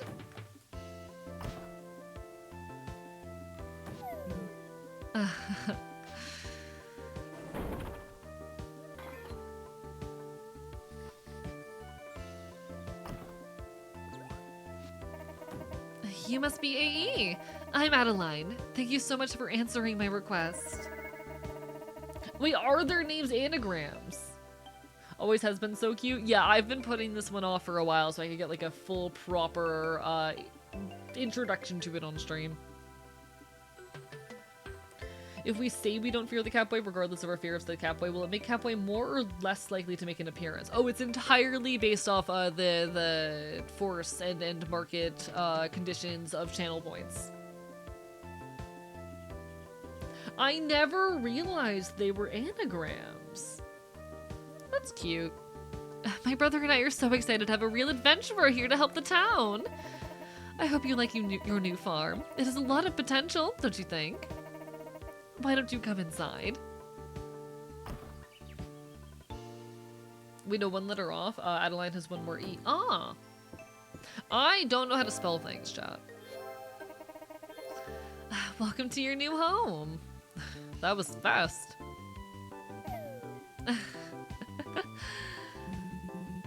Would you like a quick tour of the room? I think I can handle this part myself. Of course. I thought you might be hungry when you got here, so I stopped by the inn and picked up a bowl of their famous vegetable soup. Well, I'm sure you're worn out from your long day. We won't keep you up. Welcome to Mistria, AE. We're so glad to have you. Let's meet up tomorrow so we can start discussing our plans for the town restoration.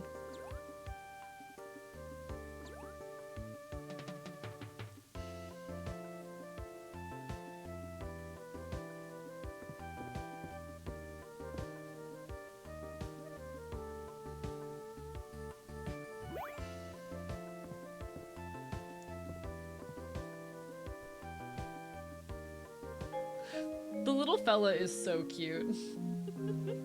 I want vegetable soup in a free house. God. If only.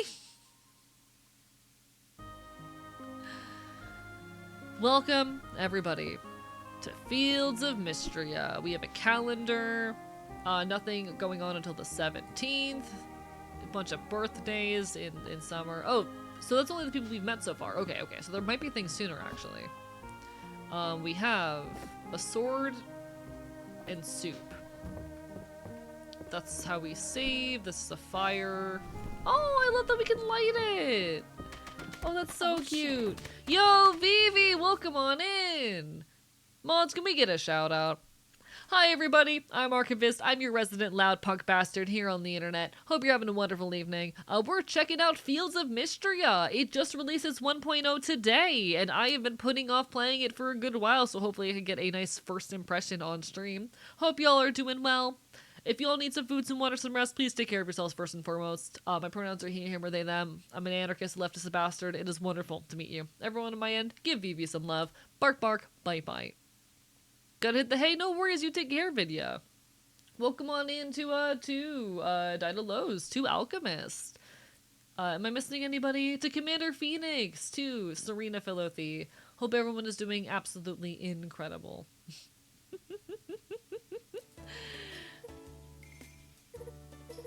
We're currently in the tutorial section of this very cute new farming game. Bark, bark, bite, bite. Ah, hello. You must be AE. I'm Celine. It's nice to meet you. It looks like we're gonna be neighbors. So I thought I'd bring you a little housewarming, field warming present. Here is a hoe. You'll need it to till your fields.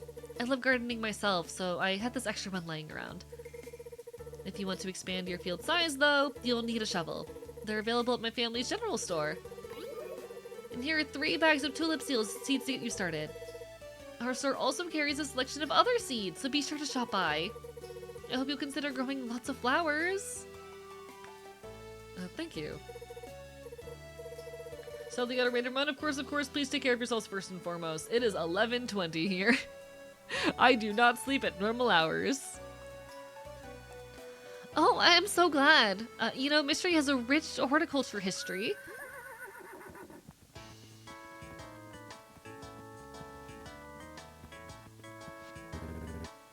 Morning, neighbor. Name's Hayden.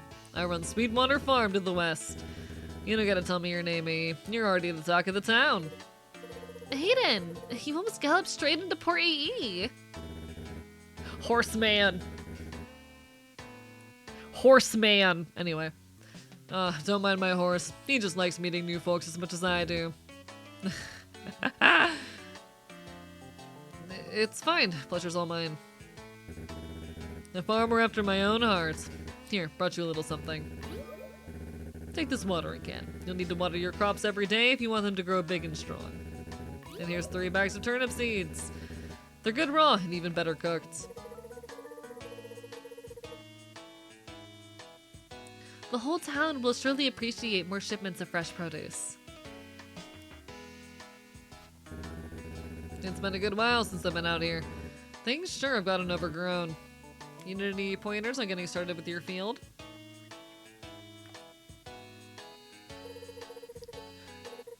Just realized why the game title sounded familiar, like I'd heard of the game.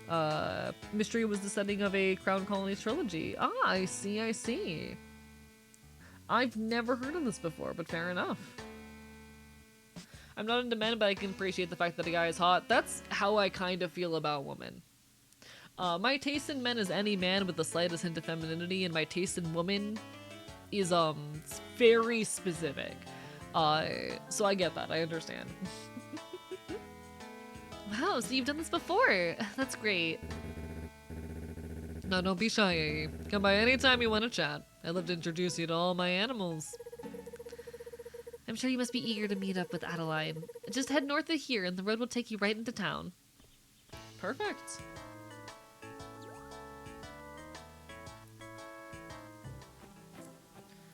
Chat, big man enjoyer.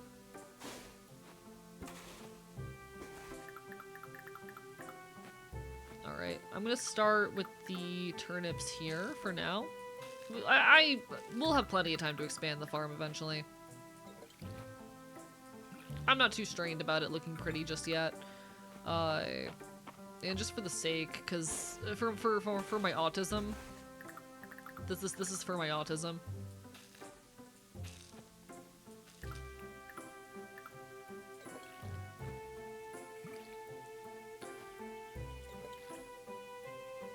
Is that a turtle? Wait, is there a turtle? Where? I don't see a turtle. I'm mostly the opposite. Lots of woman and some man. And that's so fair. I definitely lean towards men. There's a squirrel. Oh, never mind. That's a stick. Chat, I'm not very good at identifying animals, apparently. To the right of your garden plot. Okay, one sec. Let me see. 'Cause I don't think so. To the right. What are directions? Right is this way. I don't think so? Yeah, I did not see the turtle. If there was, I did not catch it. Rest in peace, the turtle.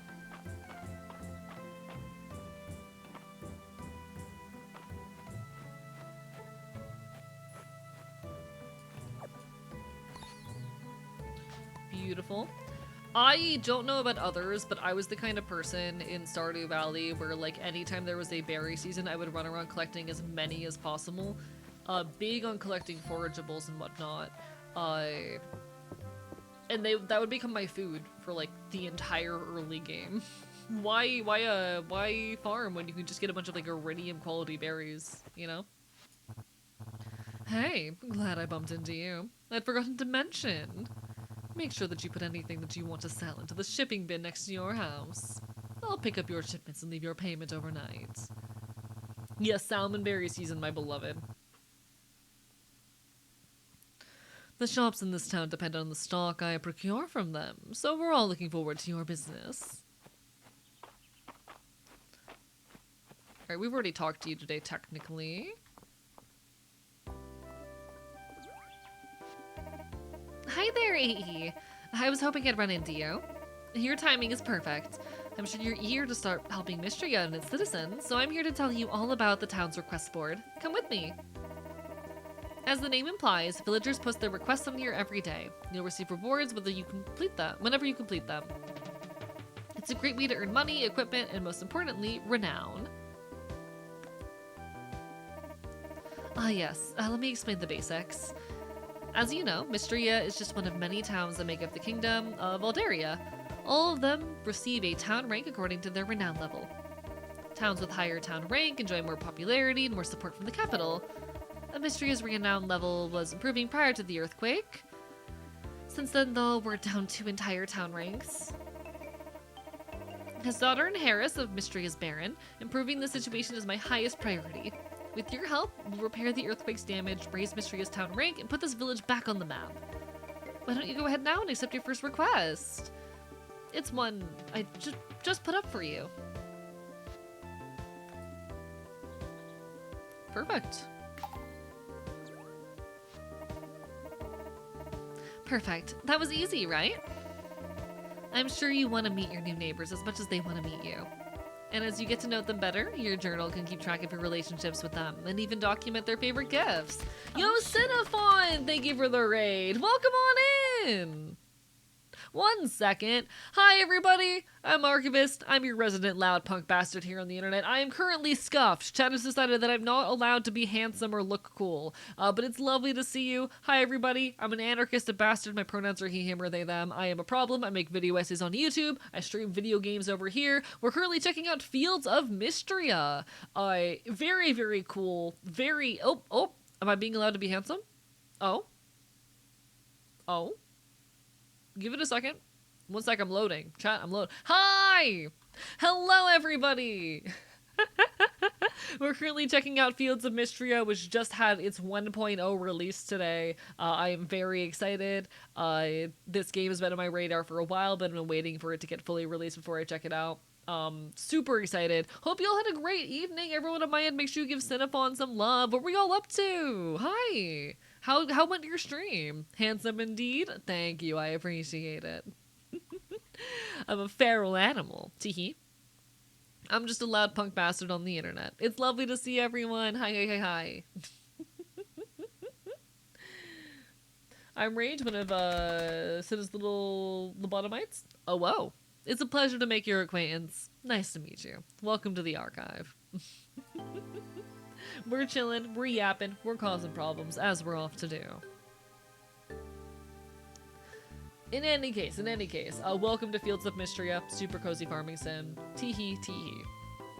And as you get to know them better, your journal can keep track of your relationships with them and even document their favorite gifts.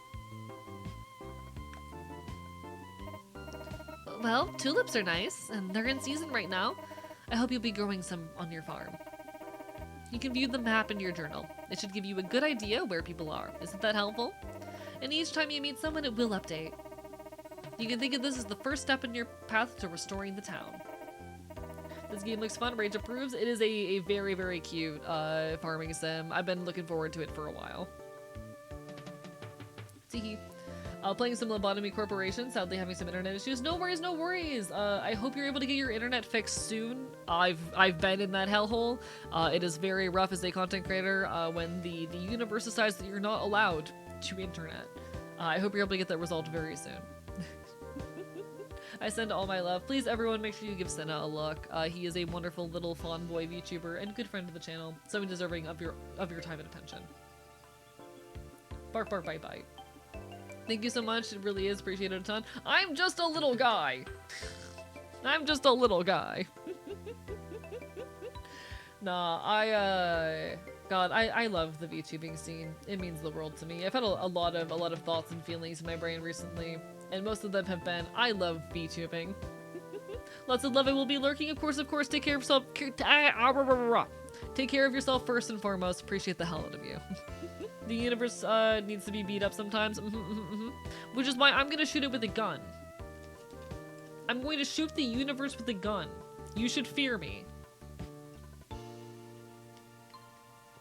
I'm staring into your soul right now. I have a gun.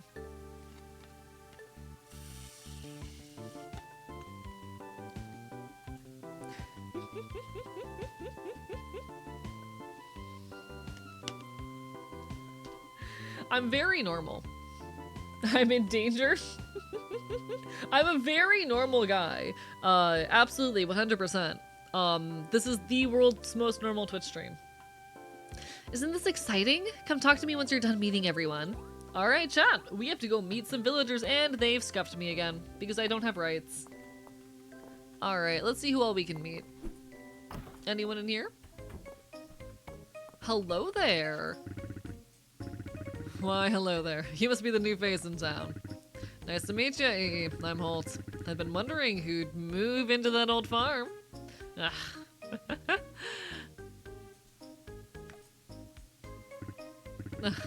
That's a good one. Anywho, my wife Nora and I run the general store. Our girls, Selena and Tadel, help out as well. Stop by if you ever need supplies. Alright, anyone else in this building? Can I check the map for that? It looks like there is someone else in this building, but I don't know if I can access. Oh, I can! Oh, okay, so this isn't like Stardew where you need to have friendship to enter bedrooms and shit? Oh, that's weird. I can just like walk into their home. I don't know how I feel about that. Ah, you must be a... Welcome to Mistria. I'm Nora. I run the general store in town with my husband and our daughters. You play BG3 before? I have not, no. I have not played it. I'm also head of the Chamber of Commerce in the Saturday market. Though unfortunately, the Saturday market has been on hiatus since the earthquake caused the bridge to town to collapse. Baylor is currently the only merchant that even attempts the trip these days. He needs to do it all on foot. Oh, right. Adeline did mention you'd be helping the town in exchange for the farm. Have a short song parody based on BG3. Yeah, sorry, I have not played it.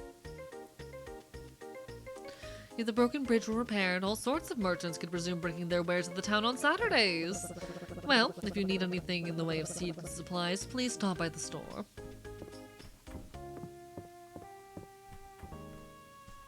I'm definitely not going to listen to it on stream with all the love in the world. I have an audience to entertain and things to do. With all the love in the world. Sorry, favorite game ever mentioned, so I have to start saying something about it. Have you recommended if you ever to play? Maybe someday. I don't know enough about it.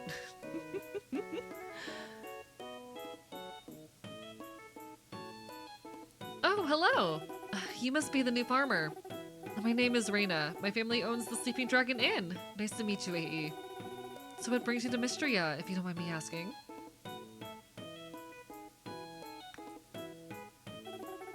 Adeline worked really hard on this initiative. I have to admit, I wasn't sure anyone would take her up on it.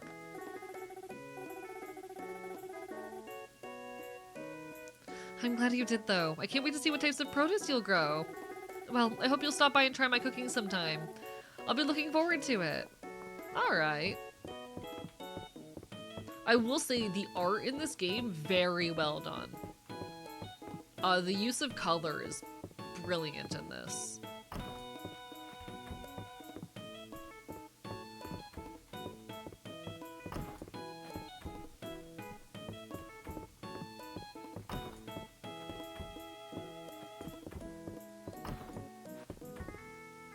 Alright, no one in here. I probably should actually just check the map.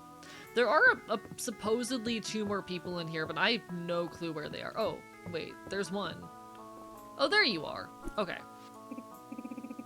Well, you must be our new farmer. Adeline mentioned you'd be arriving soon. Delighted to meet you, AE. You can call me Josephine, though I also go by Joe. I run the Sleeping Dragon Inn with my husband, Hemlock, and our children, Raina, Mabel, and Luke. Have you met them all yet? Stop by anytime, dear. You're always welcome, whether you need a meal or just want a chat. It'd be my pleasure to serve up either. I've seen this guy's character portrait before, and I really fuck with him. He is a very silly energy that I enjoy a lot. This is really good character design. Now, what do we have here? Are you the new farmer everyone's been talking about?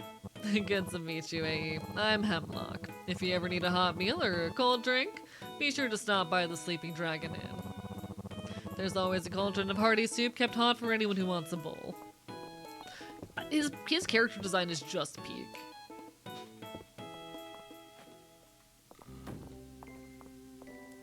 Alright, it looks like there's some people over here. Oh, yep, it's the kids! Hi! Hello, do you like bugs? Yeah? Excellent. My name's Luke. I'm so excited to have a fellow insect enthusiast in town. Finally! This kid has autism.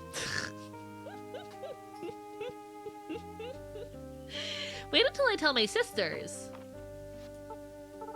Hi, are you the new farmer? My name's Maple. Where did you live before you came here? Have you ever been to the capital? That's where the royal family lives, you know? You can ask me anything. I know all about them. Hello, are you the one moving to the old farm? I'm Dell.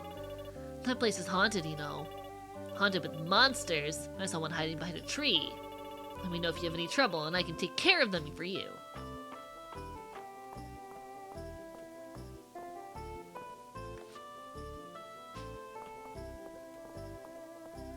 Alright, where is everyone else? There's someone in here, apparently.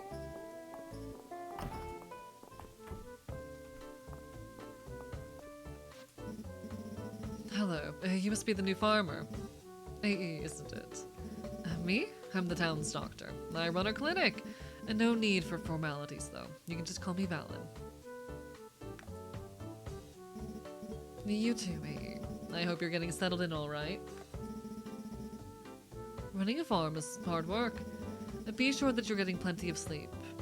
Make sure that you get plenty of sleep and eat well to keep your energy up. Fuck you. You can't make me. You can't make me. You can't make me.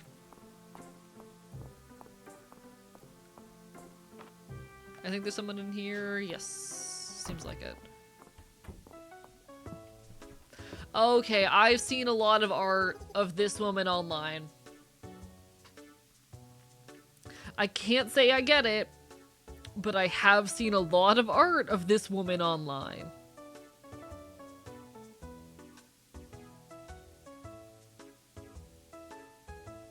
It's not my taste, but y'all have fun. So, you're the newcomer? Is that right? Well, AE, you can call me Juniper. I recently opened the one and only bathhouse in this backwater village. Aside from catering to the grubby townsfolk, I have my own reasons for being here. Does the town not just hate her? I'm gonna be so honest, the way she talks, I struggle to believe anyone in town likes her.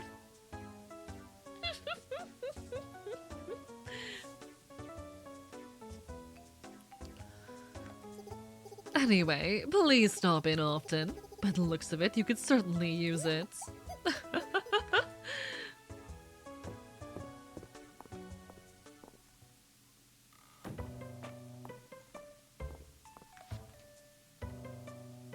Oh wait, there was someone else in there. Apparently? Who am I missing? Is it an animal or something? Oh, you! Hello there. His color says Dozy. Hi, Dozy. Aww.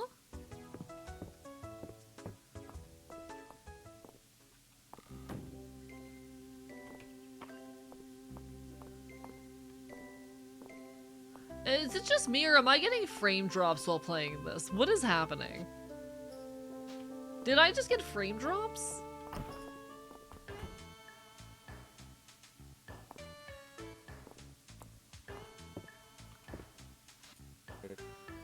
Ah, are you the new farmer everyone's been talking about? The one who's coming to help out the town. That's super cool. Nice to meet you, IE. The name's Ulrich. My brother and I live at the blacksmiths. I hope we can be friends. Hi, March. The name's March.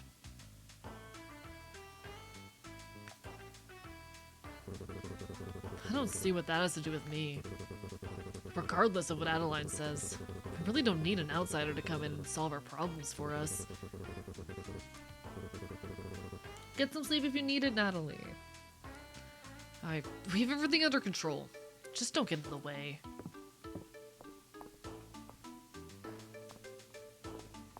How much do things cost here? Okay, more than I have right now. Got it. Cool.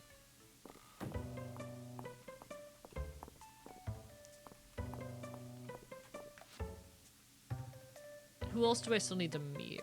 There's a couple people out to the side of town. One person down south. So I suppose we'll go this way. Oh, what do you have to say today? What are you up to? Hello. Out exploring the town? Mistria has a number of historical sites you may come across on your travels. This area is a hotspot for archaeology, you know. If you notice any raised areas in the ground, try using a shovel or pickaxe on them. You never know what you might excavate.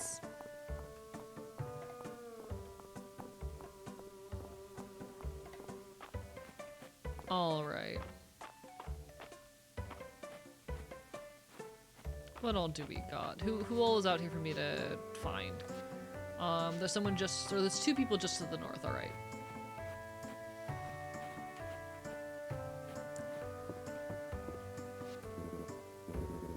Hi there, name's Landon. You must be the one Lady Adeline was telling us about.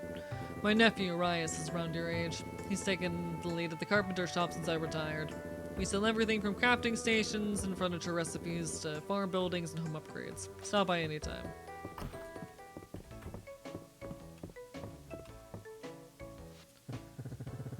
Hey, I don't think we've met before, have we? I'm Rias. I run the carpenter shop with my uncle, Landon. If you have any interest in crafting, let me know. Maybe I can give you some tips. Yeah, that's cool. You'll want to make things like fences and furniture for your farm, right? This game is making me question my sexuality. I'm not complaining. Congratulations! I also do that to people sometimes. Feel free to use the crafting station near the town square. If you stop by the carpenter's shop, you can also purchase some crafting recipes. Drop by if you need anything.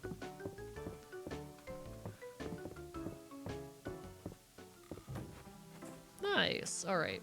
Was there anyone else over on this end I needed to interact with? Yes, down at the lake. Okay.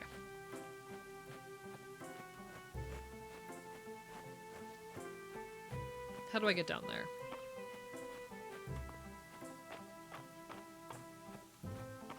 Oh, hello there. I would like to collect you. Fennel! Chad, it's Fennel!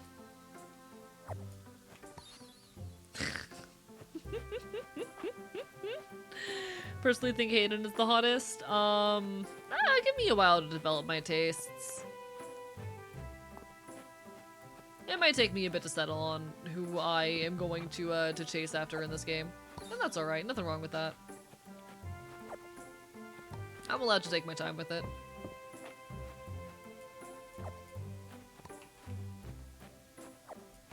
Alright, I need to be on the other side of the lake to find this person.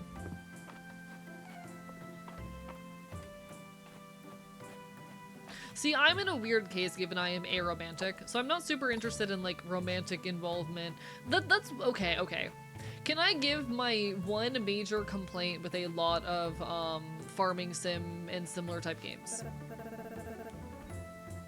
In a lot of farming sim games and games of similar genres, there is this heavy pressure and almost obligation put on the player to enter a romantic relationship. Oftentimes, it is necessary to 100% or complete the game.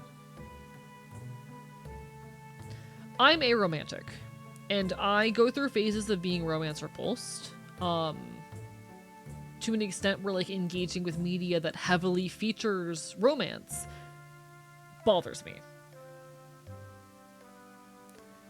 I have had issues with a lot of farming games in the past for so heavily pushing, like, romantic content in ways that drives me away from them.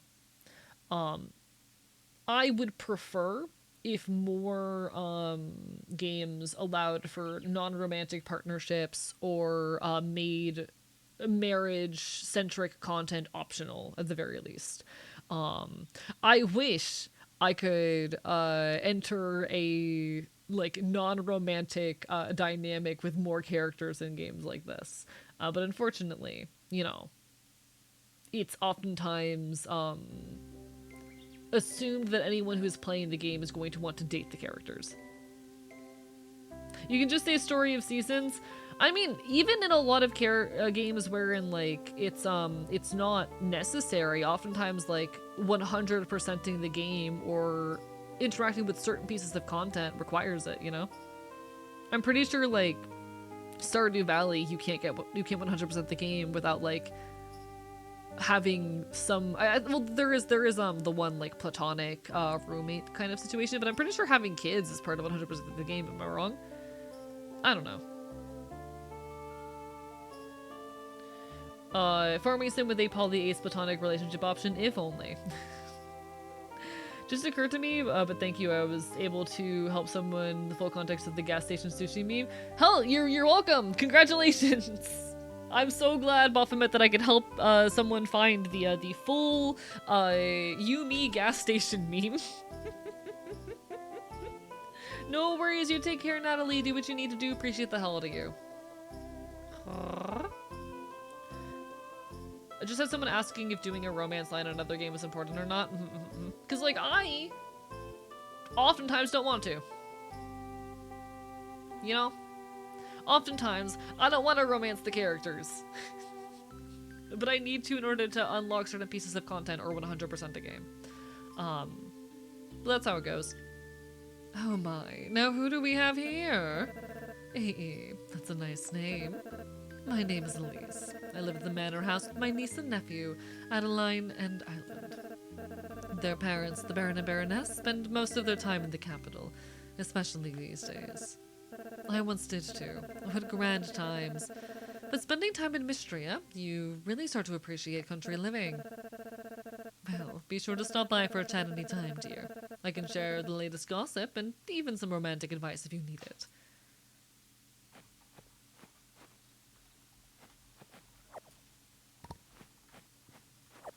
Alright. Can I get that to someone, something about settling down with someone is part of the whole hardcore dream, but I want to form a mutualism, co-op farm polycool, and that's so fucking fair and valid. I do think there's something to be said, like, okay. Farming sims are, like, definitionally usually cozy games. And yeah, part of the whole cottagecore dream and aesthetic is, like, settling down with someone on a homestead. They are games that feed into that very specific fantasy. But I wish it didn't always have to be, you know?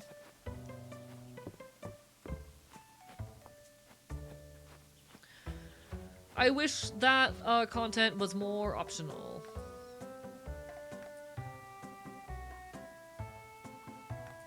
Alright, so I got everyone over here. Oh, were there people up above? Never mind, that's locked, so I don't have to worry about that yet.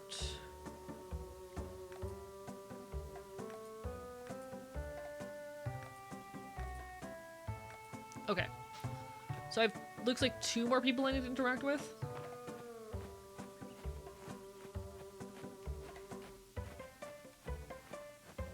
It is 7 p.m. in game. How did I get here? Game major anxiety from tar slimes and slime ranchers is probably me being anxious. So fair. I mean, Slime Rancher, it is a more cozy casual game, but I would even argue that, like, the very label of cozy game is a flawed one at the end of the day. That's how it goes. Oh, hello there. No, let me talk to you.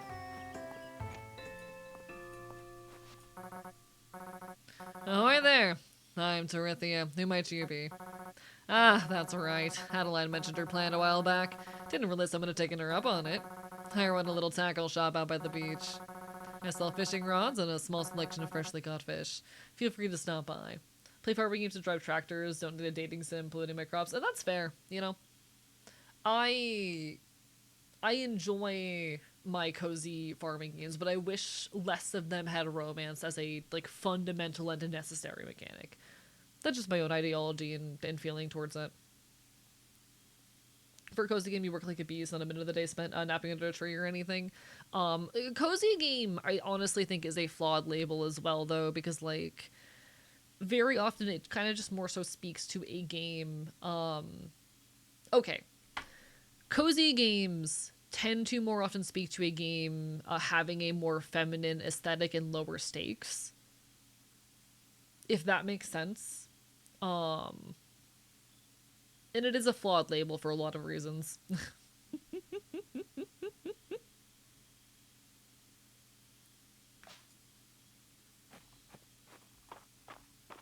Alright. There was one more person I haven't spoken to who is currently back in town. Got it. Okay. So if I head this way, I should be able to get there. I will say, not a fan of how little or how infrequent the music seems to be in here. Just, like, from a streaming perspective. I don't think I would mind that playing entirely on my own time, but as a content creator, limited music is less than ideal. Pretty sure it's been fixed once, but the main thing I enjoyed about the Abigail romance was finding out that the amethyst gift got tied to the favorite food. That is funny. Okay. Somewhere over here. Not here. Who am I missing? Who have I not spoken to? I haven't spoken to someone. Where are you?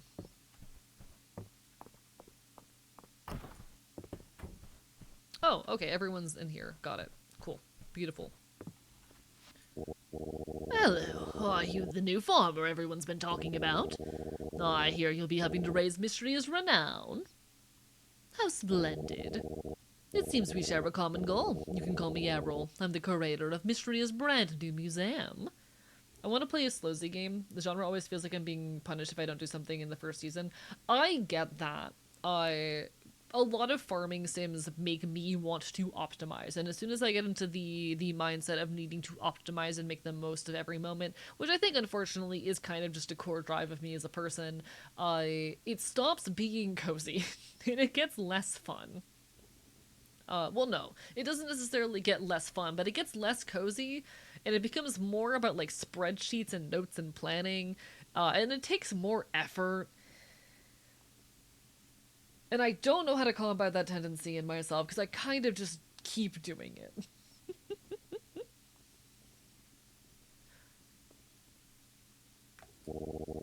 I hope you'll consider donating.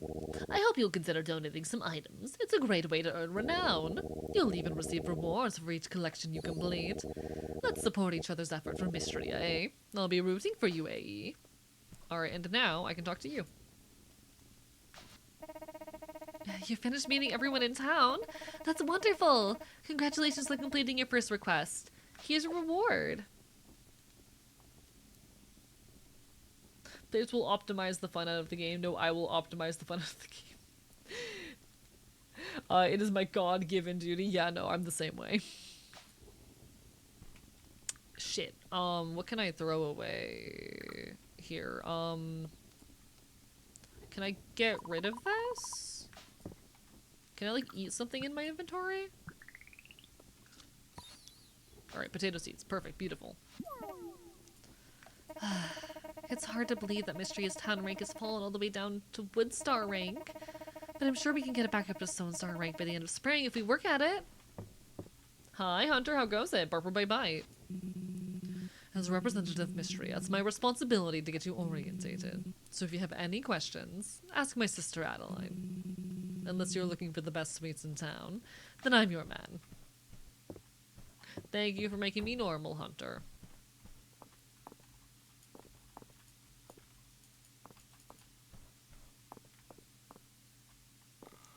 Games with time mechanics destroy me. When I tried playing Majora's Mask, I left immediately because of it. So valid. I will admit, time mechanics are a problem when I'm streaming specifically.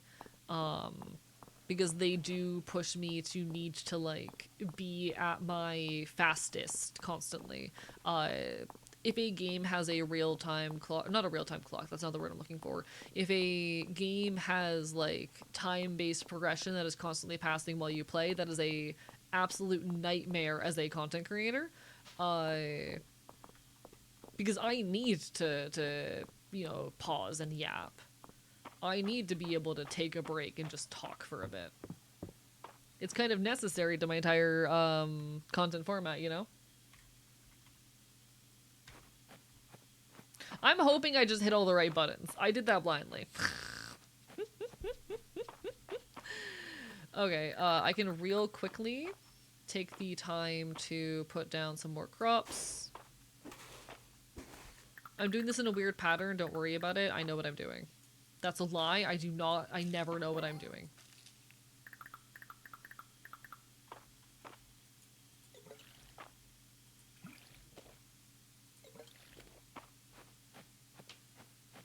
Alright, but I think, chat, we didn't get to meet one animal, but I think we call that a day.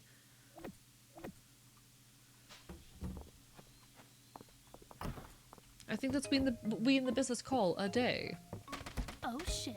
Oh shit! Spooky Sapphics, thank you for the raid! How goes it? What are y'all up to?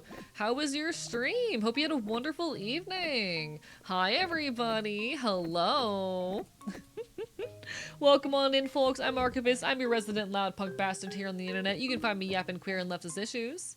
What's up? What are y'all doing? I'm a video essayist, a punk and bastard. It's a pleasure to make your acquaintance. Thank you for the follow. Oh, shit. Bark, bark, bite, bite. Everyone, make sure you give Spooky Sapphics some love. It's lovely to see ya. We're currently enjoying the release of Fields of Mistria. Having a lot of fun with it thus far. Oh shit. Oh shit, thank you for the follow as well. Appreciate the hell out of y'all. I have this game. I'm really enjoying it so far. I played maybe an hour and a half of it during early access just to get a feel for what it was like. Decided I wanted to save it for the full release. The full release is out, so we're getting our first impressions on stream. Hello again, Pyro. Barper bye bye. Now that 1.0 is out, I would definitely recommend checking it out. It literally got released like 12 hours ago. Arrgh.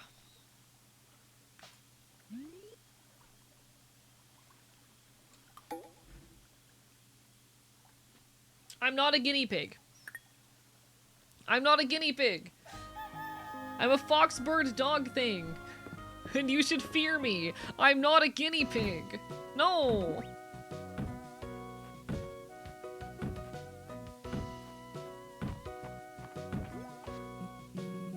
Good morning, AE. When I was here the other day, I noticed something suspicious about this tree. I believe it's covering old stonework. As the head of the Historical Society, I thought I'd investigate, but this old bark is proving to be surprisingly tough. I'm not a puppy! Chad, I'm not a puppy! You do have the laugh, it's so cute. I'm going to commit a crime! I'm not cute! For the record, I don't actually mind. I'm being silly with it, but I'm not cute! I'm terrifying! Fucking fear me! I'm biting you! This is how I look when I'm sinking my teeth into your arm. Nom nom nom nom nom nom nom. Fear me. What are Ellen's pronouns? He, him, I think. It tickles.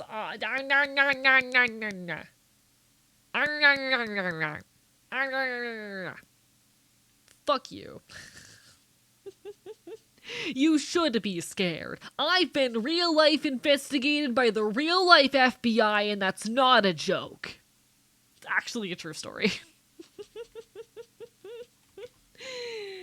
Ads are about to hit in like 30 seconds. I apologize, folks. Twitch has forced me to run ads. Y'all know the drill. We run 3 minutes of ads every hour on the hour. I bark and I bite. Appreciate y'all for hanging on in there through them. It does help the channel out a lot. And thank you so much for the love and support. If anyone needs some food, some water, some rest, self-care is vital. Take care of yourselves. Do what you need to. But we're just chilling and gaming and having some fun. I'm working on so much fun content in the background. So if you like the vibes, if loud punk, weird dog things sounds like an energy you would enjoy, keep an eye out. I got some cool shit coming.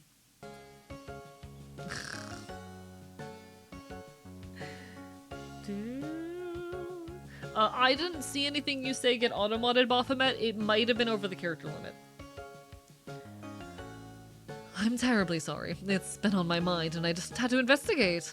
How about I make you an honorary member to make amends? I think I need a moment. Let me have the axe and I'll take care of it. In that case, you're welcome to it. The stream is the vibe. I recommend doing a follow. I'm just a bastard. Thank you for the hydrate.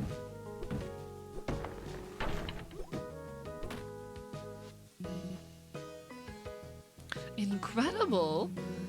This is a statue of Caladris, the mythological guardian of Mistria. Our ancient ancestors used to worship statues like this one. What an incredible find! A shame about the head, but with a little help from the newest member of the Historical Society, I think we can see him as good as new, if you would, eh?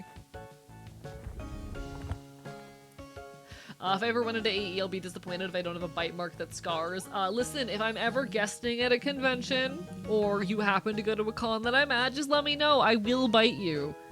I do bite people if they ask, like in most scenarios. I bit 8 whole VTubers at Offkai. 8! There we are. Don't you just love that sense of achievement? I believe that reconnecting with Mistria's past is the key to our future. This has been a most productive morning. Thank you for all your help. Please keep the axe, and do let me know if you stumble on any intriguing archaeological finds yourself.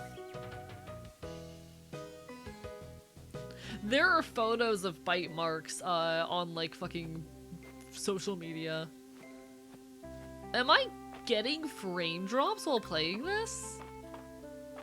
I don't know why I suddenly keep like slowing down. The frame thing in the corner is fine, but one sec. Are there any settings for visuals on this? Graphics. I'm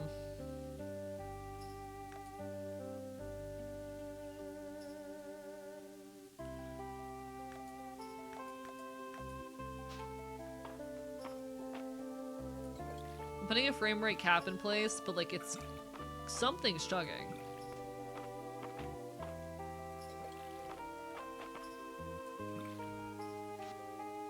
Give me 2 seconds. Task manager.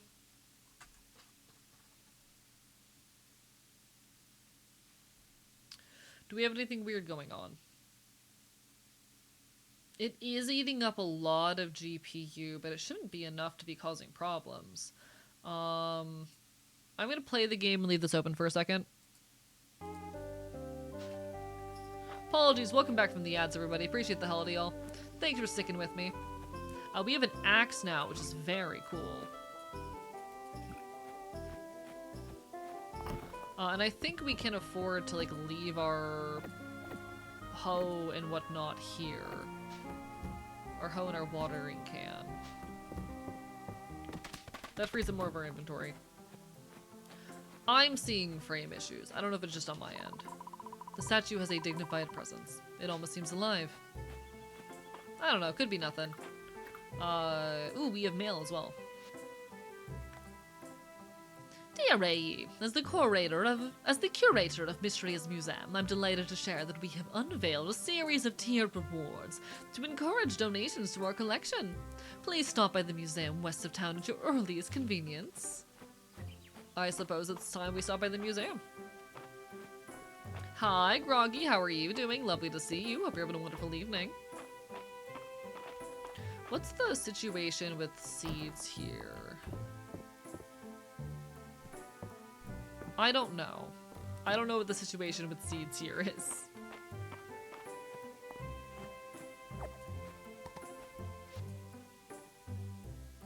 You got nothing. Alright.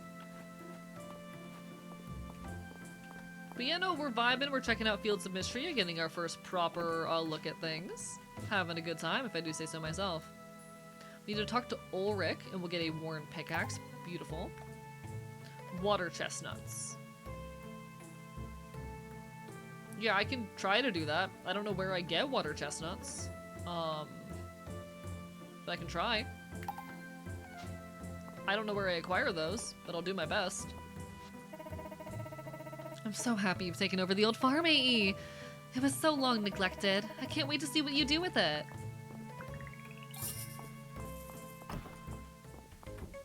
Is this where I buy seed? I can buy seed here. Do we have water chestnut? Chat, how does one water chestnut? I'll take one of these and one of these for now, just so we like have the variety.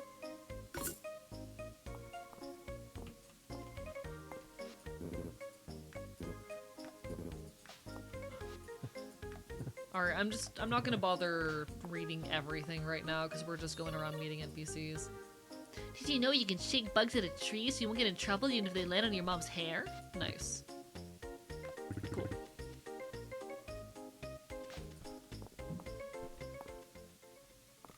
I love water chestnut nuts, very good crunch. I'm not sure if I've ever had them, to be perfectly honest. You can find artifacts all over Mistria. Cool. I prefer not to call in a favor, but I suppose there'll be trouble with my supplier if... Oh, hey! I almost didn't see you there. Sorry. Did you need something? Stop by for a drink some evening, won't you? Our selection's a bit more limited than it used to be, but scarcity breeds ingenuity. Very good chopped up and mixed with meat for lettuce wraps. Noted. God, chat, I made burritos again and they're so tasty. They've become a very consistent part of my repertoire. I know that's very basic cooking, but regardless, I've been very much enjoying my burritos for lunch every day. Hello, old man Windbreaker, how are you doing today? Lovely to see you.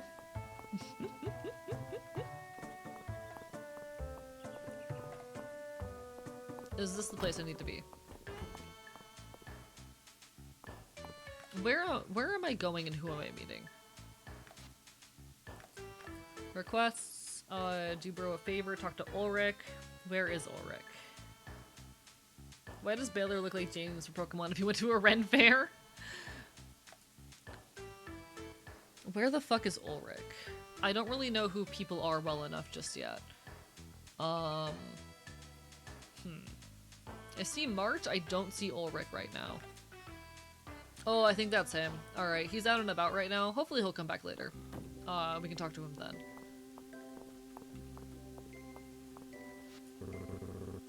I know you just arrived. But I want to get you comfortable. It's nice to have someone new in town. We used to be a much livelier town back before the earthquake. I hope you're the first of many.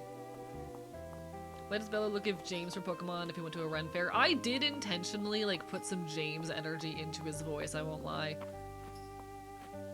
I saw the energy and it's part of why I gave him the voice I did. Ancient steel depicting a set of legendary armor.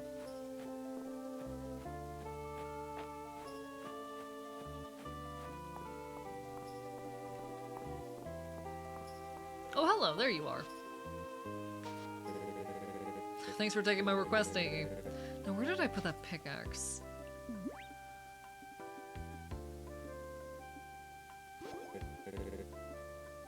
Ah, here we are. I just help out around here. I actually used to be a miner. Then the earthquake hit and we had to close the mines. If you want to know more about the mines, you should talk to Errol. He used to be the mines foreman, but now he's our museum curator. I respect him a lot. He's way chiseled. Oh, that's right. I wanted you to have my old pickaxe. Breaking rocks is a great way of getting toned. It's a little old, but should be strong enough to break small rocks. If you want a stronger pickaxe, you'll have to forge it, or buy one from us here. I'm glad you'll be putting this one to good use. These days, I'll help out my little bro March around our family forge. He's a great blacksmith, but he's a little, well, not, like, great with other people. Ulrich, are you out here? I need... Huh? What are you doing here? Well, enjoy your chit-chat with my brother, but try not to waste too much of his time. Ulrich, come to my room when you're done. I need you to look over a blueprint. We're the same age now? True! One sec. Happy birthday, Wonder! Happy birthday to my friend Wonder! Chat. Wait, I need to do something. Where is it? Give me a second. One sec. Wonder, I have something for you. Okay. Give me 2 seconds.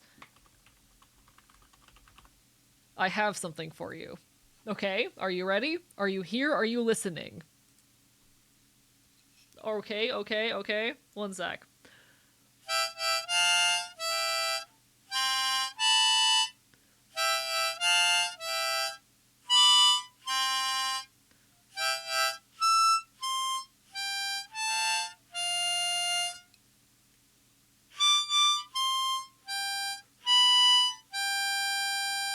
Happy birthday!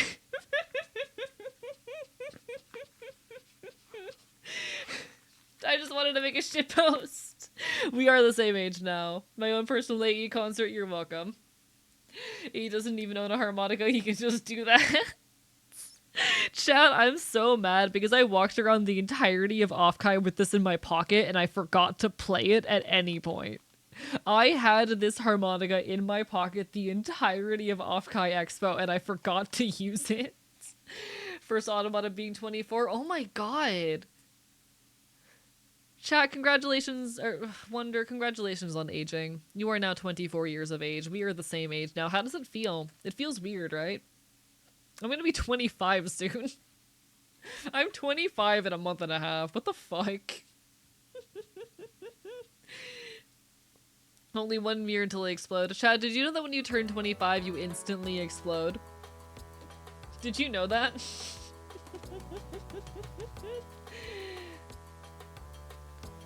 Happy birthday, Wonder.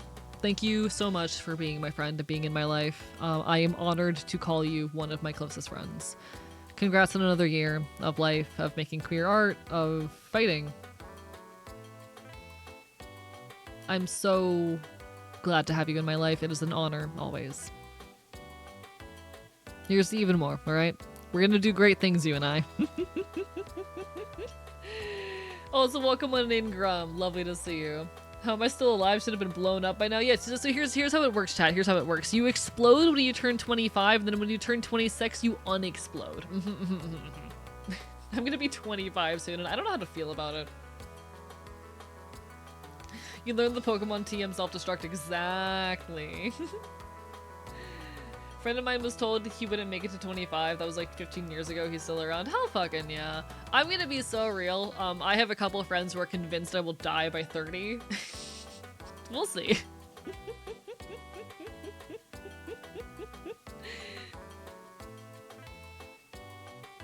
Actually, it all goes to your waist. Then you explode. Interesting. Thank you, Omega. Alright. Sorry, he doesn't mean it. So, as for my favor, if you could, like, give March a chance, that'd be way cool of you. He doesn't have a lot of friends. I'll talk to you later, AE. Nice. So we have a pickaxe now, that's pretty cool. And then we need to go to the museum, which I think is this way somewhere. I don't see the guy at the museum. What's the actual request text? Meet Errol at the museum in the Narrows. Okay. I guess I just go there. It's fine. No, I won't allow it. We'll see. We'll see. I'm not trying to, for the record. I don't intend to. It's just a sneaking suspicion a couple people in my life have.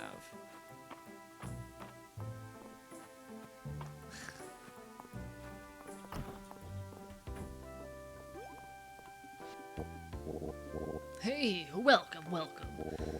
I assume this is about my letter. Excellent. In my talks with Lord Island and Lady Adeline, they entreated me to concern myself with objects from antiquity, as well as to use the museum to showcase the many unique specimens of Mistria. To wit, if you could bring not only your archaeological finds, but also the plants, insects, and fish of the region, I believe together we can create a museum that's one of a kind. Indeed, I will display the items that you donate so visitors from far and wide can appreciate what Mistria has to offer. And do not think we would be ungrateful. There's a generous reimbursement policy set up by the Historical Society, renowned in all kinds of rewards.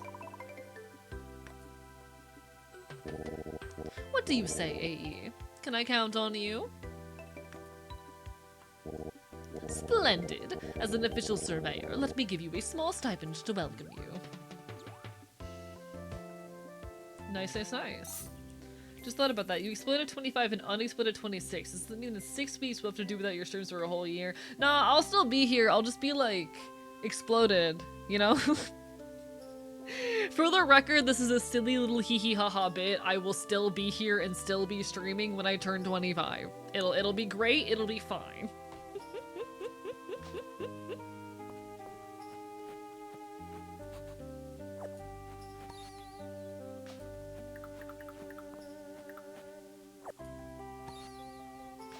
I keep hearing weird noises, and I'm pretending they don't exist. Yeah, I'll still be here, I'll just be like a little bit exploded, you know?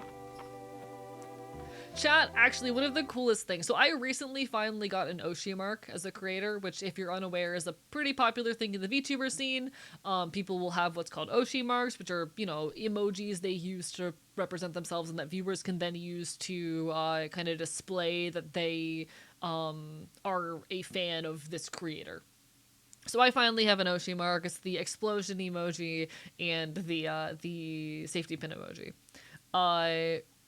And I didn't think about this while I was choosing my Oshi mark up until a friend wanted to post a picture of us on social media and wanted to censor our faces. Y'all, I'm a fucking genius. Because my Oshi mark includes the explosion emote, I can just put an explosion emote over my face whenever I post pictures of myself now. I'm a genius.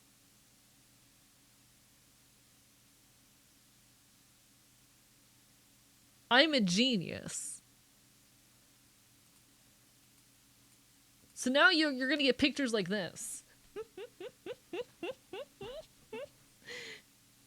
Chat, he's so cool and innovative and smart. My head explode. I think it's silly.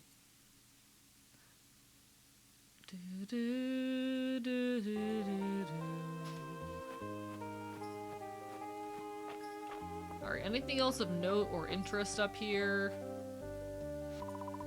The stairs look too dangerous to climb in this state. Cool. Alright. Western ruins. Anything of note over here that I can quickly explore? I know I don't have much inventory space. I'm just going to grab some stuff and leave.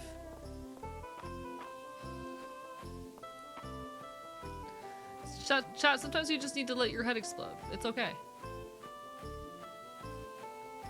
Oh, what's this? Little archaeology site.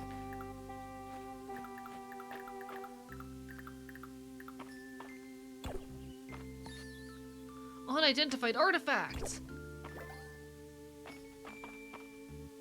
What can I eat real quick? I'm gonna eat this morel real quick.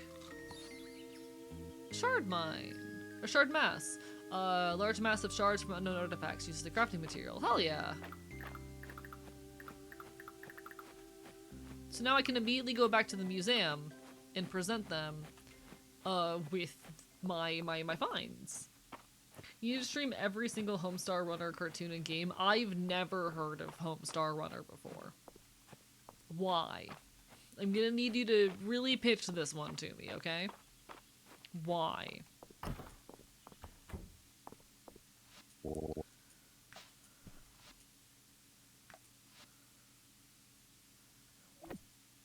Okay, so I can donate these. Dig site material set, nice. Spring flower set. Okay. How do I get an artifact identified? Who does that for me? I noticed some Mistria may seem like a tiny backwater town, but keep an open mind. It has charms the capital could never offer. How do I get my shit identified? Whatever. Okay.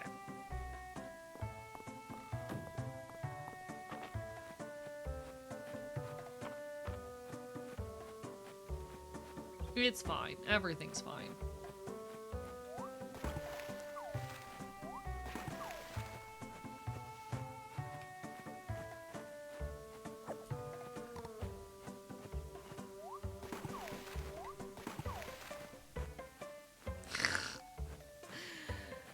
Scroll button, 1, 2. Chat, I'm just a little guy. I keep hearing weird noises and I don't know where they're coming from. I don't know if y'all can hear them. It might be in my headphones, I'm not sure. Because I hear it whenever I do an action in game. But it sounds like it's not coming from inside the headphones. And I'm like, what am I doing? What is happening? It's a very low sound. How's the soil quality of the old farm, eh? This field's been fallow a good while now. I bet they're raring for some crops. Give me a second. I'm gonna...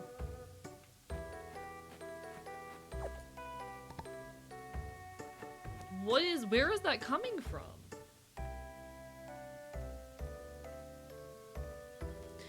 It happens every time I do an action in game. Very consistently. But it's happening in real life. Oh, is it my controller? Give me a second.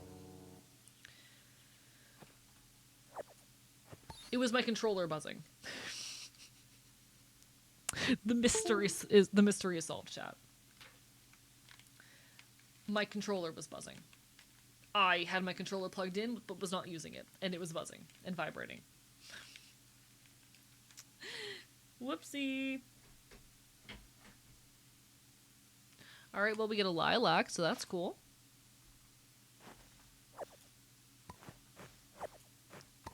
Apologies for that, folks. I was getting concerned something in my PC was broken for a moment.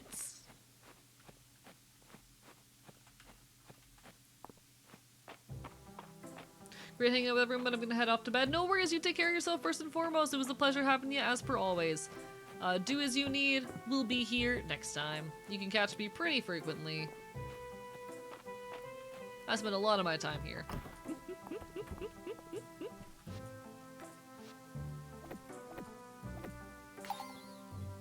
Alright, and we've completed the spring flower set. Nice!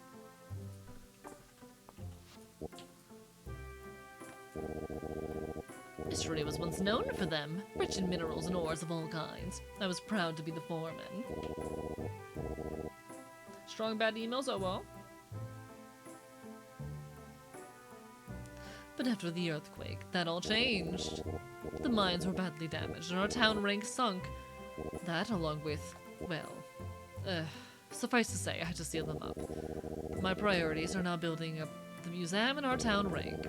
So don't worry yourself about those mines, eh? Some things are better left alone.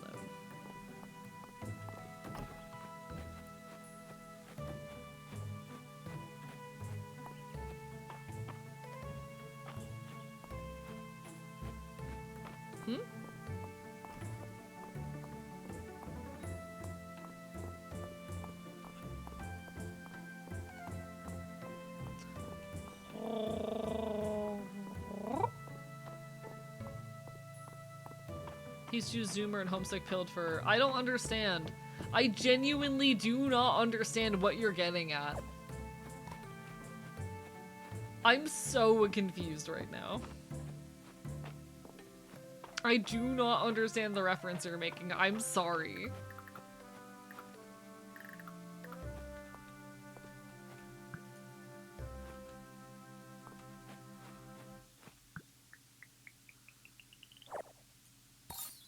That's... Oh! There was a sandwich inside. I was not, in fact, given a chest that I could place down as furniture. Understood. Okay. Farmer's cap. I can use this item to get the cosmetic to wear. Cool. We have a hat.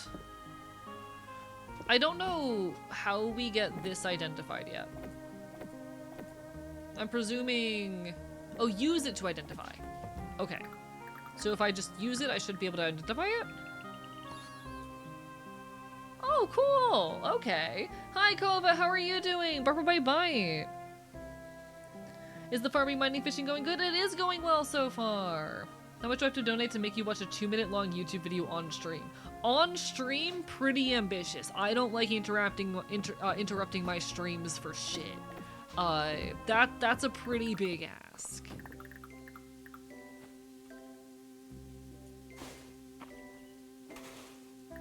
I'm very protective of my streams.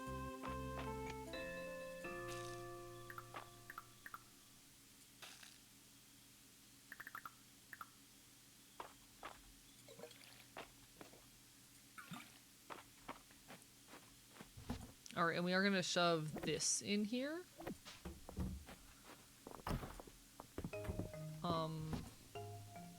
But we can put these back here for no, I need this one.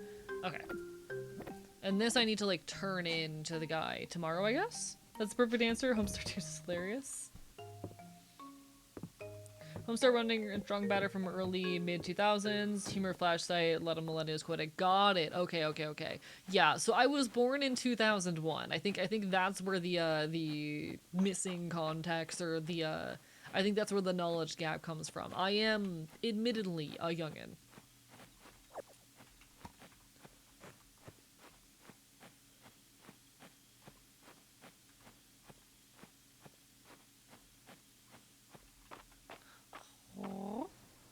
Accidentally ended the Windows task that ran my laptop and taskbar. Luckily it wasn't too difficult to fix. Glad you managed to fix it. I've done that before. Whoopsie. It happens sometimes.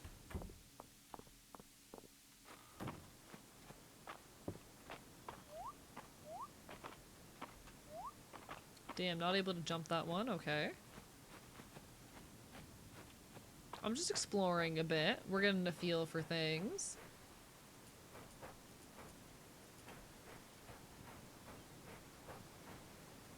Little sandcastle.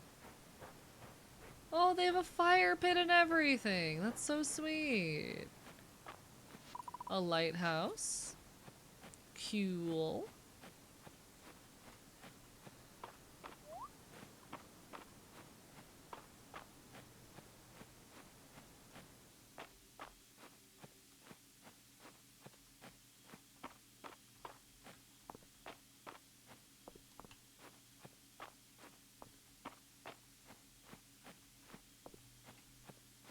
See, here's my thing. I think and I think DD Tales says it pretty well here. Unfortunately, when it comes to, like, especially classic internet memes and humor, a lot of it is stuff that, like, loses a lot of its appeal and humor if it is not engaged with the correct context and, like, whatnot. So if you weren't, like, there for the time period or don't go in with a good understanding of the context something was created in, I do think a lot is lost of the humor. There have been so many times people have tried to show me, like, memes that were really impactful in their childhoods, or even more modern ones, and they just don't jive with me. Not because the media itself is bad, but just because, like, I was not there to understand the context of it. That's not a flaw of the media or a flaw of the individual, but it is a thing.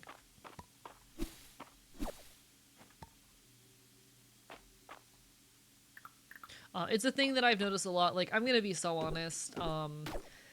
part of why I'm very reluctant to like ever react to things that people ask me to react to on stream, to like play videos. Part of it is because it interrupts my stream, don't get me wrong.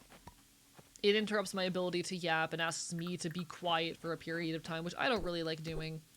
But also, half the time I don't find it funny. Gonna be so real. Half the time people have tried to like show me a video on stream, I haven't found it funny, and I feel like an asshole when I do that. When someone tries to show me something and I don't find it funny, I feel like a bad person.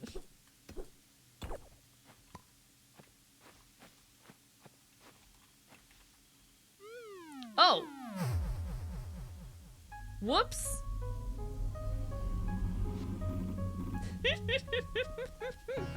Just like real life, chat. Like fucking player like a game, I guess. Well met, mortal. You're the guardian dragon. I am Calderis, the guardian of Mistria. Thank you for repairing my shrine. I have been asleep since... Well, I cannot seem to remember exactly, but now my mind is shrouded in fog. Mystical essence has begun to flow again in Mistria. Of that much I am certain. I ask you to extend your assistance once more, mortal. I need you to collect this essence and offer it at my shrine so that I may regain my strength. I hereby bestow onto you the ability to sense and collect essence. You should find it naturally when going about your daily tasks. I grow tired. Let us speak again tomorrow at my shrine. Sleep now, mortal. We will speak again soon.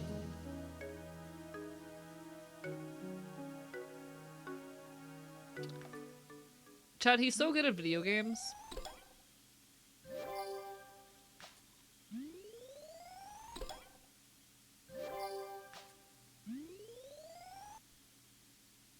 Teehee.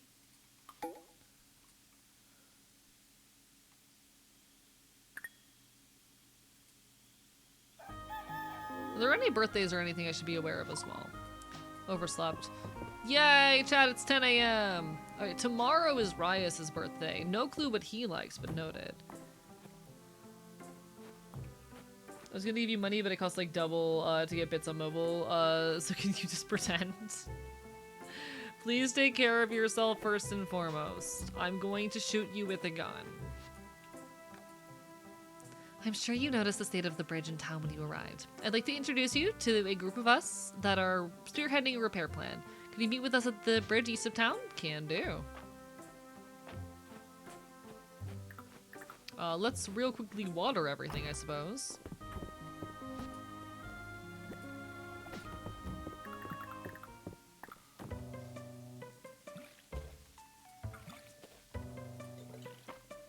Whoopsie.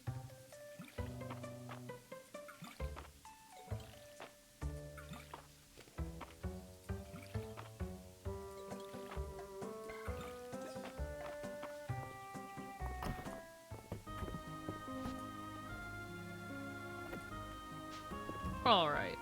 10 a.m., where are you? Utter Mongolia? It's like midnight here. Okay, okay. It is currently 30 past midnight where I am. In-game, it's 10 a.m. Ah, greetings, mortal. The time has come for you to begin collecting essence. Essence will appear in the form of small purple orbs as you go about your day. Try activities such as farming, fishing, and mining. You'll be sure to find some. Use this shrine when you want to offer your collected essence. In exchange, I will use my restored power to grant you skill perks. Cool.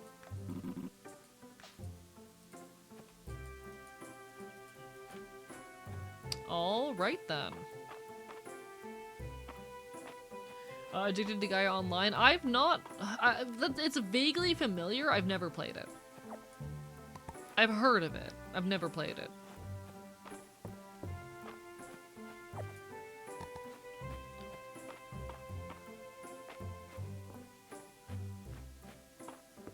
Alright. So I think over here is where we're supposed to meet folks? Somewhere over here.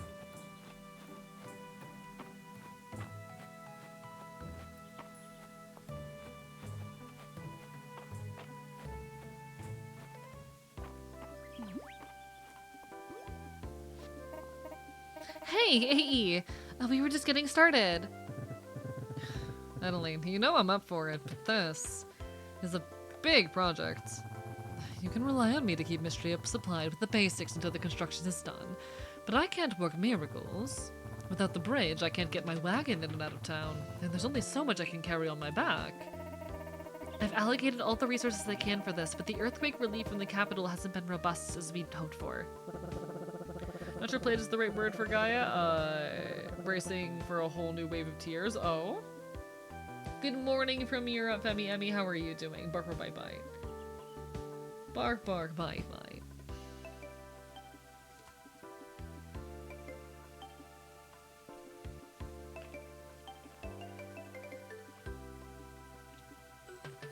I've talked it over with the other merchants in town. We're happy to contribute funds. You've got our backing.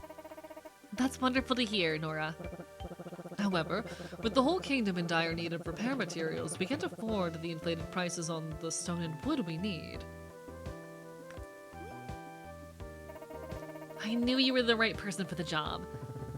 Gathering material locally would definitely speed things up. That farmland of yours is loaded with high-quality stone and timber, AE.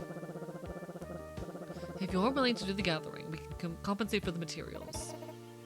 By my calculations, 60 stone and 60 wood should be enough. Sounds right to me. With a repaired bridge, we'd be able to get the Saturday market up and running again. I'll set up a donation box here at the bridge for you to deposit any gathered materials. Come talk to me when you're finished, and we'll begin the repairs. We're counting on you. You're valid, Groggy. I'm not judging.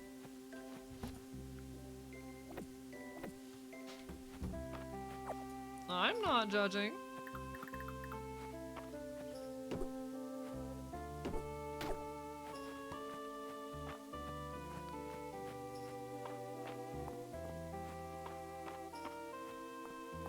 All right.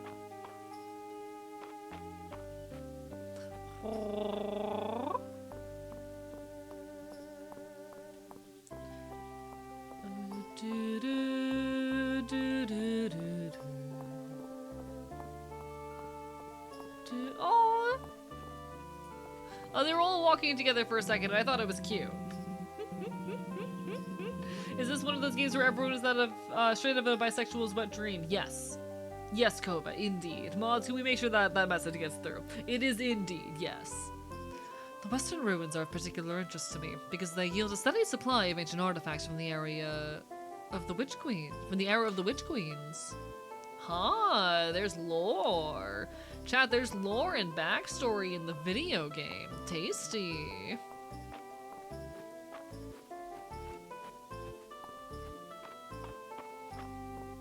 Alright, we might as well poke around for some artifacts a little bit more and bring some shit to the museum. No harm in doing so.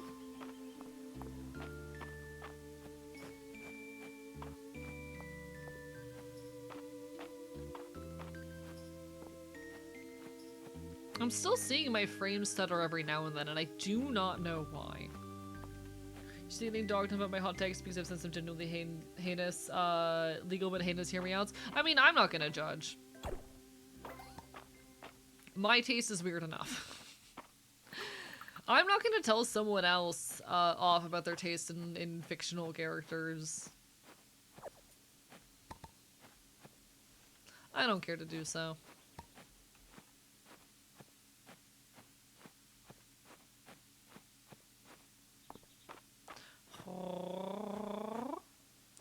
Had a good result when I checked up the 60 FPS limit on. Maybe do that. I've already done that, and I'm still experiencing frame drops. Not sure what's causing them. That's how it goes sometimes. I'm not working with the strongest, you know, setup in the world, so it could just unfortunately be that that my PC is not built for this, which is unfortunate. But I do have a whole ass live stream model running. You know what? You know what? I have something I can do about this, actually.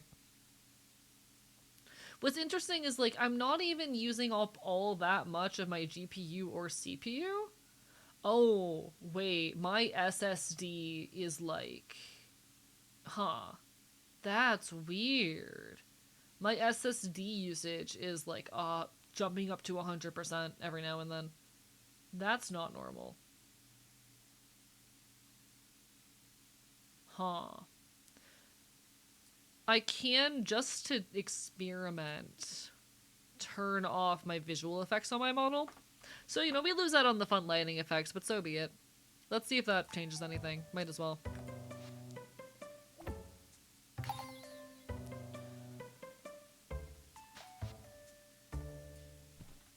Might as well. Oh, right. I also need to figure out what this other artifact is. You don't think the creators of Everclear Vodka knew what they were doing, making an alcohol that would unironically run a car? Oh, 100%. They knew what they were doing. They knew what they were doing. And I thank them for it, half joke. Chad, I love alcohol. It's fun. Big alcohol enjoyer. As an occasional treat. Yeah, that was... The point was create a substance that would get you fucked up. They knew what they were doing.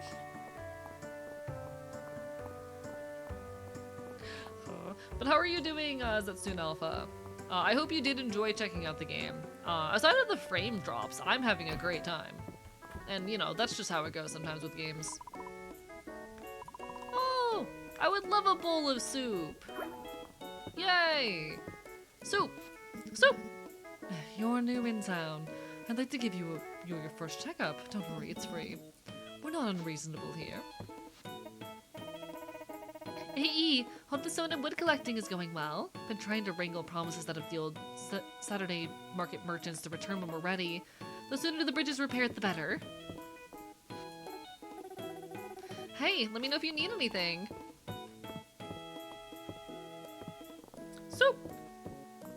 The goal was to ruin your, Good news, for my province. Involuntary mental health care has been deemed unconstitutional. Fuck yeah! Hell yeah! Wait, one sec. Can you, like, send me an article or source on that? Because I could really use that for one of my, video essay subjects that I'm currently working on. That's actually really relevant to a video that I've been working on for a while.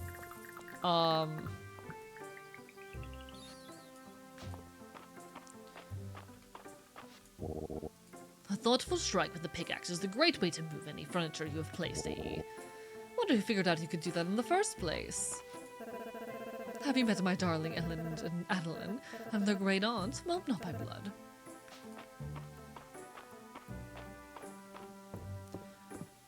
But no, one of the video essays I'm currently working on, I have 3 scripts on my plate that I'm slowly working through at the moment, but one of them is about mental illness and autonomy. It is about the lines we place about, like, when someone, or it's the lines we place around, okay, so.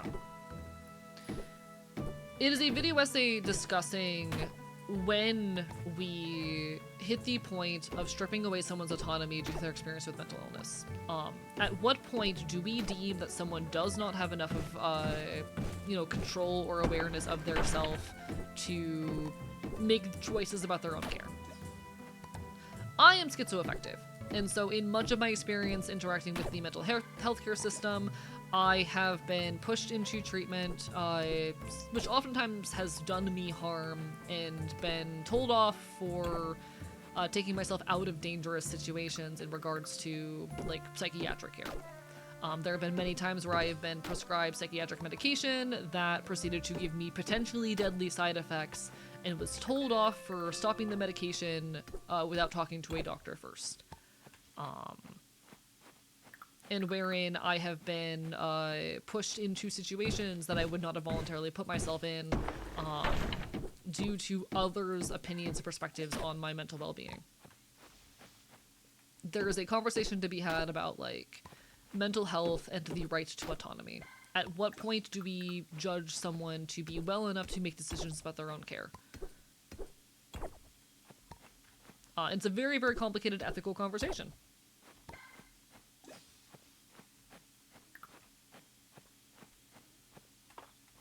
It is one that I very much want to have at some point. Hence the video, obviously. Oh, okay. It looks like my guy is eepy sneepy, so I'm gonna actually let him sleep today. My guy is, in fact, getting to rest today.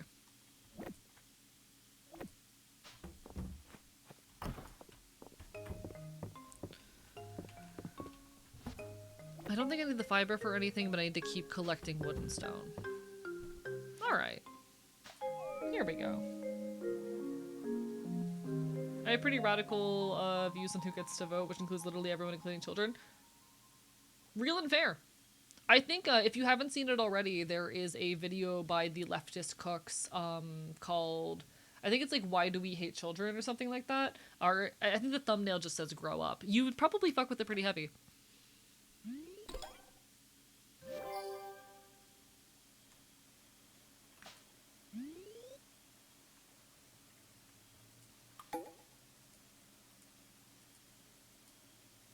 Alright, it's Rias's birthday, and I have no clue what he likes.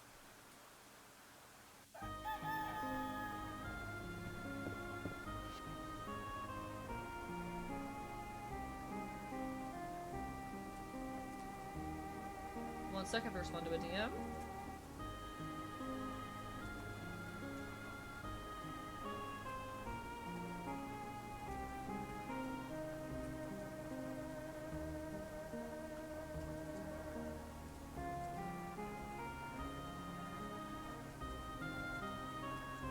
Alright. Sorry, I was just confirming with Safi that we are still on for tonight. For folks who are unaware, I will be raiding into Safi Atkins' channel at the end of this broadcast. We'll be hanging out with the Prince, playing some Doki Doki Literature Club tonight. Hello, thank you for the follow, Copycat. Bark, bark, bye, bye.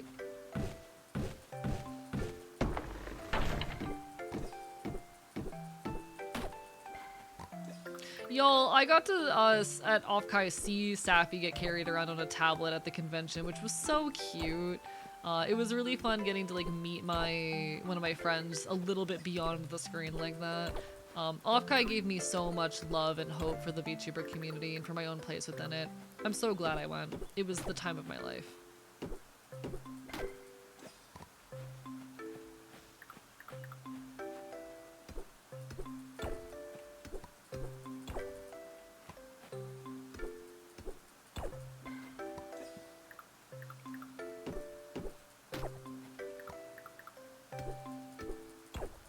Also, I'm so sorry, Wembley. I think I joined your Discord. You did, yes. I sent you a friend request. I'm so sorry, Wembley, that you have to deal with that in regards to your parents. I do know that feeling. Gonna go for today. You take care, Darkwood Rider. Bark, bye, bye. Yo, Copycat. We hung out at Offkai, right? Pleasure to make your acquaintance. Or brother, to meet you over on this side of things. It's wonderful to see you. Hope you're having an incredible evening. Bark, bark, bite, bite. Bark, bark, bite, bite. We did? Hell fucking yeah. Lovely to see you. I've been so busy with the con, I only finally got around to starting to like reach out to folks that I met there today. But it's been really nice. Everyone has been so sweet and kind. Thank you to everyone for being patient with me. Y'all, Copycat or Kitty Sensei has some really cute paws that squeak when you touch them, or when you like bat them, which is so cute. It's very fun to play with.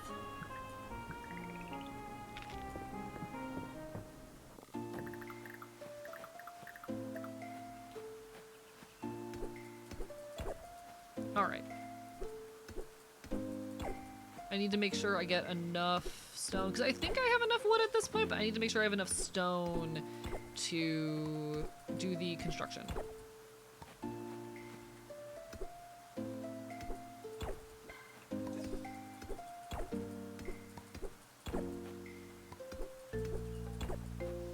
Beautiful.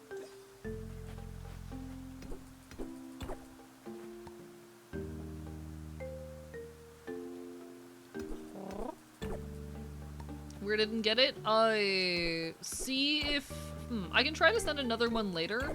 Feel free to send a friend request to me. I'm just Archivist on Discord. Shouldn't be too hard to find. Apologies if I fucked up something technical on my end.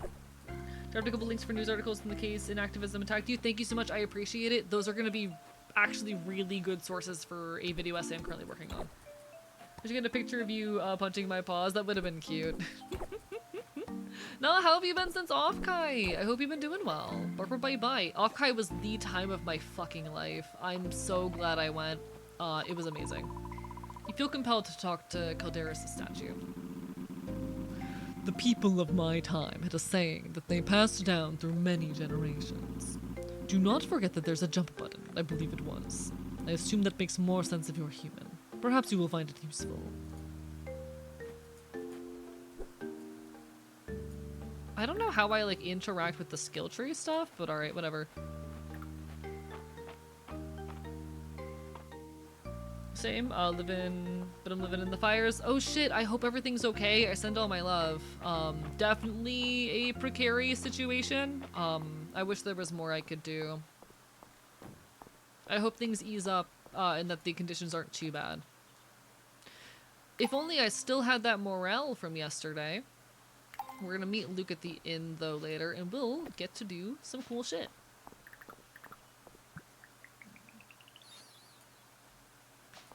Alright.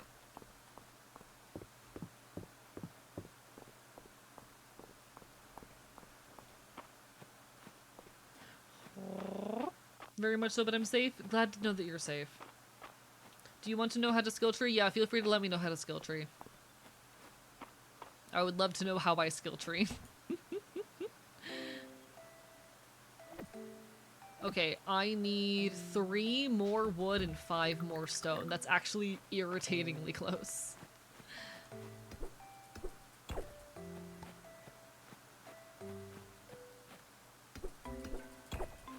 I don't know if there's enough. I'm definitely gonna need more energy. Oh, I have food on me. What am I saying?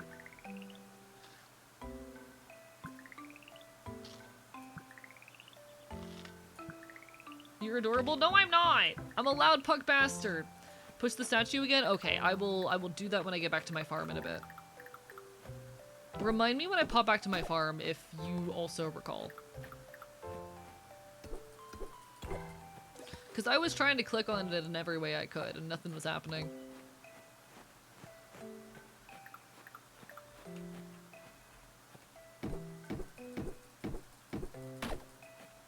Okay, so we should be good on wood, and then I just need a bit more stone.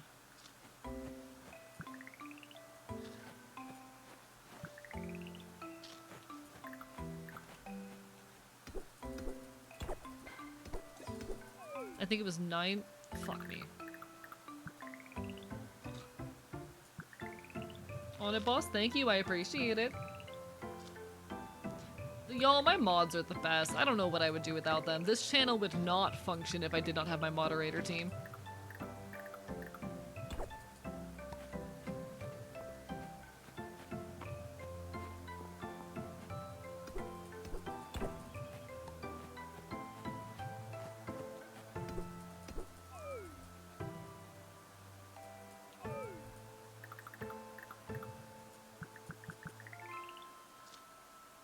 Not everyone has the time or wants to be deeply involved in politics.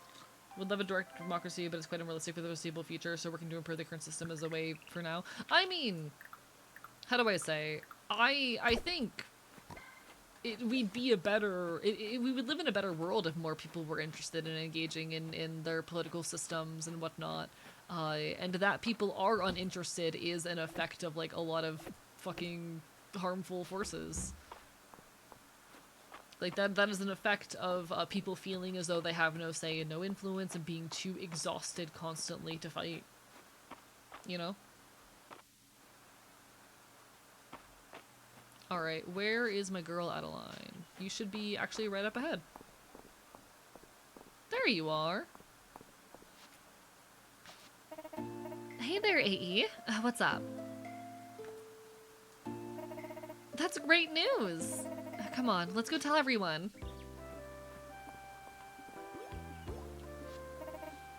It's time! Let's get this bridge repaired. Nice work, AE. Now it's my turn. Just let us know how we can help, Rias. Oh, I need to talk to Rias because it's his birthday. Bark, bark, bite, bite. I am not adorable. I'm handsome and a problem and a bastard.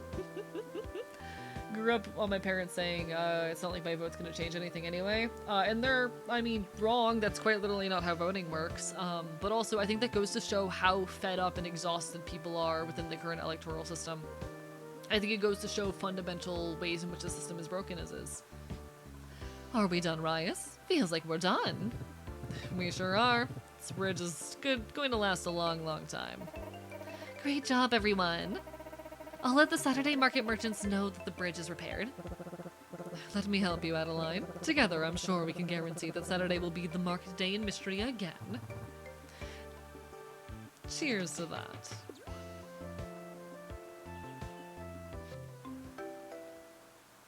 Beautiful. Interesting. So I know I was hanging out for a little while in my friend Wonder's stream while she was playing this earlier. And she noted that the achievement for meeting all of your neighbors did not trigger when she got it. It just triggered for me now. Fascinating. Uncle Adam took care of a bunch of urgent repairs after the earthquake, but there's still so much to do. On the bright side, there's no shortage of work for either of us.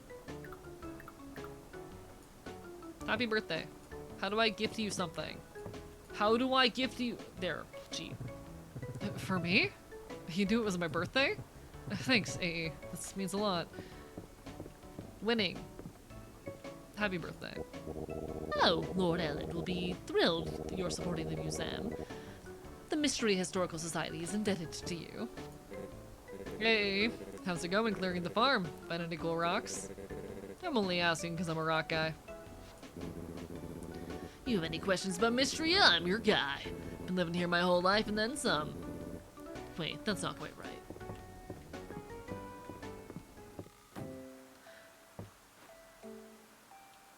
It's actually pronounced scary wandering. It's a gerrymandering, is how I've always heard it pronounced. Don't blame people for feeling disenfranchised because we kind of are. Yeah, like I don't blame people for feeling frustrated with the current political system and feeling as though they are being disenfranchised because they quite literally are.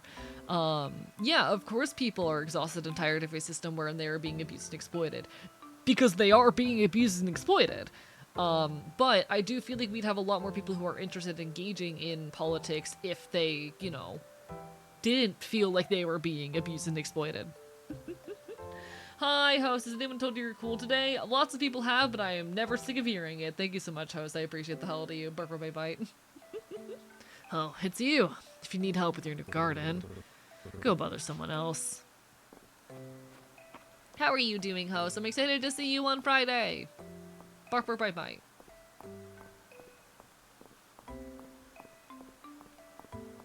Doing good? Glad to hear it.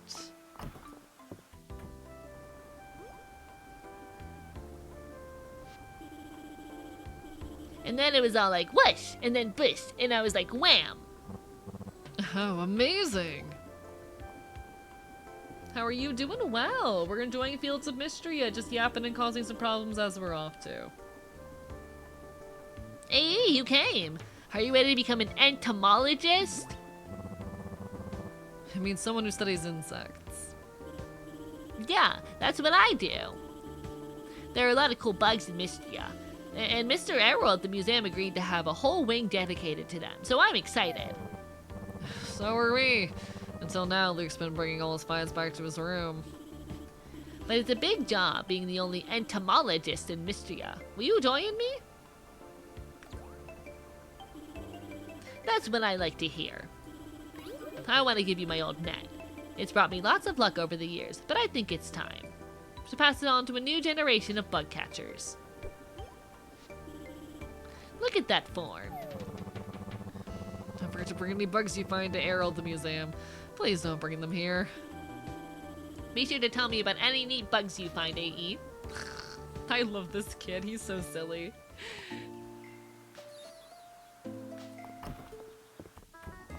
You take care, copycat. Hope to see you again sometime soon. Bye-bye. Bart and Rigus are right. There's something nice about a drink after a long day of work. A rainy day like today would be perfect for some snuggling up with a good book. Now that you've moved in, it's only a matter of time before my oldest will have you tasting her dishes. Rena gets everyone eventually. Oh, AE, have you had anything to eat yet? Don't forget to take a big bowl of soup from the inn's pot. Rena changes the recipe daily.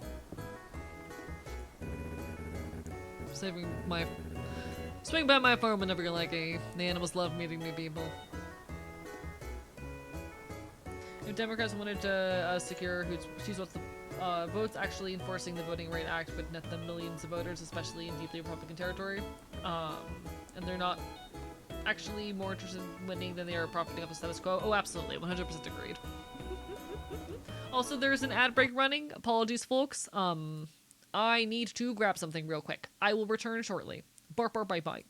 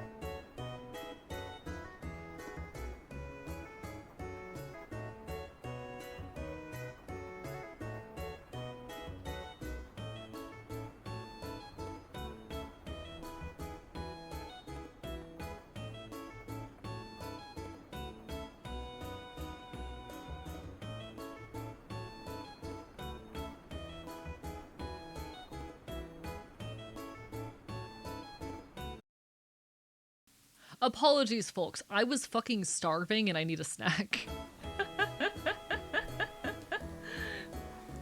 apologies, everybody. I have acquired a snack real quick. How's everyone doing tonight? How's everyone vibing? How are y'all liking Fields of Mistria? How many of you have played the game already?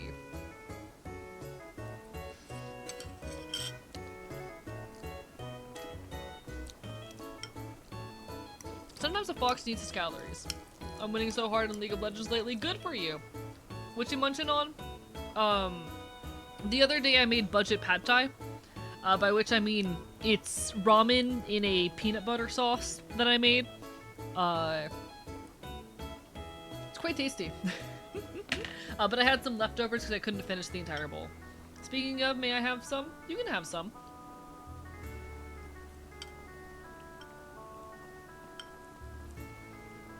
I bought it, haven't played it yet. Heavily recommended. It's really good.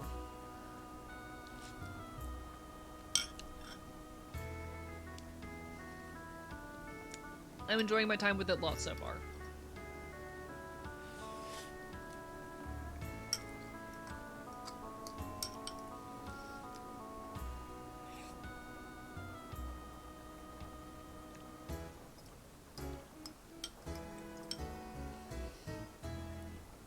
It's a really cute title. If you've ever been a fan of a farming game before, you'll probably like it.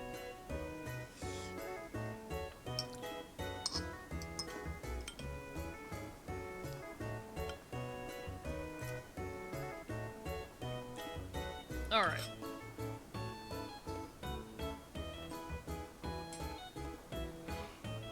Actually, I kind of want to peek at something in the achievements real quick. Give me a moment.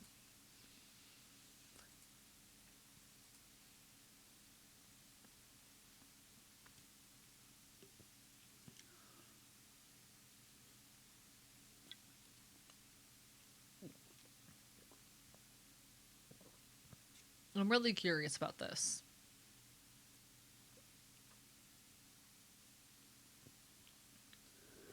Okay, yeah. I figured as much. There are, in fact, achievements that are linked towards, like, getting married and having kids. Not surprised. Not even necessarily disappointed. I expected it.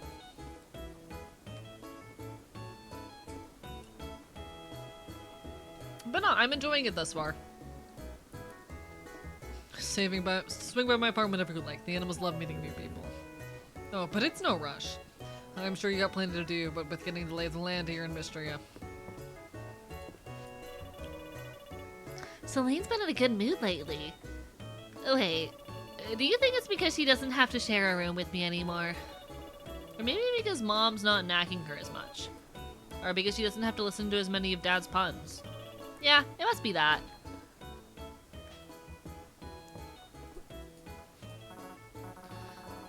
Well, now, look what the tide brought in. Take your time learning the ropes, eh? You got all the time in the world. Lady Mabel welcomes you to Mistria and accepts tribute in the form of cash or snacks. Okay, you got me. I'm not Lady Mabel yet. I'll still accept any tribute in the form of snacks. Greetings, A. Have you cut the grass around your farm yet? Tall grass is a natural habitat for many insects. Vegetables are a good habitat too, I guess. How's that going, AE? Getting settled in? I'm just up the road if you need an extra pair of hands. Oh, Chet, they're sweet. They're very sweet. Alright, I ate my ramen. Chat, I ate my ramen! No. Why am I like this?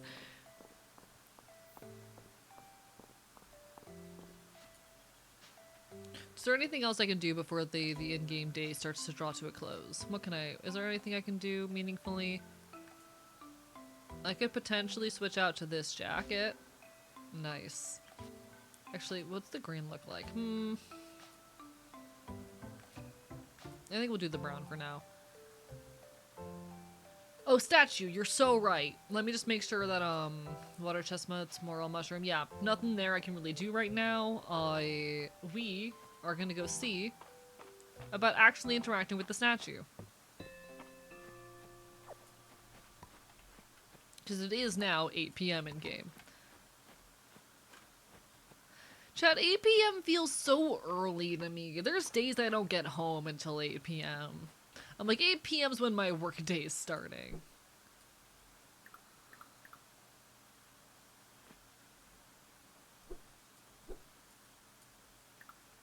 Oh, Q button. There we go. Okay.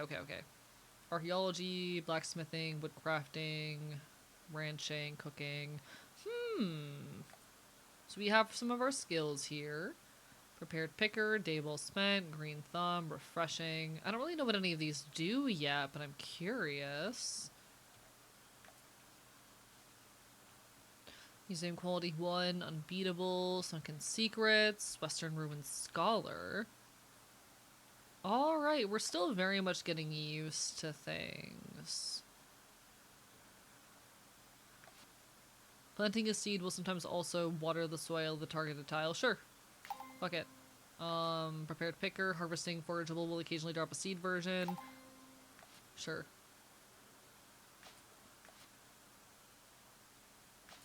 Alright. Cool. That's sweet. I figured it out. Beautiful.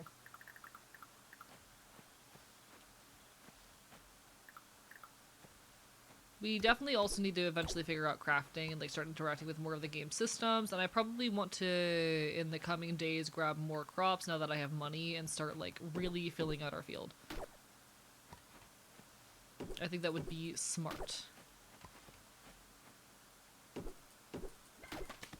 Thank you for the hydrate, moth. Bark, bark, bite, bite. I appreciate it.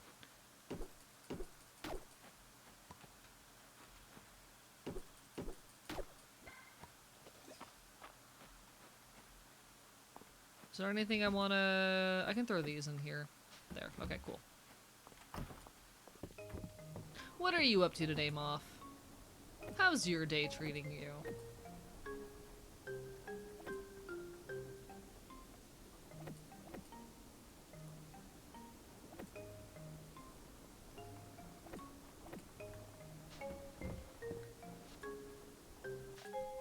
Alright, we sleep through the night.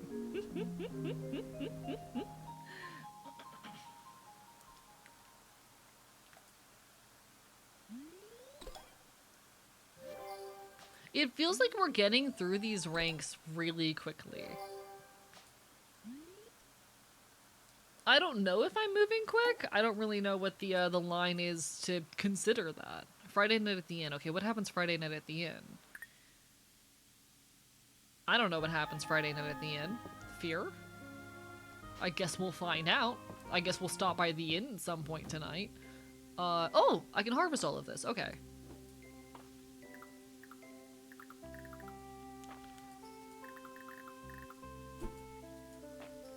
Or some of this. Can I not? Is this not harvestable? These are harvestable. Okay, so we got our turnips, which is nice. Okay, the rest of this is not ready to harvest yet. Got it. Okay. Understood. I do think I'll go ahead and set this up, because I think I want to buy a bunch more turnips and a couple other crops in order to like really buff my fields out. I think that'd be nice. Hey, Mistria has a tradition where everyone gathers at the Sleeping Dragon Inn on Friday nights. That's tonight, and this is your invitation. Okay, 6 p.m. tonight. Cool. We can do that for a bit. Just got finished hanging out with one of my boy wives after a 1-hour walk. Today is good now that I have constant boy fox boys. Hell yeah. Glad I can add some more fox boy to your day, Moth. Glad I can. Bark, bark, bite, bite. You feel compelled to talk to Caladris' statue. You have helped to repair the bridge into town. Well done. I'm sure the other villagers appreciate your efforts. Nice. Alright, so we need more seeds to really fill up our fields.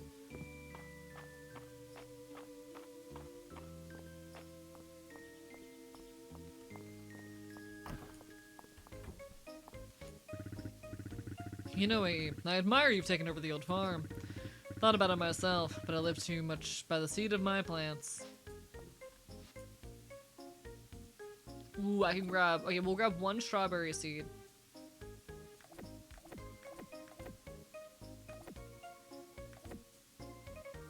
This is gonna be so much money. It's fine. It's so... Okay, it's fine. It's like everything I own, it's fine.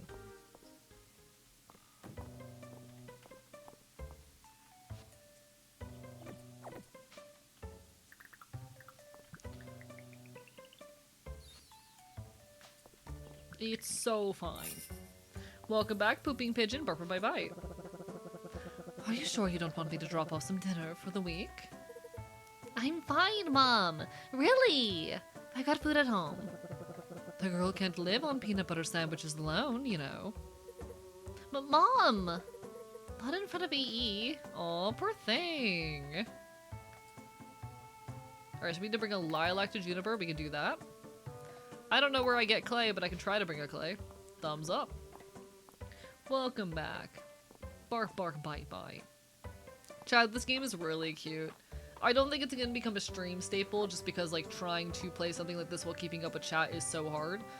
But it'll definitely become a in my own free time staple.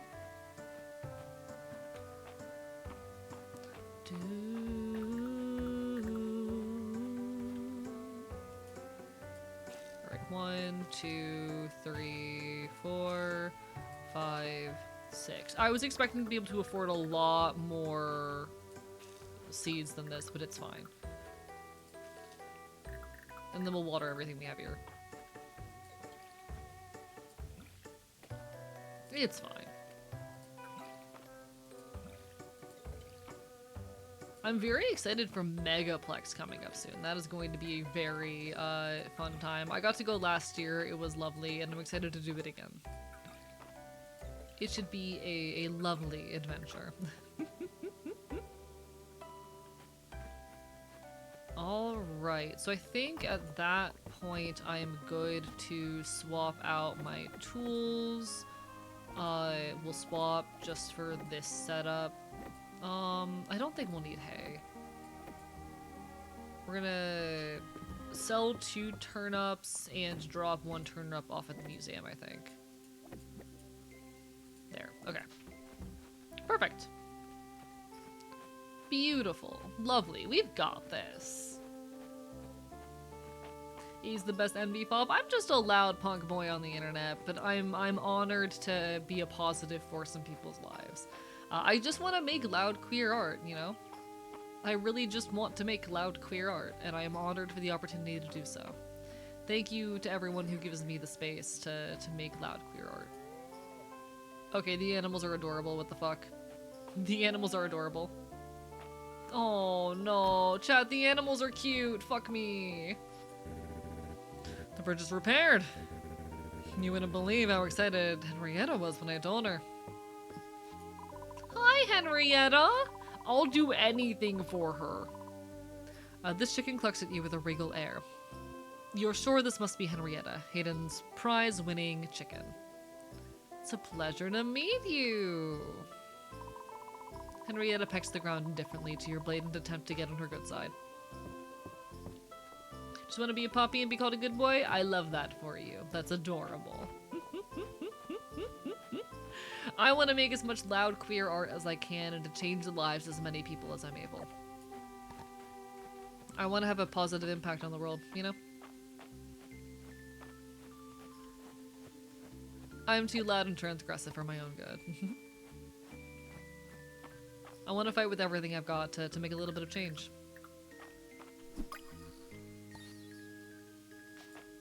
Alright, so bug catching is very easy. Got it. Cool. I do not mind it being easy, though. That is not a complaint by any means. I will take easy.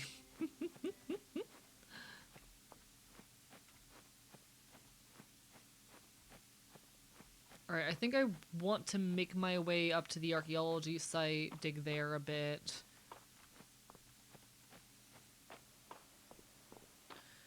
I do too, but I worry that I'm not enough.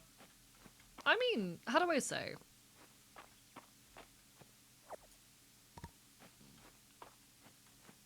anyone can be enough to make loud, cool art. The only thing stopping you very often is yourself. And I hope that isn't too harsh, but for anyone who is worrying about their ability or capacity to make cool transgressive art, or just art in general, the only thing stopping you very often is yourself and your own willingness to take risks. You are fully capable of making incredible things. It just requires you having the bravery and taking the time to step outside of your comfort zone. And I know that's not easy. I know that I'm... How do I say? I know that I'm speaking a little too simply when I say it as such. But you have the capacity to learn to make the projects that live in your brain. You can do it. It takes time, it takes effort. But if there's a game you want to code or a project you want to take on, you just have to put in the work to get there. It'll take time, absolutely. It'll take practice.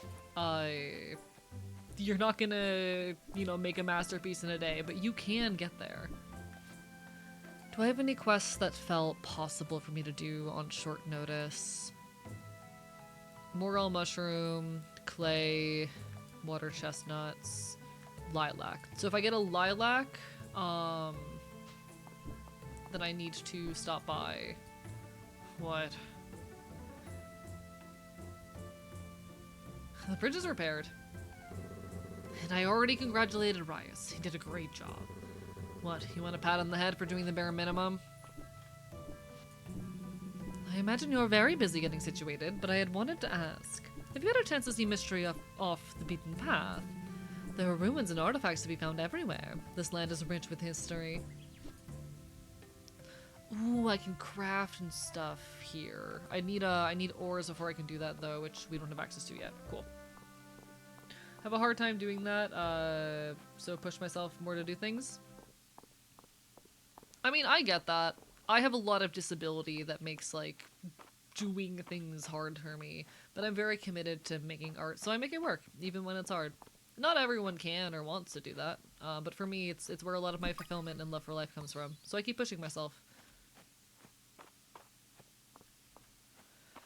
Is there anything of note this way, I'm wondering? Okay, so I can't go this way. Got it. Bark, bark, bite, bite. I just want to make art that makes a little bit of a difference in the world, And I'm honored for every opportunity I get to do so. I am so incredibly honored for every opportunity I am given to make a little bit of change.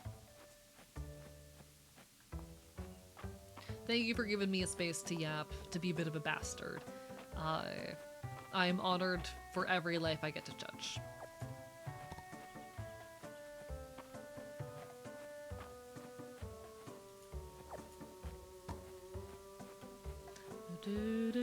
Ambulatory wheelchair user, so fair. How do I say? I have, like, essentially slightly less severe POTS, orthostatic hypotension, and a bad knee, so, we do our best out here. I make life work, but it's certainly not easy. I promise, though, like, it's possible to do cool shit. It just might take a little bit longer, take a little bit more effort, and that's okay. The best art takes time anyway.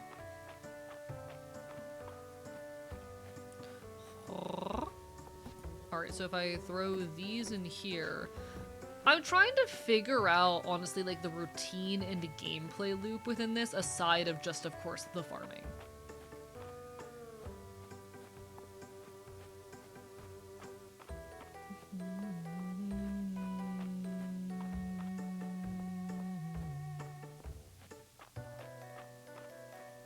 And it might just be because I'm early game, but I'm struggling to find that right now. We do need to pop by the inn soon, though. We need to do that before it closes in game today. So we're gonna drop by the museum. We're gonna drop off these bugs, I guess.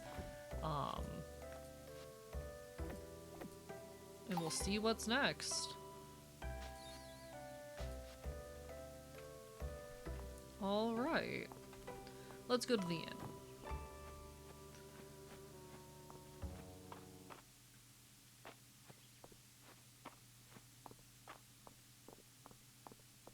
the town is so empty right now.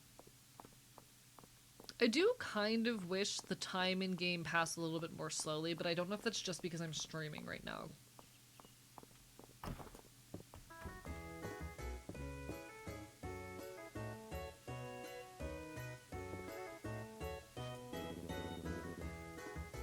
These other folks in their games, they really like to sit with the drink and appreciate it, you know what I mean? Certainly. Better to turn your senses to one thing and give it attention it deserves. Isn't that right, young March? Hey, come here, come here. I'll let you in a little secret. You're not so bad.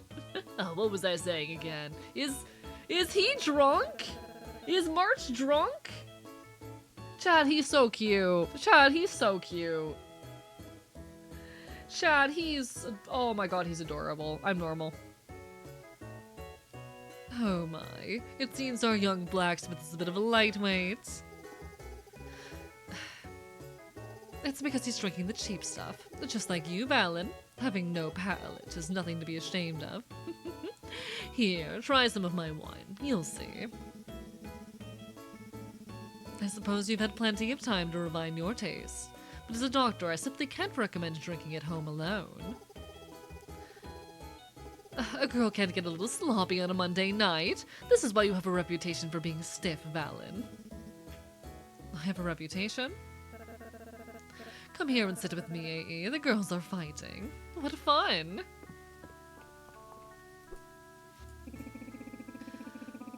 Helen has been talking about a game of his for weeks. I hope the others are excited to see his.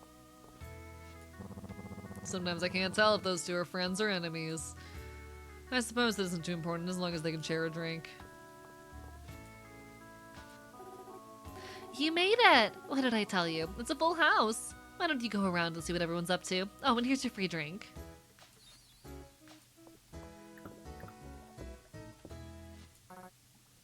Hit me. Oh, she sounds pretty confident, don't you think, Rias? I wish I could say. I just deal the cards, man. I'm in for 50 more, Terase. Oh, that bluff won't work on me. Are you quite certain you don't need more cards, Nora? Are you sure you don't need more cards, Errol? No, let's keep it friendly. No need to get worked up. Hey guys, 4 of a kind is good, right? Or should I hold out for 5 of a kind? Guys? They're so silly! Chat, these characters are adorable. I love them. What the fuck? Welcome to our inaugural session of Dragons and Drama. I'll be striving to provide a historically accurate experience, but if I slip on any details, please speak up. How do I say this? I do need to put some work into getting separate character voices down if I'm gonna play this on stream more. I'm not sure if I will, but it's adorable. God, chat, I love these characters. They're so silly. I read a backstory for my character, AE. She's a druid, and she can talk to flowers, and she loves nature. But I don't get what to do with all these numbers. Follow my lead, Celine. I set all these useless stats to 1, so my mindset can be 67. Which you would think isn't possible for a starter character, but if you look at the rules section, 107 paragraph 2, you'll see. Adeline sure does know her stuff. Look here, A. I've only got some miniatures of the game. This is Celine's druid, Daffodilia. This is Adeline's wizard, Moonsilver. This is Baylor's thief. Snicklefritz. Me? I'm Bad Brad, the bearded bard. Please call him by his full name. If this is what I get for arriving late to the cards table, I have no idea what's going on or why everyone keeps calling me Snicklefritz. They're so cute! What the fuck?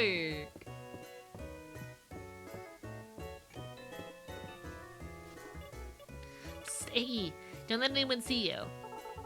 The coast is clear. Now, before we tell you anything, you have to pinky swear you won't tell anyone. Because we're planning a heist. Luke is the brains, Del is the brawn, and I'm the face. And you're the courier, AE. And our target is... Mr. Baylor. His secrets, more precisely.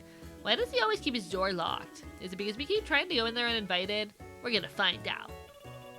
Meet us here next week, AE. They're so silly. Alright, alright. Shenanigans. Is anyone not here? I'm curious. There's literally the entire town here. That's kind of cool.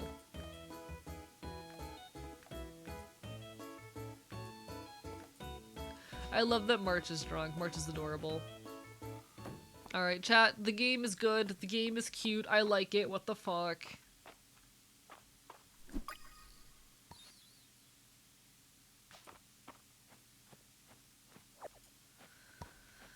Chat, I think the game might be good.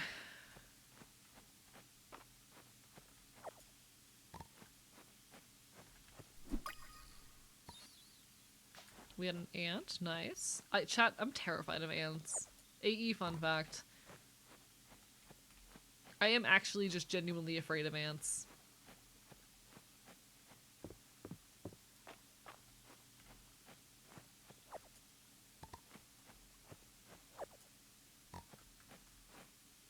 Secret? No secret. Okay, no secret. This is sad. There was no secret. I'll eat the ants, please. They scare me. Not a fan of ants. Not a big ant enjoyer.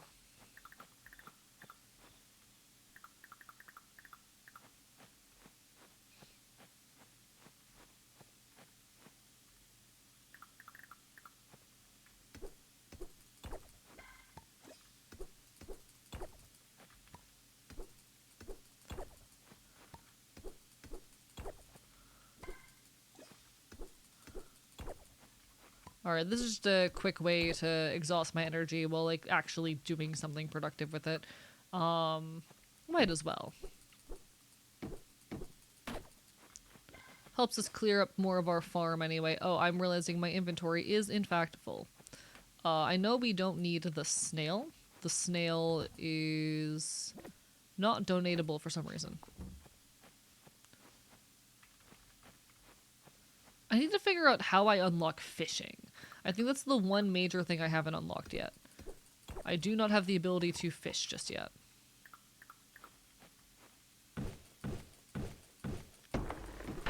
If anyone here's a big ant enjoyer, I recommend the movie Them. Noted.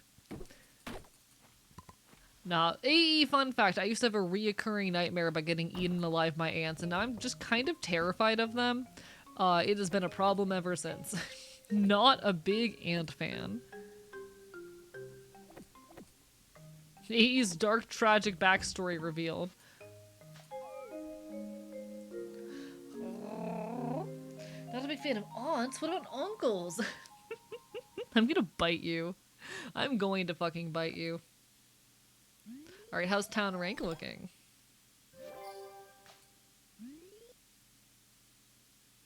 I still need to find lilac and clay. And I don't really know how I do it. Ooh, Saturday market. Nice. Lovely. We love to see a Saturday market. I can't wait to find out what goods they're selling. Oh, whoops. Did not realize that one was ready.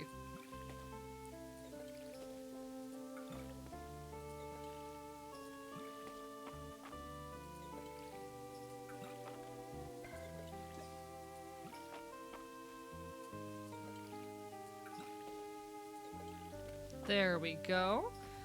We can sell the daffodil. Perfect. And then we're just gonna swap out our shit. Bites you really fucking hard? Yes, host. What's up? What's up? I love biting my friends. Hope this letter finds you well. Can you meet me at the manor house when you have the time? I'd like to discuss Mistria's emergency supply reserves with you. Okay. I need your help with something important. Please meet myself and Colonel Errol at the museum west of town to discuss the reopening of the mines. Got a sliced turnip recipe, hell yeah. In the Saturday market. Perfect. Alright, so we have 3 quests hitting us at once. Incredible. We need to talk to Dragon Man real quick. The earthquake and the mines below the town. I guess that you investigate further. I sense it would be key to understanding the return of magic to this land. Perfect, beautiful. I'll just hear catting around at you. You're my friend. Bark, bark, bite, bite.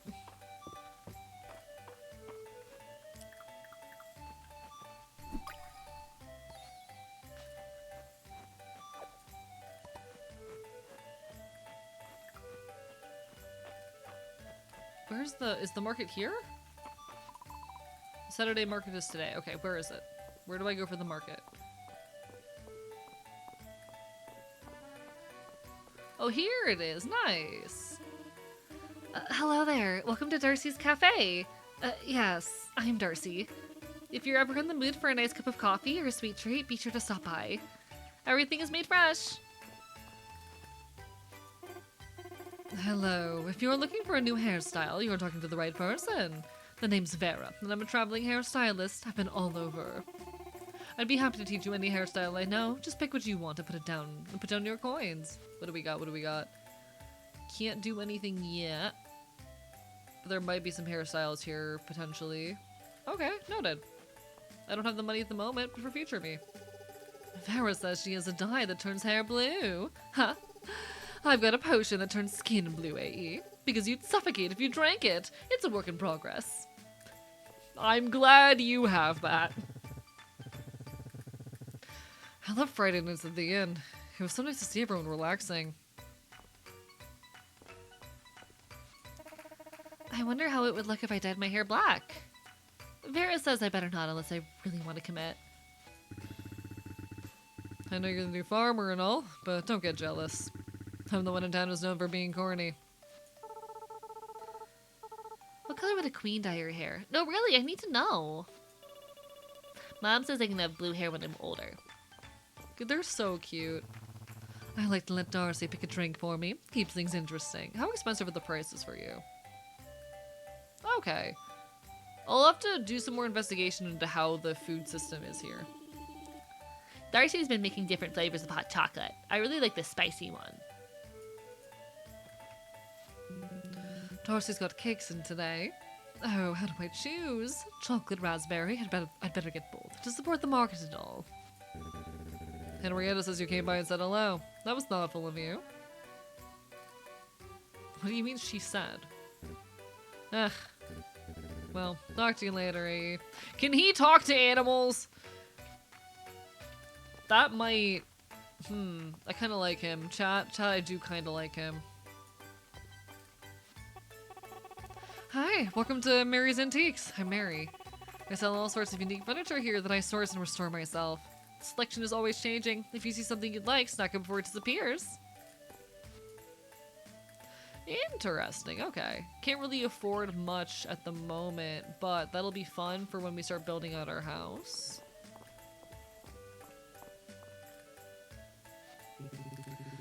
Greetings and salutations. My name's Lewis. If you're looking for an article of clothing, you may rest assured that I personally cut and sew every garment you find at my booth.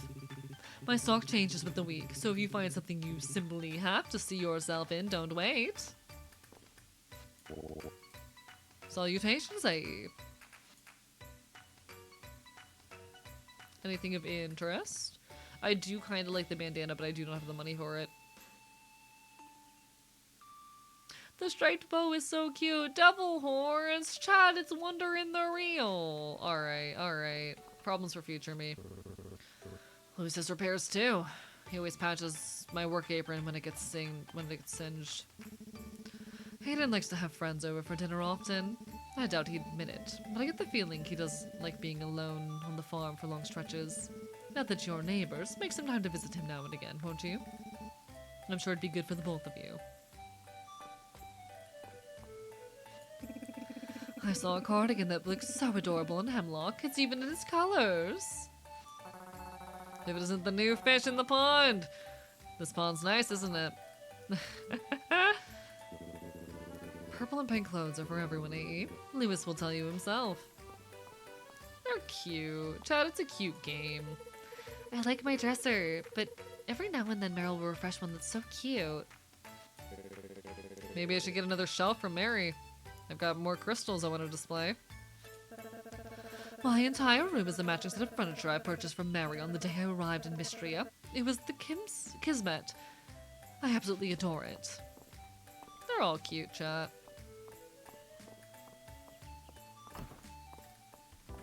I want to bite these men. There's some very cute men in this game. Y'all, there's some very cute men in this game. Your request is reasonable, but could I suggest we add a sleep aid to the list of medicines? It keeps well. We ran short in the days after the earthquake. It'd be a weight off my mind to know we have extra stock. That's a great idea. Our first aid supply should cover all the bases. Excellent. I'll get to work. Here to pitch in as well, AE. I want people in this game to bite me. You deserve it, Wembley. Burp my bite. Chat, I want to bite men. I need to. I deserve it. I've earned it. Chat, I think I've earned... Oh, is that an ant on my foot? There was an ant on my foot. I've been betrayed. Chat, I need to bite someone. I deserve to. I deserve it. I've earned it. Hi, Jordan. As a man, I love to be bit. Noted. Many hands make light work. I leave it up to you two. As a treat, as a treat! As a reward for being productive. Thanks for answering my letter.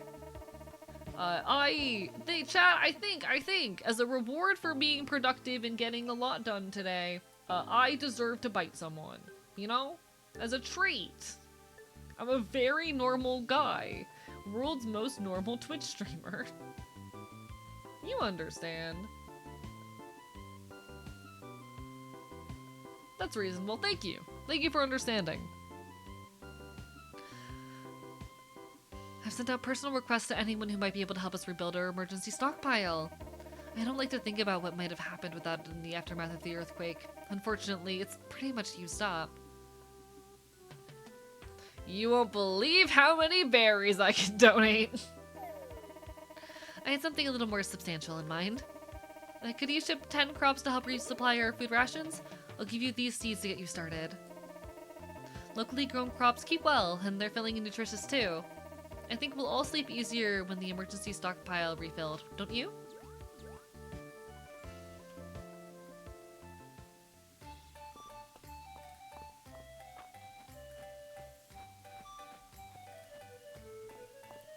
Who's the sacrifice for the bit? I think I have a large helping of volunteers in front of me. I don't think I'll have an issue finding someone who wants to get bitten. I'm sure there's plenty of people in chat who would volunteer.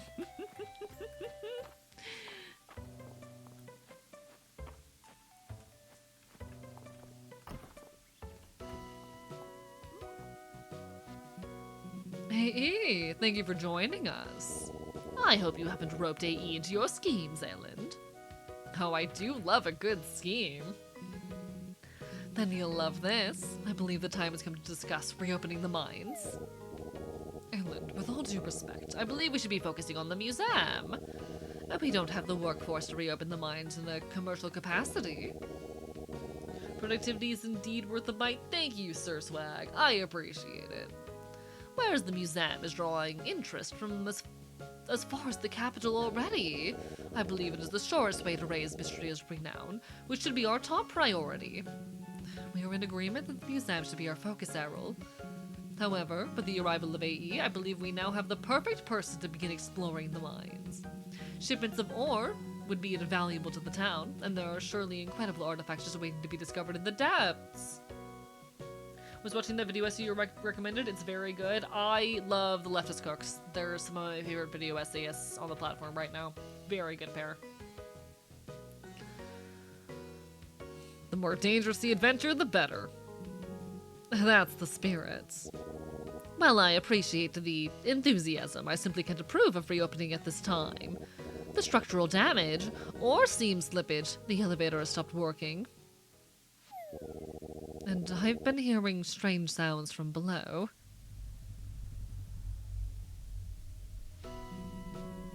Surely you're not keeping the mine shut over some eerie noises, Errol.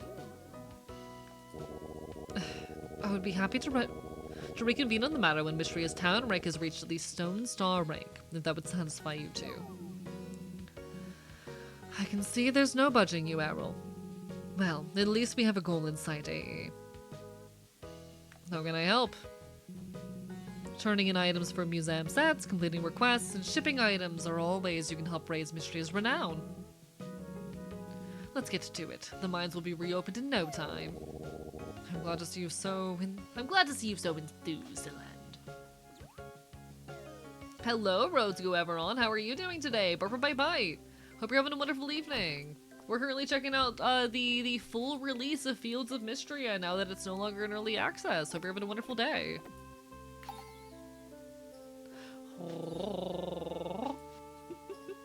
How goes it? Alright, I do want to check up here while I have the opportunity, see if there's any new artifacts and forageables. God knows things are ever constantly respawning. We do some forageables over here, but I want to see the mines up here first. Ooh, you're new. Fiddlehead, nice. I'm trying to not focus too much on like collecting things I've already collected and stockpiling resources as much as that is my constant impulse with everything I do.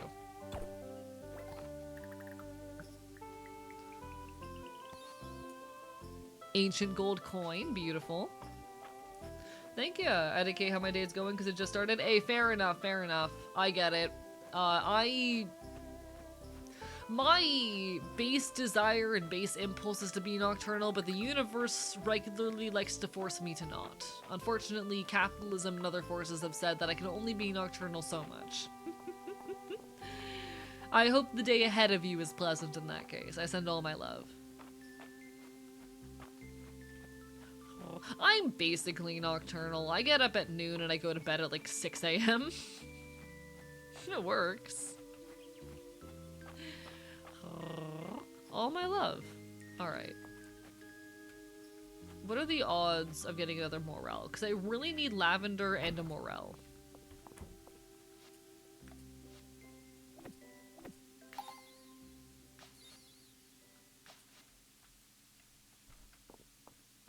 Alright, well it's something. We're doing our best out here.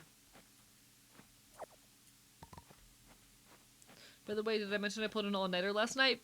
I hope it was for good reason. I hope it went well. I hope you're not dying. Rubble blocks what appears to be a cave entrance. Okay, interesting. Whose house is this even? Oh, this is Errol's! That's so cute! My dream is to open like a breakfast bar that opens at 10 p.m. just for us night owls. I would so attend that. I would love that. That'd be incredible. I support you in this dream. Do let me know if you ever make it a reality. Breakfast at dinner time has always been such a pleasure. There's something that hits different about eating breakfast foods at like 2 in the morning. I'm a big fan of 2 a.m. egg. Big enjoyer of 2 a.m. egg. I've mastered the art of cooking an egg in a microwave. I want to be very clear whenever I say this, people get really concerned. When I say this, I mean I am cooking the egg cracked. I am not putting a whole uncracked egg into my microwave. But I have mastered the art of cooking egg in microwave. Specifically sunny side up eggs, just for this. Because there's something that hits different about a breakfast food at 2 in the morning.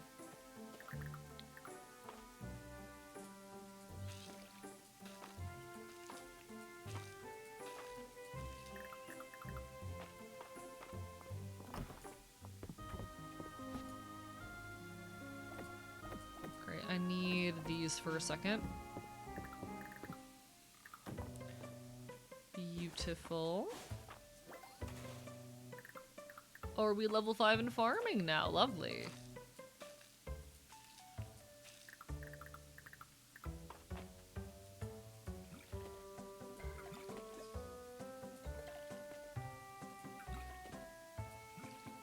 So weird, egg in microwave smells so strong and disgusting.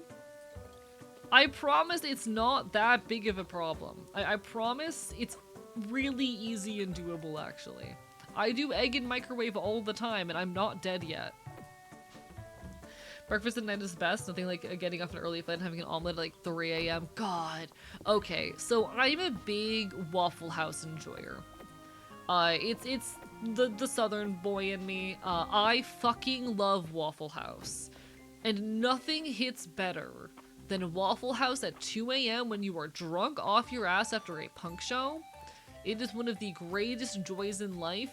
You need to have it at least once. Waffle House at 2 a.m., nothing hits like it. I'm so sad for everyone who does not live within a close proximity of a Waffle House because I don't know how y'all do it. I don't know where I would be without my Waffle House. It's so necessary.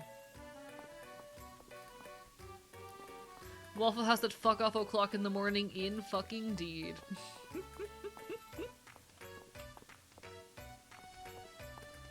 Alright, I'm trying to figure out what I should be doing in- I guess I need to work on raising renown. Were there any new quests on the board?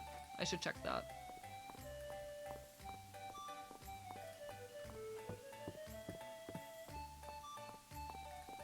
I keep forgetting to check this. Cool, we get more money. Material, ooh, wood and stone. We can do this easy. We can grab some wood and stone.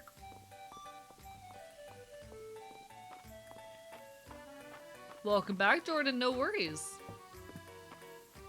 5 minutes from my home, there are 2 Waffle Houses within sight of one another. It's like heaven on earth. Beautiful. I love Waffle House.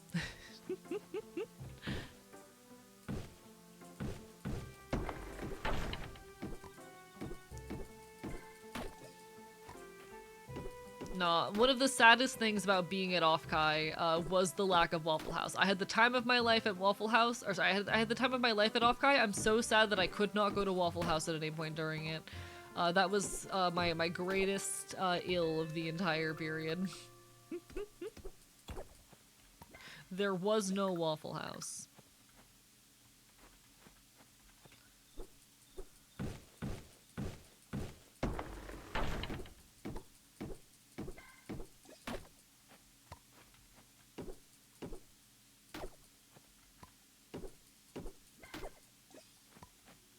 Great, so we have more than enough wood. I need stone. Not me autopiloting and grabbing way too much wood. It's fine. California isn't the right climate for Waffle House. Why not? They deserve it. Chat, maybe the reason why the tech bros are like taking over California and fucking everything up is because they don't have Waffle House. Maybe that's what's wrong. Maybe if we started putting Waffle Houses in California, we'd have less tech bros. You know?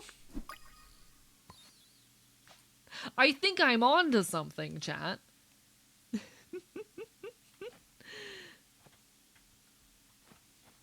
I think I'm right. The house they need, not the house they deserve. Listen, but I'm gonna give it to them. That's how we're gonna fix shit, chat. That's how we're gonna fix everything. Once they have a taste of Waffle House, they'll understand the flaws of their ways.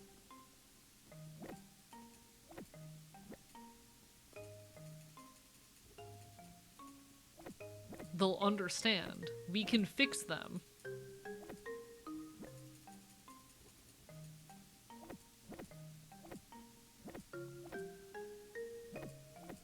There we go. That's not too bad. Yeah, I think that's all I need to do. And we can go to sleep. Perfect. Waffle House crisis indicator, but on the West Coast? At that point, just a public service? Yeah! Like, Waffle House is how you determine if there's a natural disaster happening, you know? Good morning, Haper. How are you doing? Bark bite bite.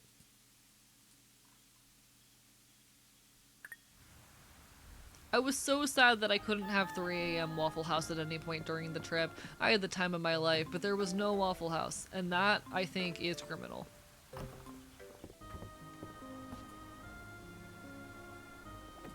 So we don't actually need these unless I end up buying more crops, which I might later, but we'll see.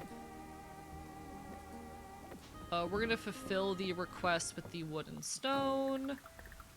Are these ready? Yes! Potatoes. We can ship 2 of these. I'm gonna have to come back for the tulips, I'm realizing. That's fine. We can come back for that later. We got this. We got this.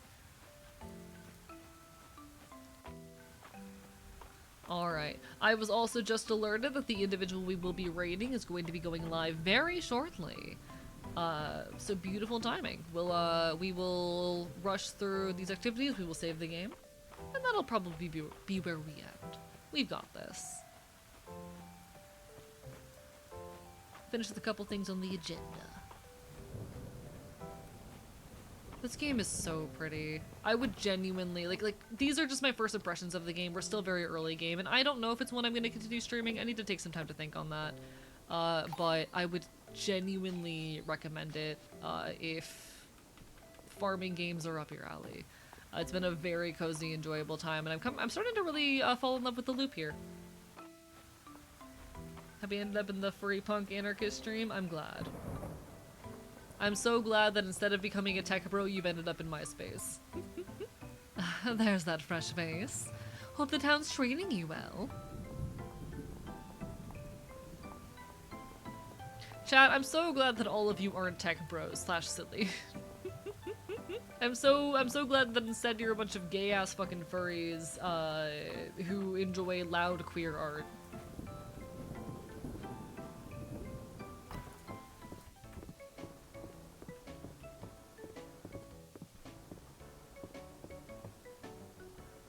Okay, so obviously this is not where my guy is. He's in the inn, looks like.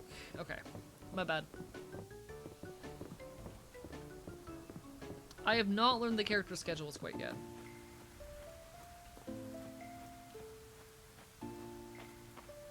Chat, being a weirdo is a positive character trait as far as I'm concerned. Thanks for being a bunch of freaks.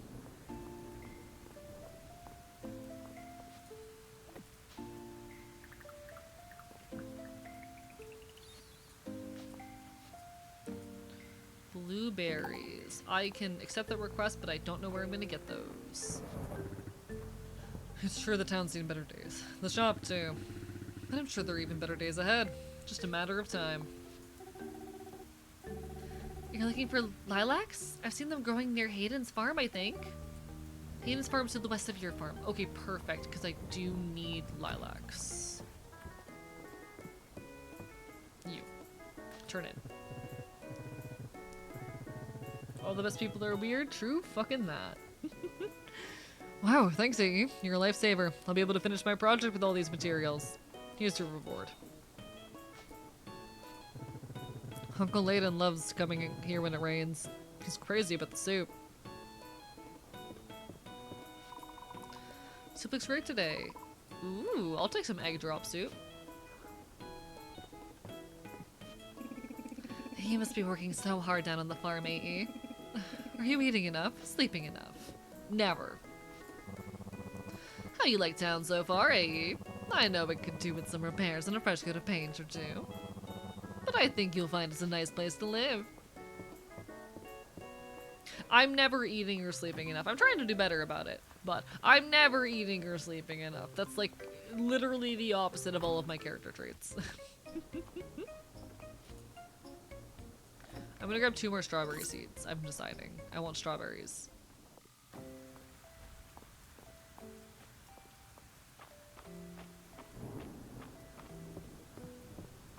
But are you hydrating? I'm working on it. I'm trying to. I'm getting better about it. That one I'm working on.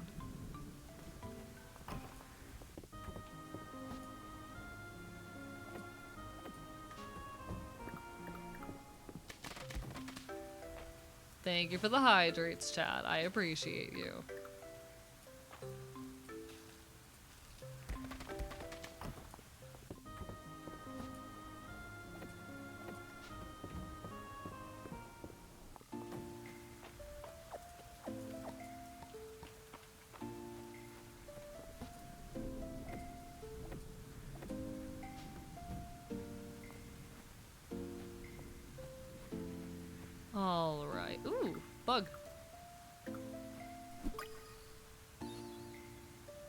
Lightning dragonfly. Okay, we need to throw that one in the museum when we get a chance. There will also be an ad hitting soon. Can I? You know what? I'm gonna snooze the ads. Shit, how do I snooze them? Fuck. I'm snoozing the ads because Safi should be going live any moment now. Yeah, let me get that hydrate. Chat loves drowning the streamers, one of their favorite pastimes. It's so necessary. And perfect timing with that. I've gotten the alert that our raid target is going live. Folks, we're going to be raiding into Safi Atkins' end of things because I'm going to be hopping on and hanging out with the Prince over on their channel. So, I'm going to start closing out, start that raid, get us on over there. It's been a pleasure being here as it always is. Let me get that kicked off, but while I'm working on that, folks, I will next be live on Saturday at 7 p.m. EST. There will be no Friday stream this week as I am going to be busy with a friend's birthday party. But I will be back on Saturday. We'll be able to hang out then. If I don't see you then, hope to see you again sometime in the near future. You take care of yourselves. I appreciate the hell out of this community and everything you do. I have some big stuff in the works in the background. I am putting all my power into making some incredible art for y'all. New video hopefully before the end of the month, as well as some really big plans being put together for my own birthday in September. If I don't see you then, hope to see you again sometime in the near future. Or, you know, you can stick around Sappy side of things for like 10 minutes and you should catch me again then. See you all shortly.